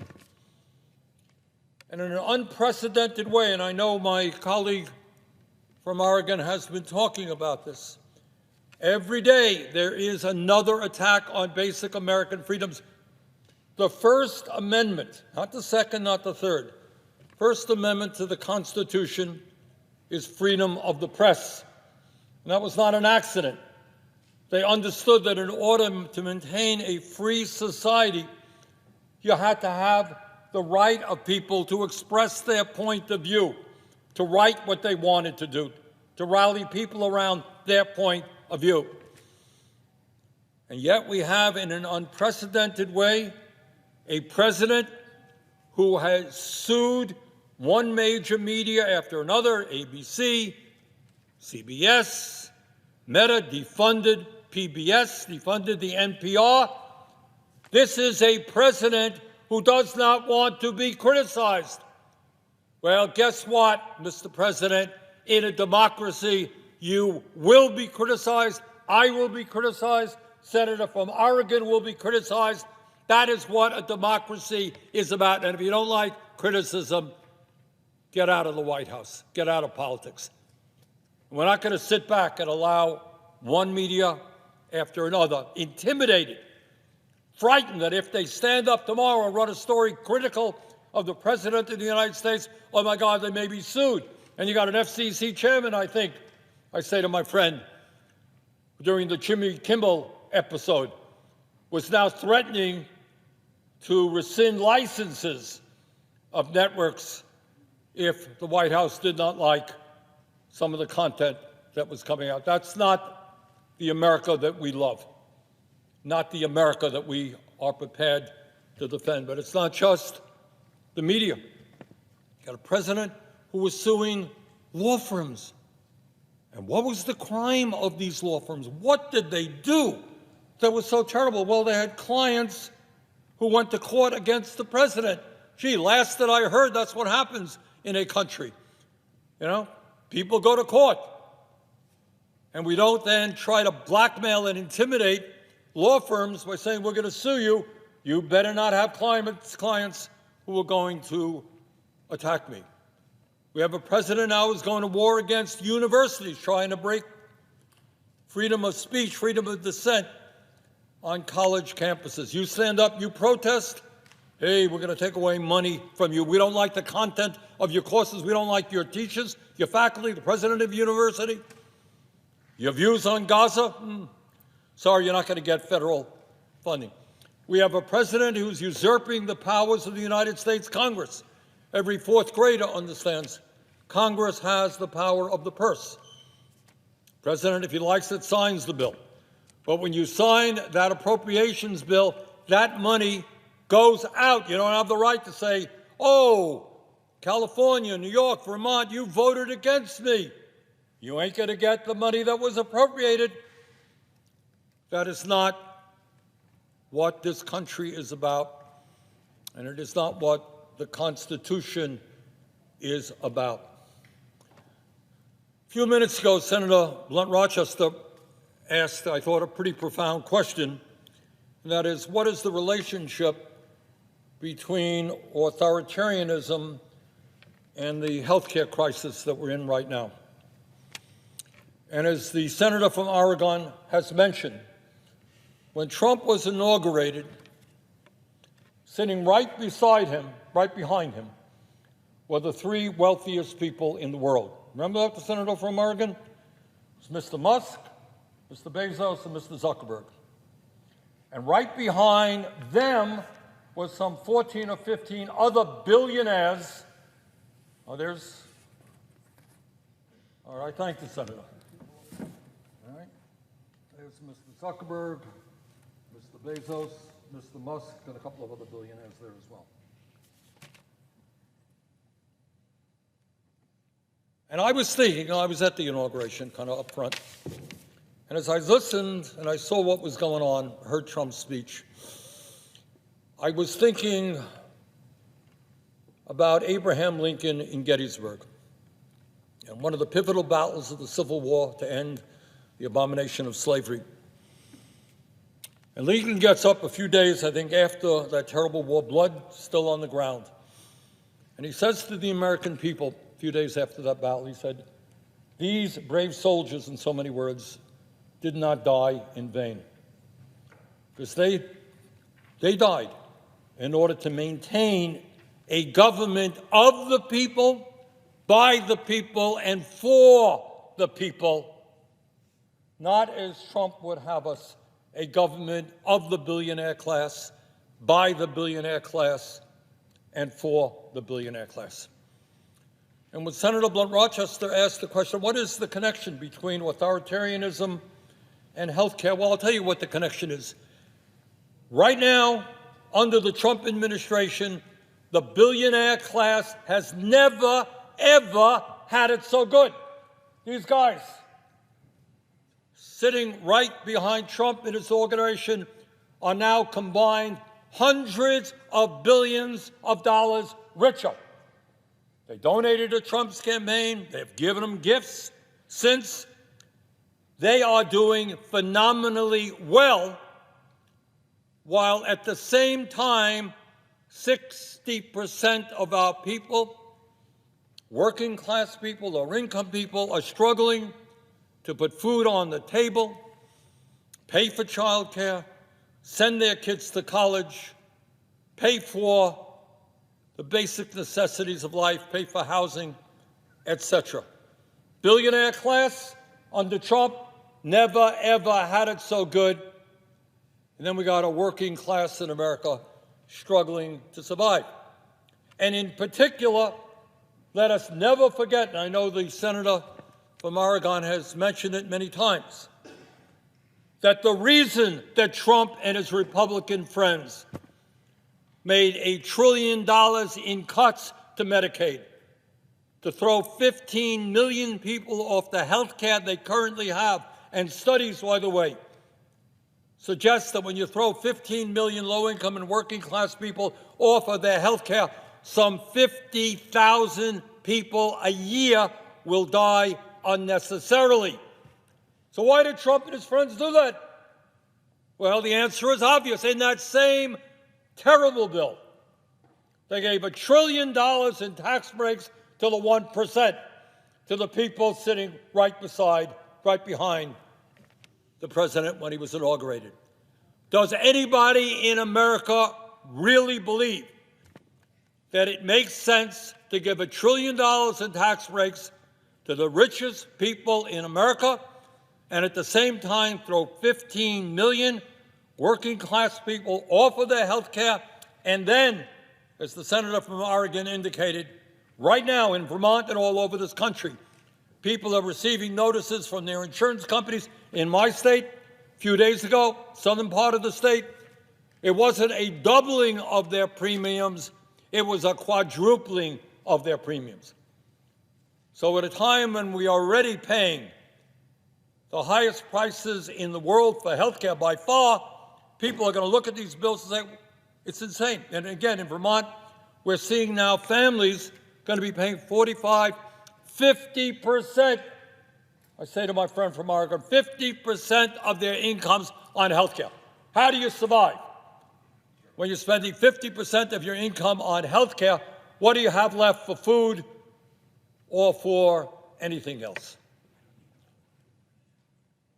What the connection is between authoritarianism and oligarchy is that these billionaires not only don't want to pay their fair share of taxes, they want tax breaks. Not only do they want to, with impunity, be able to break unions and throw workers out on the street, but they want, in many ways, what existed in the 1700s, what our forefathers fought against. They want the divine right to rule. All right? King of England thought that they had a God-given divine right to rule. These guys think that as multi-billionaires, they have the right to do anything. No accountability. They're bringing forth hundreds of billions of dollars right now investing in AI and robotics, which will, if we don't deal with it, have a devastating impact on the working class of this country. Yeah, you're going to have more factories in America, but you know what? Ain't going to be human beings working in those factories. Elon Musk, I don't agree with Musk on anything. But just the other day, I think Musk made it clear. He said, hey, AI and robotics is going to do away with jobs. Not going to be any jobs. You don't need any jobs in America. Well, that's great if you're worth a couple of $100 billion, but you don't have a job and you're a working class person. How do you feed your family? How do you afford health care? Think anybody in the White House is staying up nights worrying about you when you lose your job? I don't think so. So we are in an unprecedented and difficult moment in American history. And I want to thank the 7 million people just this Saturday all over this country who came out and said loudly and clearly, no more kings. And we're going to keep that movement going. And I don't care if you are a conservative, a progressive, a socialist, a Democrat, whatever you may be. We understand that what makes our country great is, in fact, freedom, the right to dissent, the right to argue. And I don't care what your politics are, that's what we've got to maintain. And I want to conclude simply by expressing very great deal of disappointment at my Republican colleagues, with few exceptions. The vast majority of Republicans in the Senate and the House are not authoritarians. They believe in the Constitution. They believe in the rule of law. But they, at this moment at least, with very few exceptions, simply do not have the courage to stand up to this authoritarian president. How many times has the senator from Oregon and me heard that our Republican friends believe in small government, in federalism, in the right of the local government? They don't want that big, bad federal government overruling the needs of cities and towns and states. And now you got a president of the United States sending federal troops into Portland, Oregon, and Chicago, Illinois, usurping the rights of Congress, threatening to impeach judges who rule against them.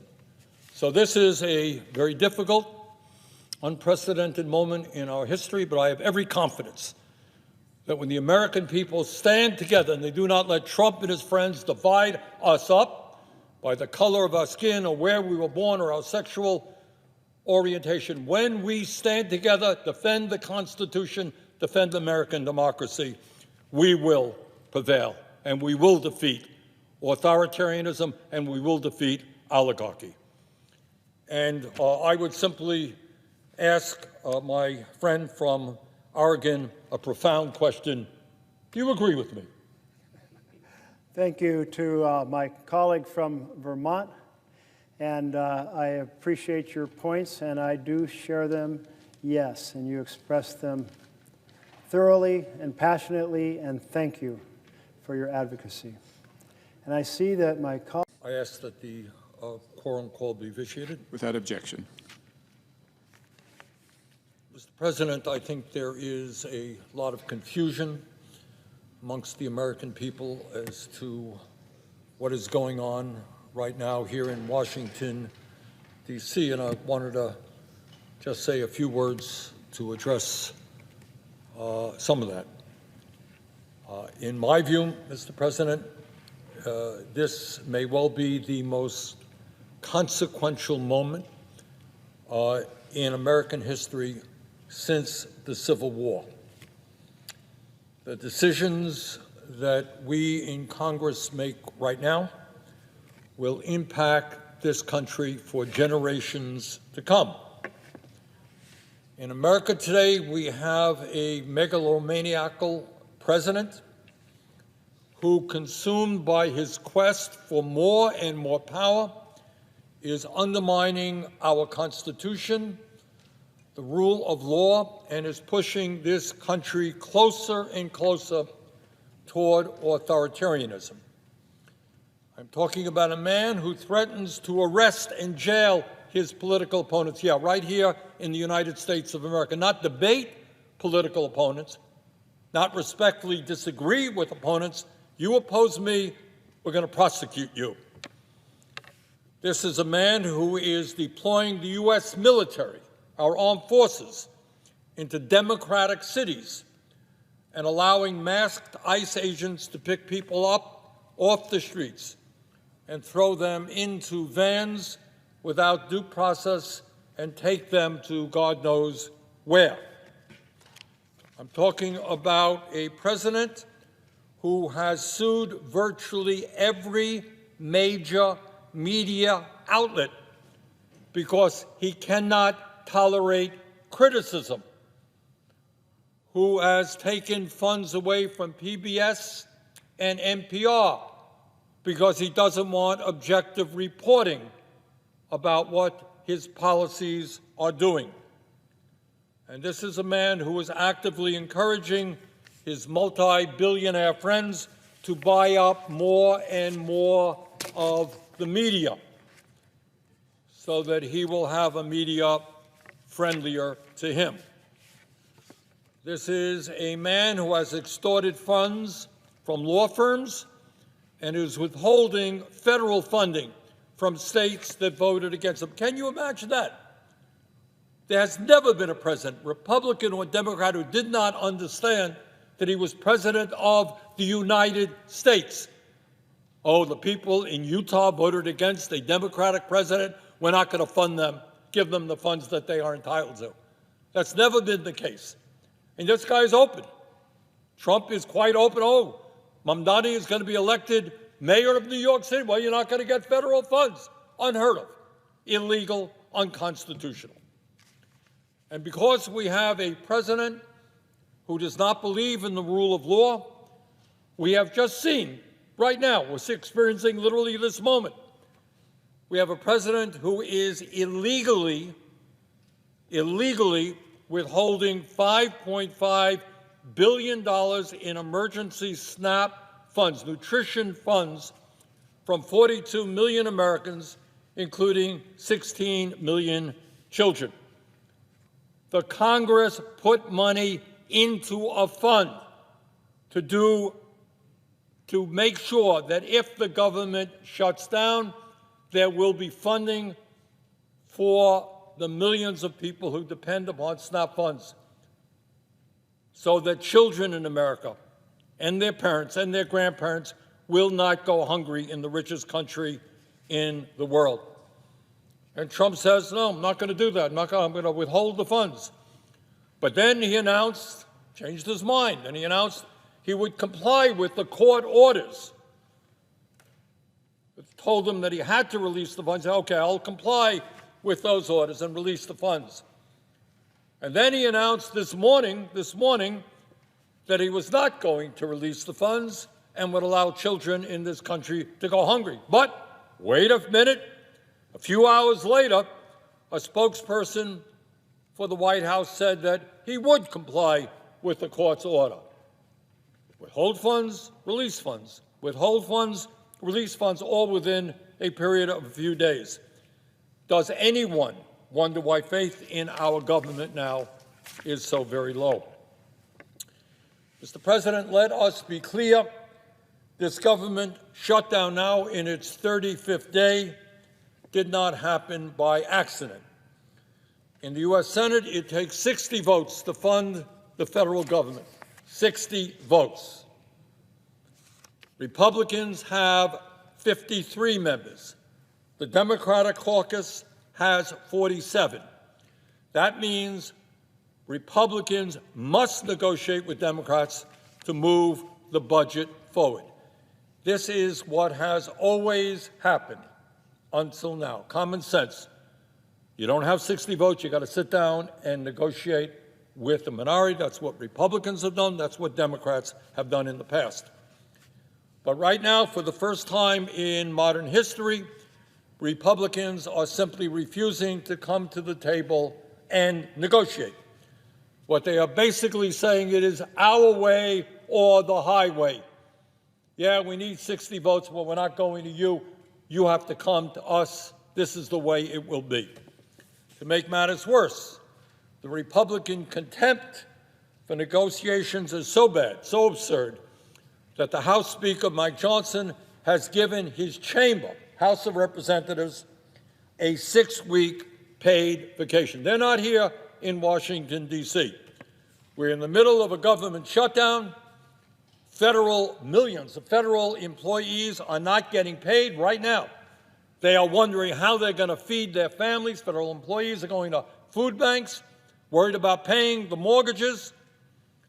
Right now, millions of Americans are receiving notices from insurance companies, and their insurance premiums are rising precipitously, double, in some cases tripling. And as I mentioned, people are worried about whether or not they're going to get their food stamps and other nutrition programs. That's what's going on. But the House of Representatives is not in town. They're on a paid vacation. How absurd, how insulting is that? So the bottom line, though, Mr. President, is really, what is this whole conflict about? Democrats are accusing Republicans, Republicans accusing Democrats, media does its thing.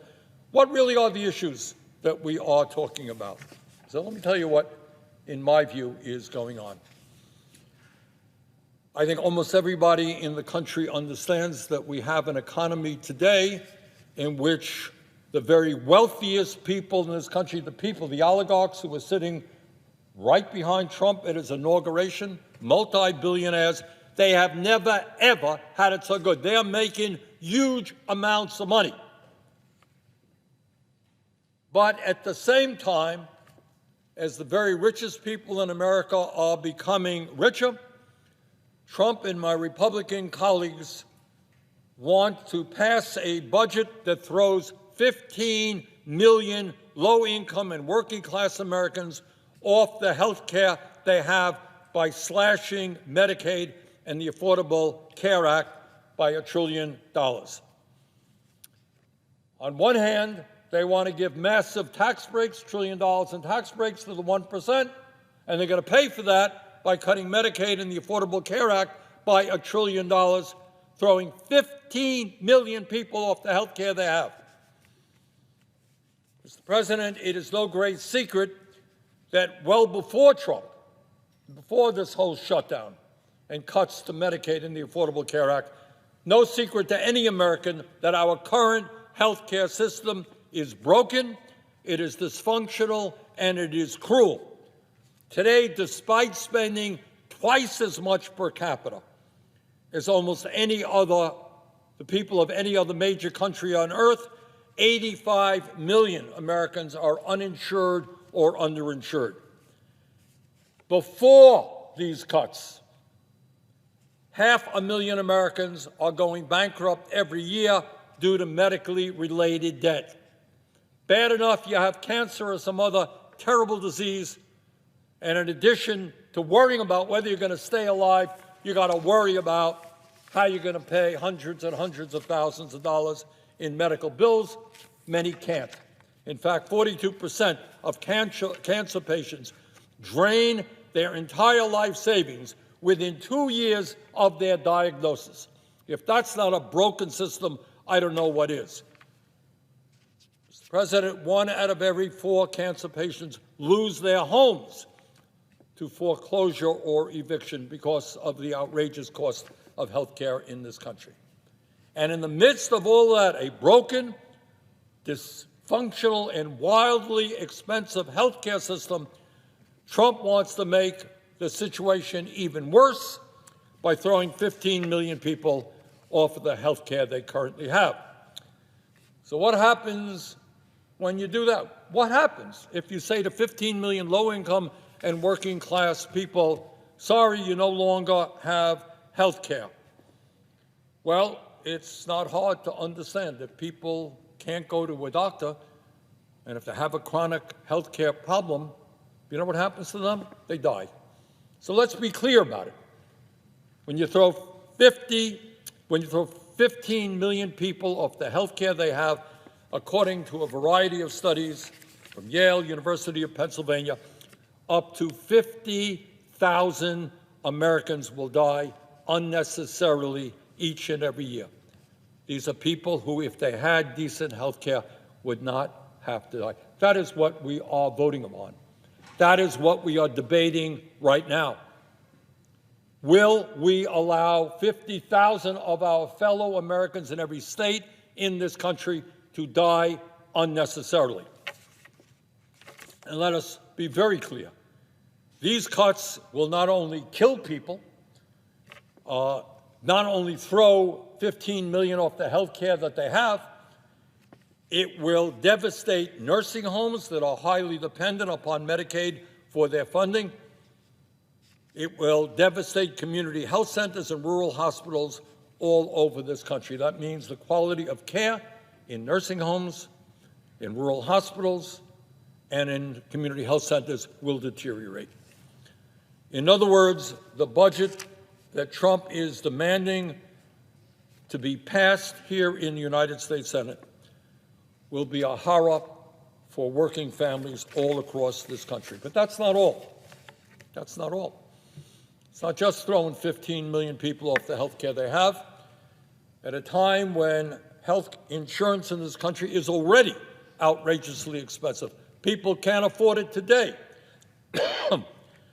Trump's proposal, his big, beautiful bill, and what he wants Democrats to do is to vote for a budget that doubles health care premiums. In my state of Vermont, it's not just doubling, some cases tripling, even quadrupling.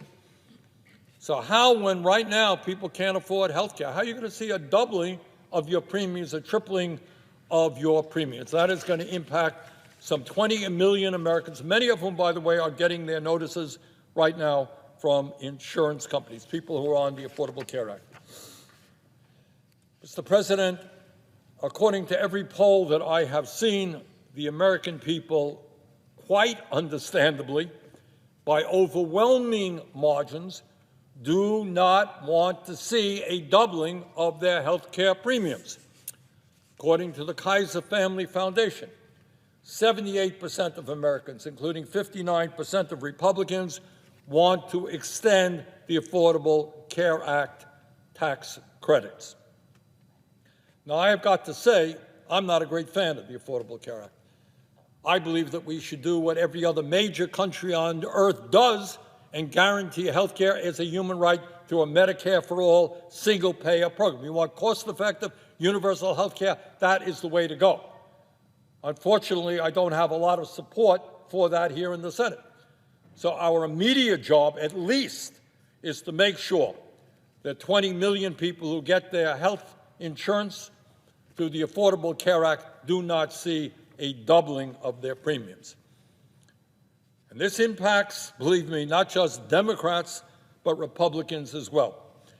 Tony Fabrizio, President Trump's own pollster, has said, and I quote, this is Donald Trump's own pollster, quote, by broad bipartisan margins, voters want to see the Affordable Care Act tax credits extended rather than expire at the end of the year, whether in the context of premiums doubling or 5 million families losing their health insurance.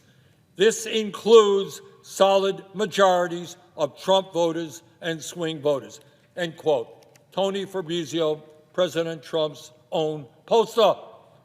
So it's not just Democrats, it's not just independents, it's not just the far left, it is Trump supporters. Further, at a time of massive income and wealth inequality, the American people do not want to see the billionaire class receive $1 trillion in new tax breaks for the 1%. So let me be clear. I know this is a radical thought, but the truth is Elon Musk, the richest man alive, worth some $500 billion, man who owns more wealth than the bottom 52% of American households, you know what? I don't think he needs a tax break. Now, around here, that's a radical statement. Nor does Mr. Bezos, nor does Mr. Zuckerberg, nor does Mr. Ellison, nor do anyone in the top 1% who today are doing phenomenally well. It is time that we started worrying about the working families of this country, people who cannot afford health care, who can't afford to pay rent or mortgage, cost of housing outrageously high, who can't afford child care, can't afford to send their kids to college, who can't afford to buy decent quality food at the grocery store. Those are the people that we should be worrying about, not tax breaks for Mr. Musk and the other billionaires in this country. So, Mr. President, let me be very clear in telling you what I will not be doing. I will not vote for a budget that throws 15 million Americans off the health care that they have. I will not be voting for a budget that doubles premiums for 20 million Americans. I will not be voting for a budget that decimates rural hospitals, nursing homes, and community health centers. I will not be voting for a budget that causes over 50,000 Americans to die unnecessarily every year. I will not be voting for a budget that provides $1 trillion in tax breaks to the top 1%. And I hope very much that we can win some Republican support in opposition to these disastrous proposals. But at the very least, I would hope that the vast majority of my colleagues in the Democratic caucus will not vote for these proposals. In my view, Democrats in the Senate must stand with the working families of our country and in opposition to Trump's effort to virtually destroy the American healthcare system today. The American healthcare system was broken before Trump, but when you throw 15 million people off of healthcare, you decimate rural healthcare, you raise premiums for 20 million people in the Affordable Care Act, you are bringing the healthcare system to the verge of collapse. Mr. President, poll after poll shows that the American people know what in fact is going on. They understand who is responsible for the shutdown. They want strong opposition to Trump's unprecedented and dangerous agenda, not just Democrats, not just independents, but Republicans as well. And despite the Democratic Party's all-time low approval rating, independents and even a number of Republicans are now standing with the Democrats in their fight to protect health care for working families. If Democrats surrender now, at a time when Trump already has no regard for our democratic system of checks and balances, he will simply be emboldened to go forward and decimate programs, not just in health care, but programs that protect the elderly, protect the children, protect the sick, and protect the poor, while giving more tax breaks and other benefits to the people on top.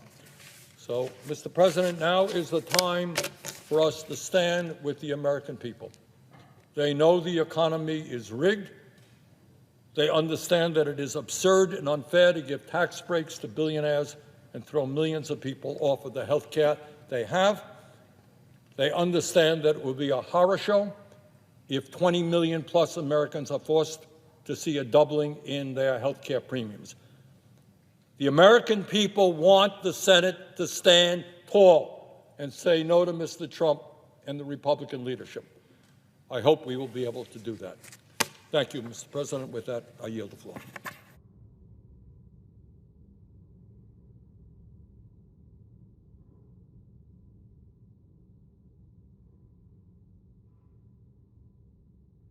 Mr. President, I wanted to touch on a few topics relating to the shutdown, which is now in its 39th day and doing very serious harm for federal workers here in Washington and Vermont and all over this country. And it's a shutdown that should be ended as soon as possible. The reason for the shutdown really is not complicated. Here in the Senate, we have a 60-vote threshold in order to pass a budget that keeps the government open. You need 60 votes. And that's been the case for a very, very long time. And what has always happened, is that if the majority party, in this case the Republican Party, does not have the 60 votes, which is usually the case, they have to sit down and negotiate with the minority party, which is the Democratic caucus, which has 45 Democrats and 2 independents, one of which is me. That's what you got to do. You have to negotiate to get the 60 votes. But for the first time, I don't know, in history, the Republicans are saying, we don't want to negotiate. It is our way or the highway. You take it or leave it. And given what the enormous consequences of what is at stake, appropriately, the Democrats are saying, no, you have to sit down and negotiate. And Republicans are refusing to do that. That is the reason why we are in a shutdown. And to add insult to injury, and to tell you how strong the contempt is that the Republican leadership has for the negotiating process, over in the House now, Speaker Johnson has given his members, the House of Representatives, a 6-week paid vacation. They've not been in Washington for 6 weeks. Hundreds and hundreds of thousands of federal employees don't have a paycheck. We're worried about what happens to air traffic. We're seeing flights cut back. Right now, because of Trump not willing to fund SNAP, we're worried that 16 million children in America may go hungry, and the Republicans in the House of Representatives are on a paid vacation. So that is why we are in a shutdown right now. Now, what will the negotiations, when the Republicans finally hear from the American people that it is appropriate for them to do what has always been the case, come and negotiate, what will the negotiations be about? They will be about the health care crisis that this country faces. They will be about the reality that as a result of Trump's big, beautiful bill, 15 million Americans are going to lose the health care that they have because of massive cuts in Medicaid. And, Mr. President, what studies from Yale and the University of Pennsylvania have suggested is that if you throw 15 million people off the Medicaid that they depend upon, some 50,000 of them will die unnecessarily every year. And that is rather unbelievable that in the richest country in the history of the world, we would allow 50,000 low-income and working-class Americans to die unnecessarily. People who have chronic illness, people who are struggling with cancer, with diabetes, with heart disease, with some of the terrible illnesses that are out there. They're now getting treatment. Well, when you lose your health care, you can't get treatment. And when you can't get treatment, you die. And we've got to put that on the table. That is what needs to be negotiated. I say to my Republican friends, do you really want to see 50,000 low-income and working-class Americans die unnecessarily? I don't think you do. Let's negotiate. Let's figure a way out of this thing. But it is not just that 15 million Americans will lose their health insurance. What we are looking at now for over 20 million people in the Affordable Care Act is on average, a doubling of health insurance premiums at a time when health care costs throughout the country are already outrageously high. Mr. President, I come obviously from the state of Vermont, and my neighborhood is northern New England. So I want to talk a little bit about what would happen to northern New England, to Maine, New Hampshire, and Vermont if we did not address this looming crisis.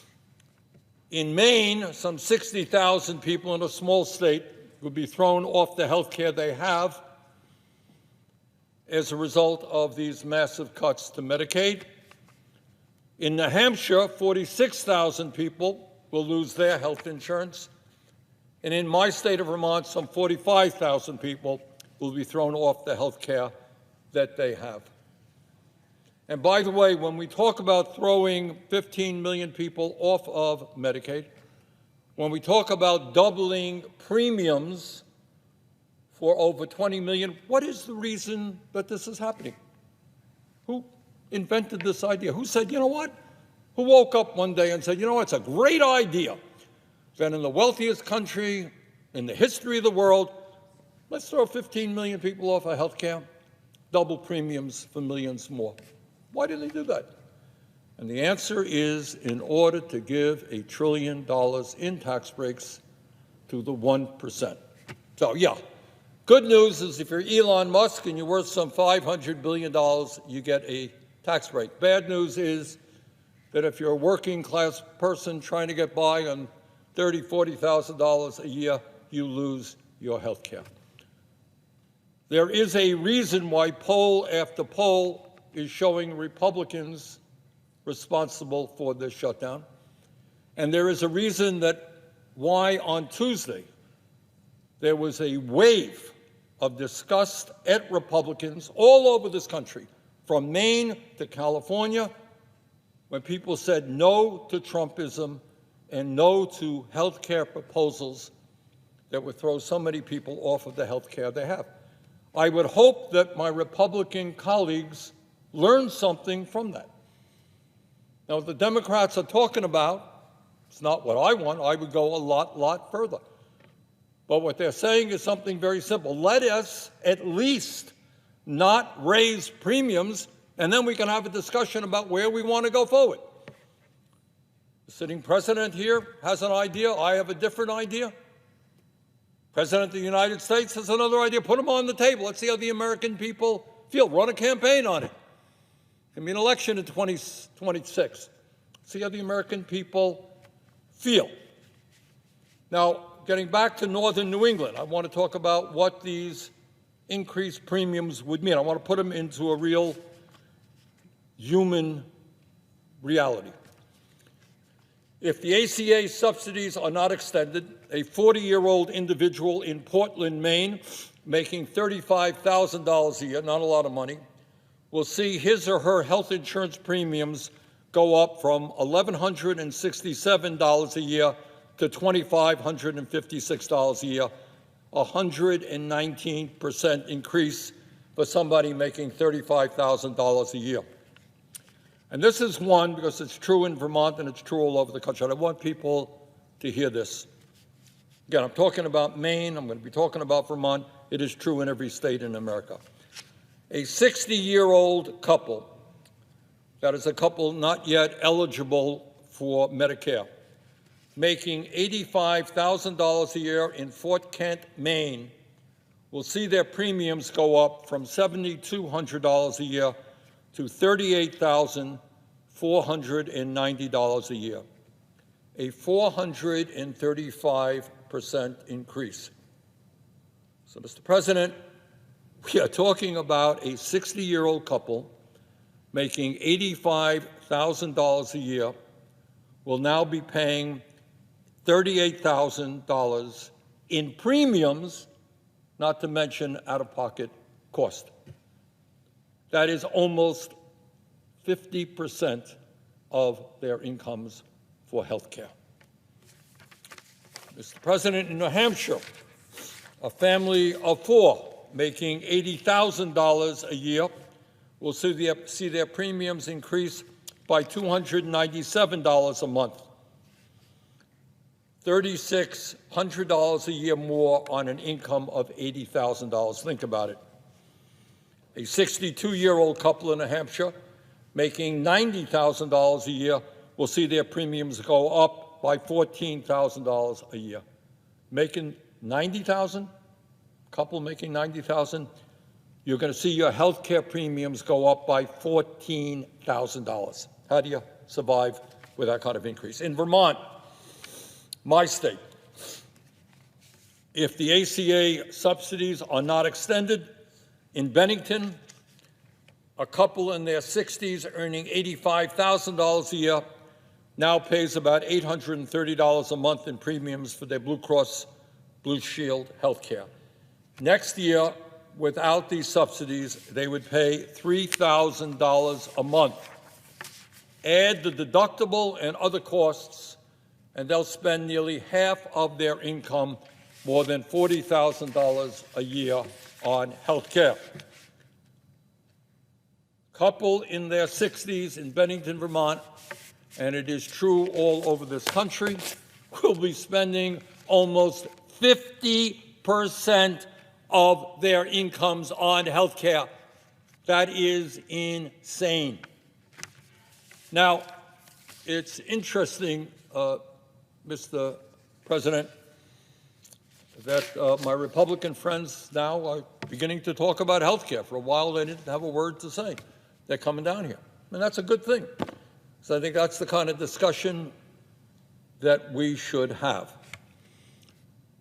But one thing we should know is what we are talking about here is deadly serious. And I know that some of my colleagues, have talked about bringing forward a proposal that would ask the majority leader here in the Senate to bring forth a Democratic proposal to deal with this crisis.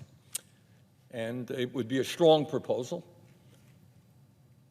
But unfortunately, that would be a very wasteful and fraudulent gesture. It would mean nothing.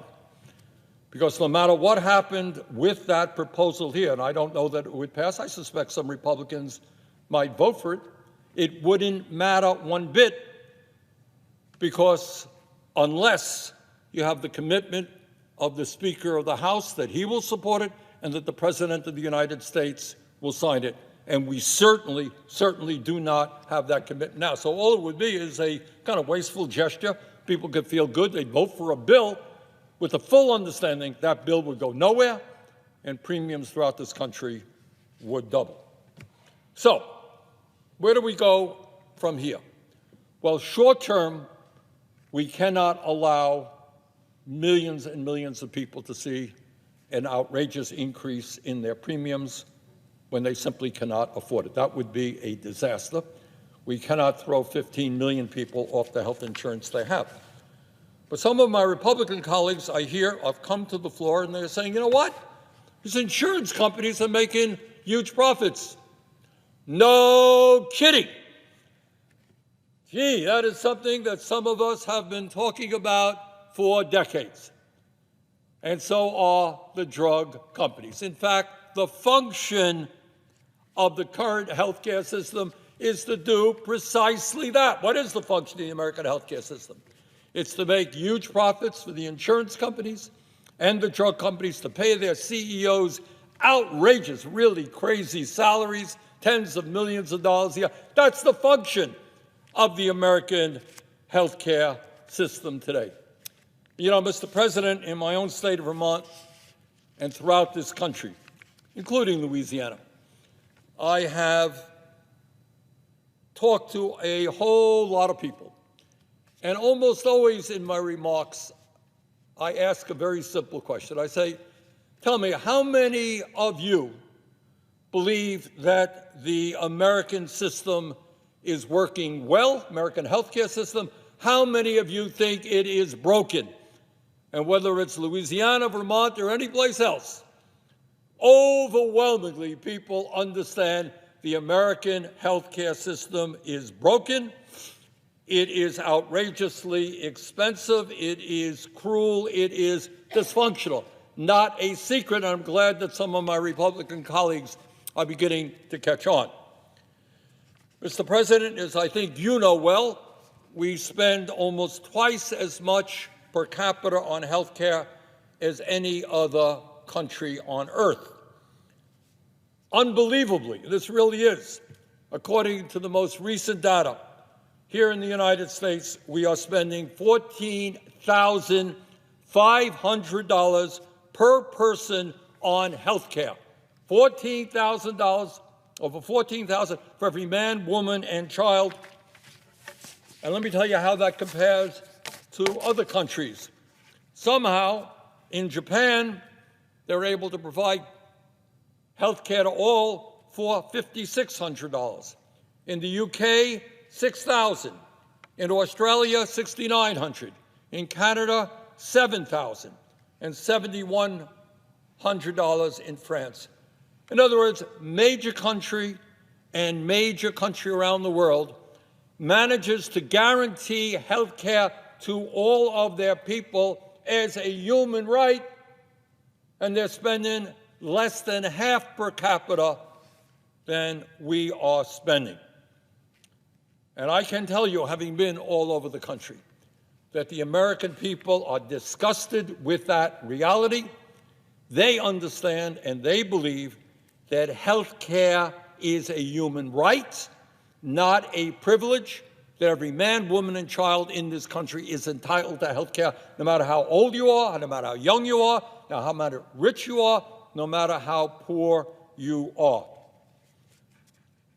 While private insurance companies and big drug companies continue to make outrageous profits, over 85 million Americans are either uninsured or underinsured today before the disastrous attack on health care that Trump is proposing. The result, some 68,000 Americans die each year because they cannot afford to go to a doctor, and more than 500,000 Americans go bankrupt due to medically related debt. How absurd, how horrific is that? In America, under this current absurd healthcare system, 42% of cancer patients deplete their entire life savings within the first 2 years of their diagnosis, while 1 out of every 4 of them declared bankruptcy or lost their homes to foreclosure or eviction in 2022. Think about it. It is bad enough to get cancer. It is beyond horrific to understand that your family is going to be financially ruined as a result. Under the absurd American healthcare system, our life expectancy, how long we live, is shorter than every other major country, despite the fact that we spend twice as much per capita. We live 4 years shorter lives on average than people in other wealthy countries, while the typical working class person in America lives 7 years, a 7-year shorter life than the wealthy. We also have the dubious distinction of having by far the highest infant mortality rate of any other wealthy country on earth. And as bad as our overall health care system is, our primary care system is even worse. Today, tens of millions of people live in communities where they cannot find a doctor, a dentist, or a psychologist, even when they have decent insurance, and others have to wait months in order to be seen. So unbelievably, again, we're spending twice what other countries are spending. We don't even have enough doctors. We don't have enough dentists. We don't have enough nurses, mental health practitioners, pharmacists, or home health care workers. And 1 out of 4 Americans cannot afford to purchase the medicine their doctors need. So it is no wonder that the American people understand that the current system is broken. So where do we go from here? It's one thing to talk about a system that is broken. It's another thing to have a solution. And I have a solution. Not a radical idea. In fact, in many ways, it just emulates what goes on in every other major country on earth. It is to say that health care is a human right, that we need universal health care, and that we must pass a Medicare for all single-payer program. So what is that legislation? What would it look like? What that legislation would do is provide comprehensive health care coverage to all with 0 out-of-pocket expenses. And unlike the current system, it would provide full freedom of choice regarding health care providers. No more insurance premiums, no more deductibles, no more co-payments, no more filling out endless forms and fighting with insurance companies to get the coverage that you paid for. No more networks to be treated by a doctor who is not in your network, who can charge you some astronomical cost. And it would also mean, when we talk about comprehensive, the coverage of dental care. Last I heard, dental care is health care, vision, hearing aids, prescription drugs, and home health care. And importantly, when we have a Medicare for All program, it gives Americans the freedom to switch jobs without losing their health insurance. Right now, you got millions of people who are staying at a job that they don't like because it provides decent health care to their families. That is kind of crazy unto itself. And under our legislation, health care becomes a human right guaranteed to all and not a job benefit. If there's a recession and people lose their jobs, they lose their health care because their health care is tied to their jobs. We saw that during the terrible COVID pandemic. And everybody gets access to the same quality health care.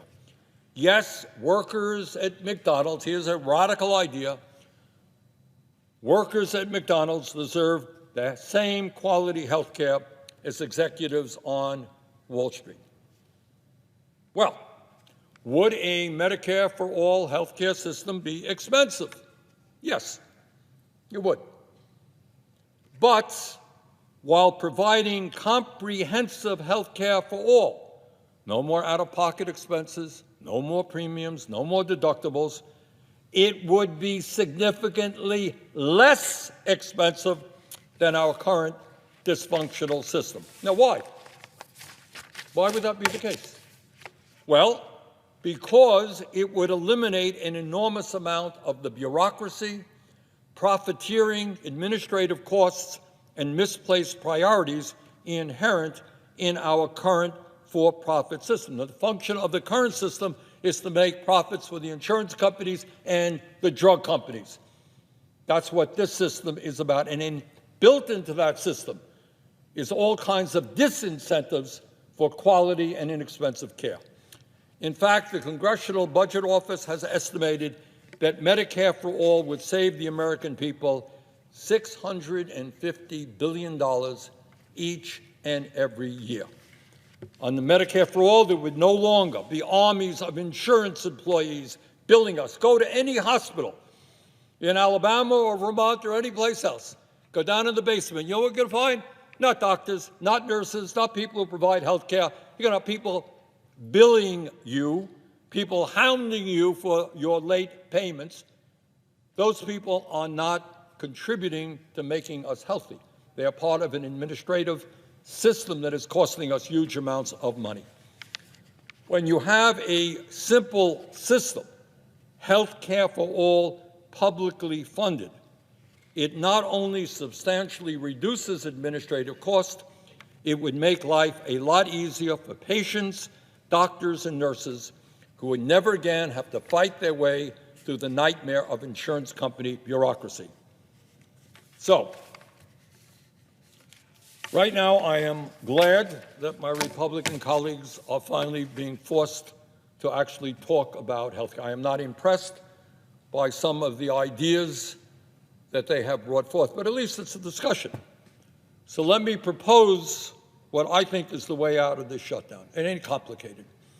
Overwhelmingly, people who consider themselves Democrats, consider themselves Republicans, consider themselves independents, do not want to see these ACA subsidies ended. Not complicated. They don't want to see a doubling in their insurance rates. And by the way, if you end these subsidies, it impacts Republican states more than Democratic states. So people don't want to see it. Is the Affordable Care Act the long-term solution to health care in America? No, it is not.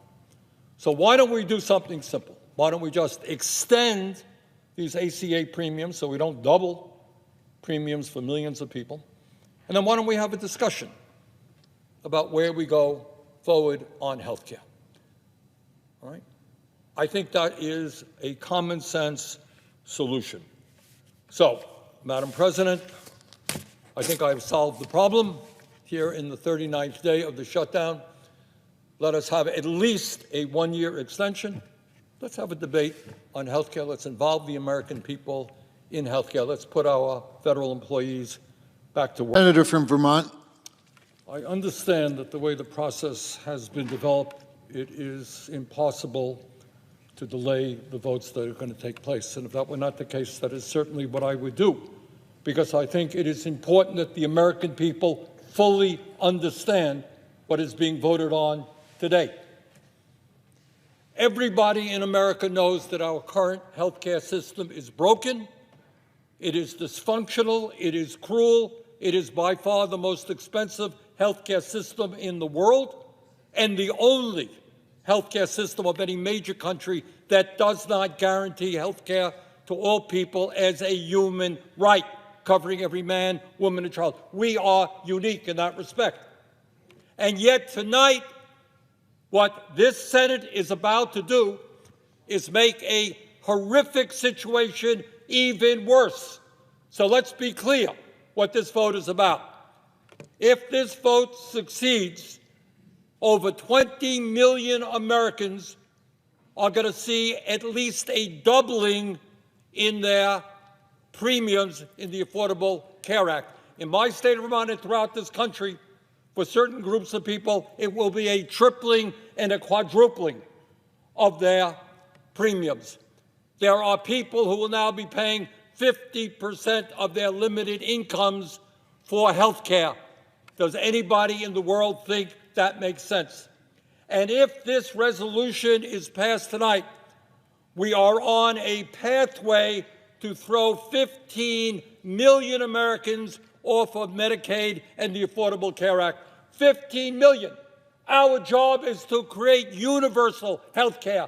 Guarantee health care to every man, woman, and child, not throw 15 million people off the health care they have, low-income and working-class people. And my friends, know what you are voting on. Studies are out there that when you throw 15 million people off of health care, some 50,000 of our fellow Americans will die unnecessarily every single year. Anyone think that's funny? Something to laugh at? Something to just go past? I don't. 50,000 Americans die unnecessarily. Now, I know as part of this resolution that the majority leader is going to say, well, Democrats can put together their own bill, and it'll come to the floor here in the Senate for a vote. As everybody here knows, that is a totally meaningless gesture. You can get 100 votes here in the Senate. Won't mean anything because the House is not going to take it up, and the President of the United States certainly will not sign it. So, Mr. President, I hope that anybody here who is thinking of voting for this reconsiders, goes back home and talks to their constituents and asks them what it will mean if their health care premiums are doubled or tripled. Thank you, Mr. President.